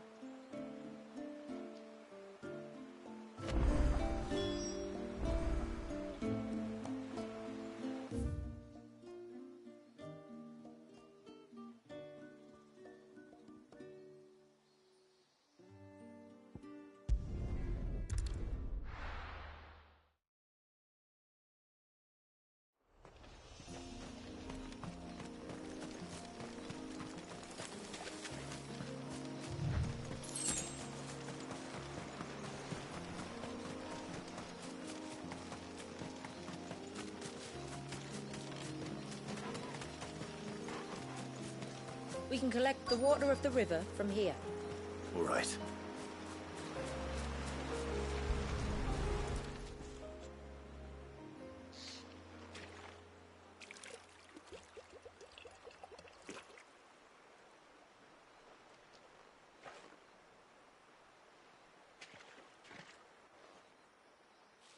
The water of the river represents life.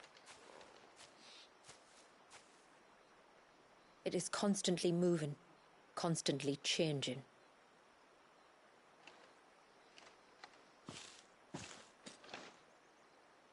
And though its course may twist and turn or branch into 1,000 separate streams, it always flows in the same direction, from source to sea, beginning to end. Like time. What of Wallius, then? When your ancestors froze him, did they remove him from the River of Life? They did. Like an ice-bound pool that didn't thaw for 80 summers. But now he's free to flow again, to live. And you and I shall flow with him, for we are all but drops of water in the great river of life. I find that thought oddly reassuring. Go on. A drop of water might seem insignificant on its own, but as a part of a torrent, it can cleave a path through the hardest rock. It makes me believe we humans might just stand a chance. I believe we might. Take care not to spill it. Right. Let's save that for the ceremony.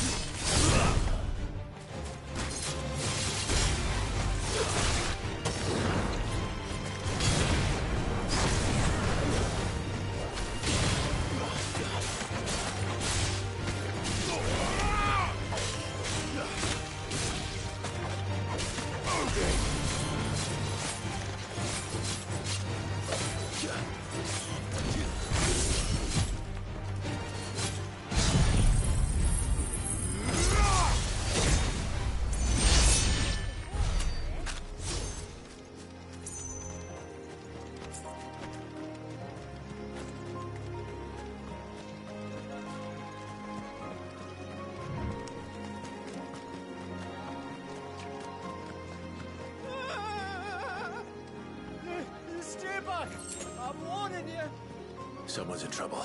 Come on.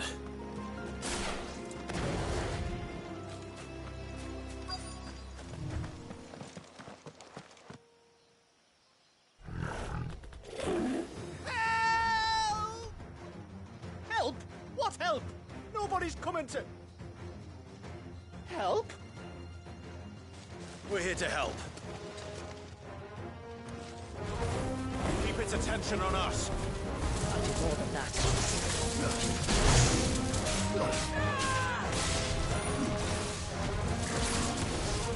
Nice try.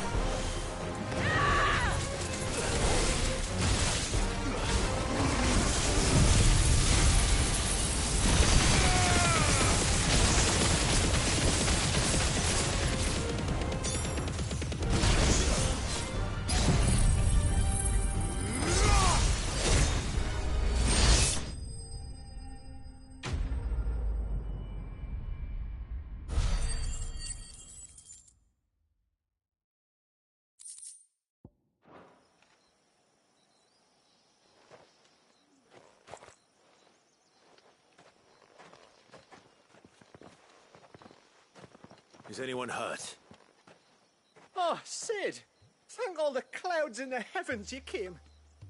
You saved us. Again! Would you two care to explain what you're doing up here? The chief sent us to fetch incense for the ceremony. So the Witten Hall smells nice. For the little Ben. You mean to tell me you braved this den of deadly beasts for some tree sap? You don't have to do everything he says, you know.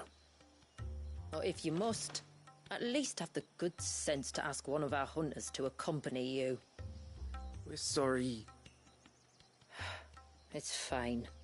Just go back to the village before you get yourselves into any more trouble. Right you are. Oh, and thanks and that.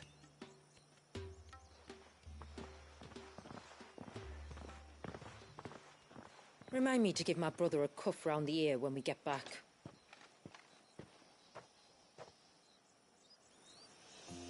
Right then. Let's collect this water, shall we?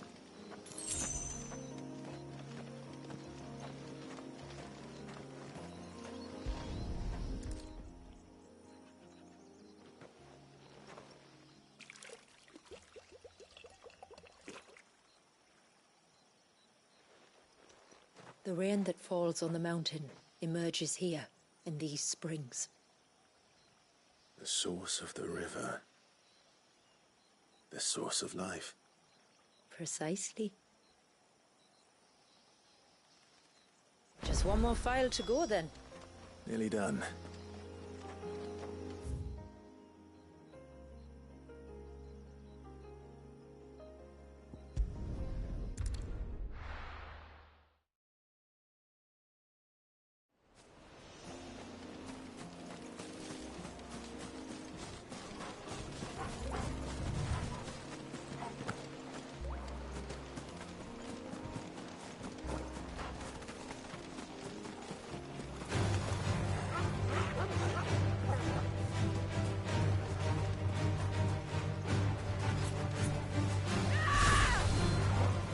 All yours, Torgal! Torgal, kill!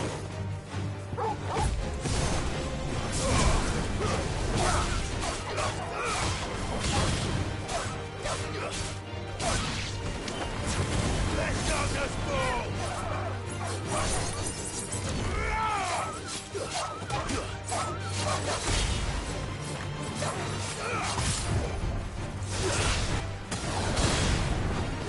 Now, Torgal!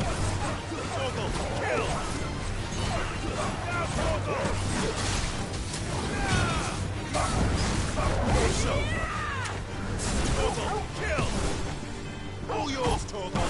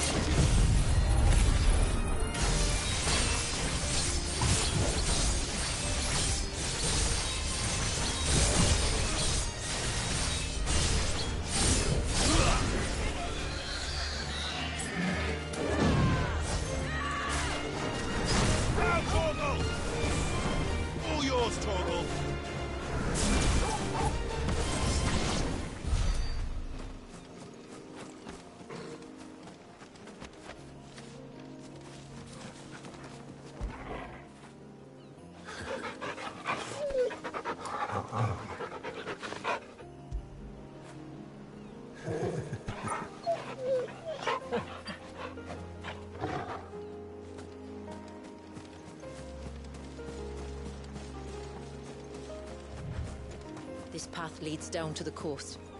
Usually we keep this gate shut tight, but since this is a special occasion...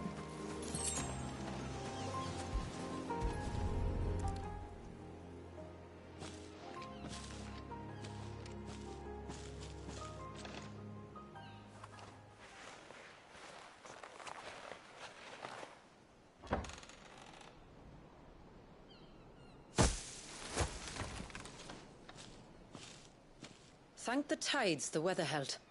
This place can be treacherous when the waves are high. If it weren't for the holy water, no one would ever come down here. I'll be sure to watch my step.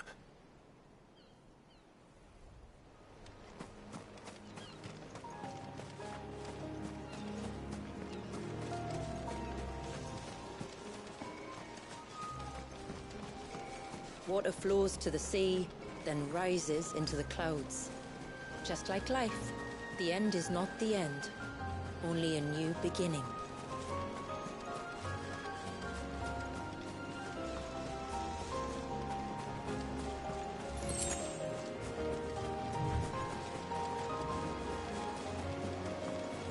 My ancestors chose this place because it was where the first boat landed. And it's a good thing they didn't land closer to the surge. Quite.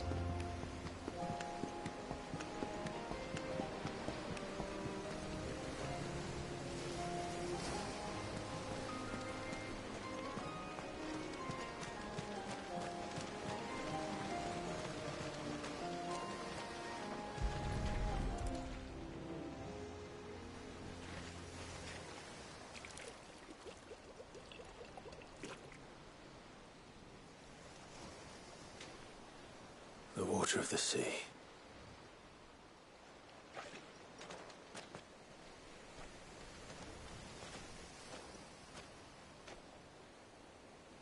I still can't help but be awed by it. Oh? All that wave ever made me feel was pity and sorrow for the innocent life trapped inside it. The child my great-grandfather sacrificed to try to change his people's fate. It was wrong, an unforgivable sin. But I often wonder, will my descendants ever forgive me for what I have done? As tributary, I've faced many difficult choices. And though I've always striven to do what's best for my people, here we live in poverty, hidden away from the world. So have my choices denied them a better life, just as my ancestors denied Walyas his? No. You would not forcibly sacrifice one of your people to save the others. You do the best you can for all of them, as do I. We share in their woes, just as we share in their joys. And the most we can do is try to bring them more of the latter. Aye, you're right. And try I shall, to bring all of my people a better tomorrow. Walyas included. Then I wish you luck. If my time with the boy is any indication, he's going to be quite a handful. Then we must start as we mean to go on, and give him the very best welcome we can. Where to next, then? Back to the village, to find out if my brother has made the necessary preparations. Or got his lackeys to do it for him.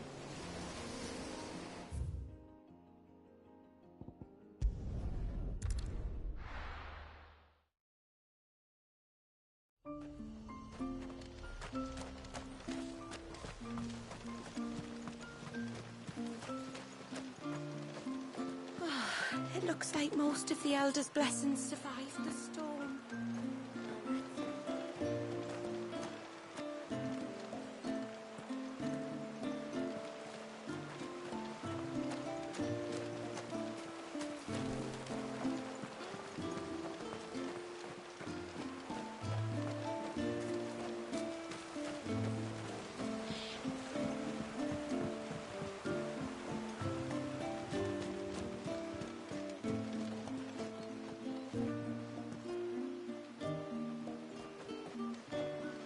I'm pleased to report that the Witten Hall has been sanctified for the ceremony.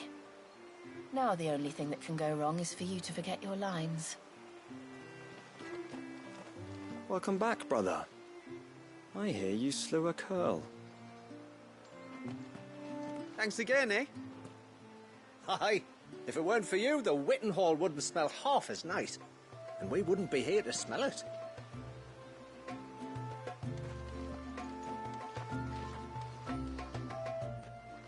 We have the holy water. Is everything else in place? All ready to go. Told you could count on me. Then let us begin. Famiel, have your men summon everyone to the Witten Hall. Right you are.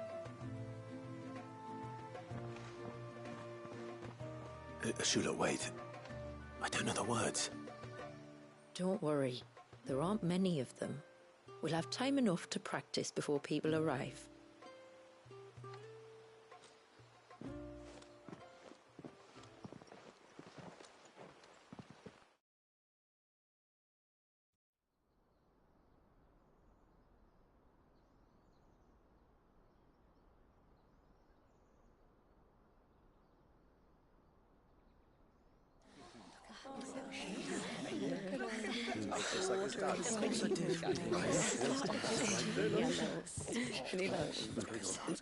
My friends, we are gathered here today to welcome this child into our community by the rite of immersion, as has been our custom since the first reign.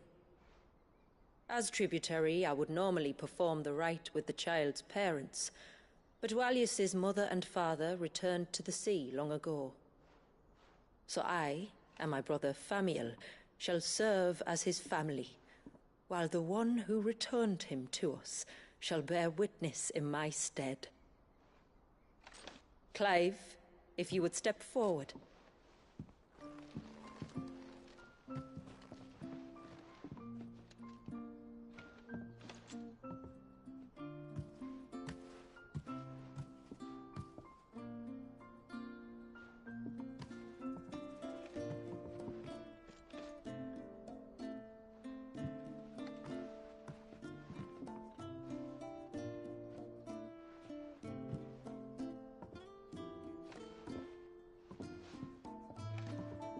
Like the rain that falls on the mountains tall, are we born.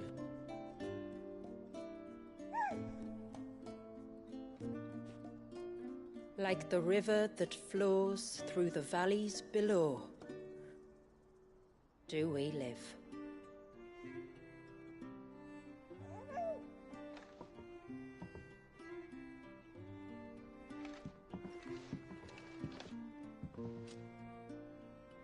Like the boundless sea, where the currents run free, do we die, and to the clouds then rise again.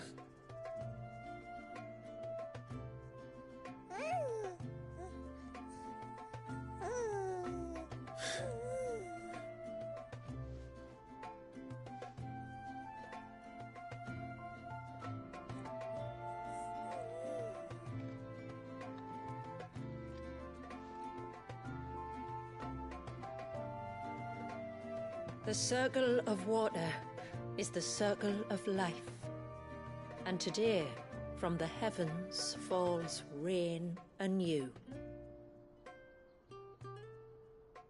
This child, Walius, now joins our stream, and he shall flow with us from the mountains to the sea.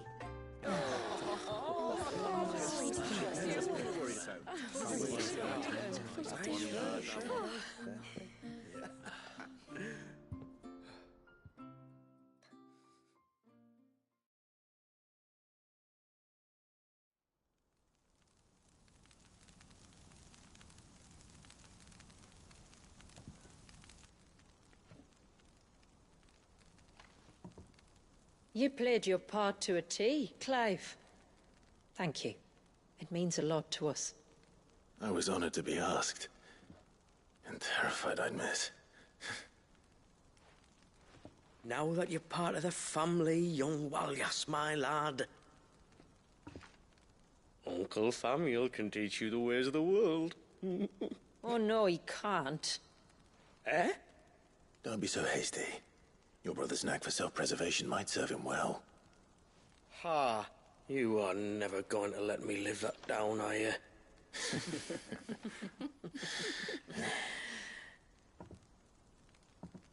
I'm gonna raise Walius as if he were my own.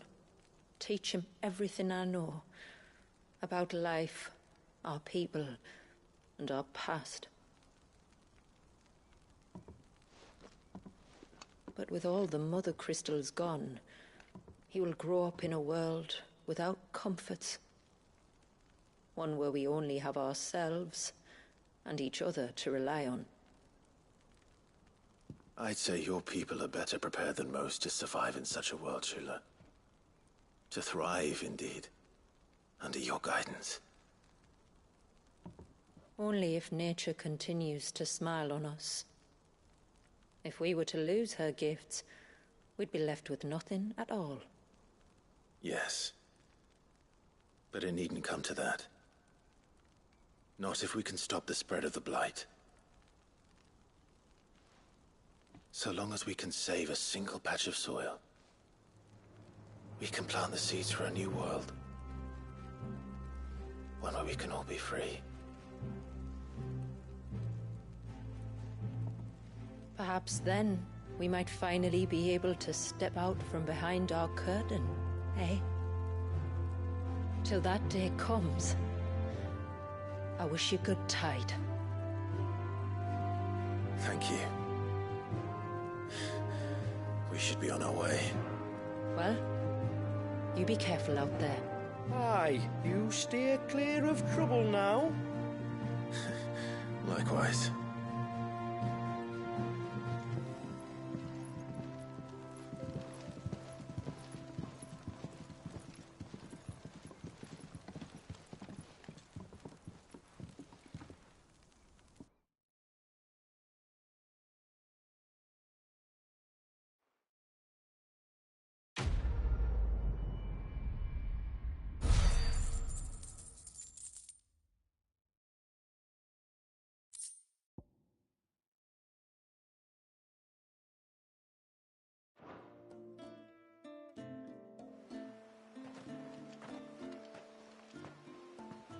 To think, we must be the first outsiders to have witnessed that rite in over a century.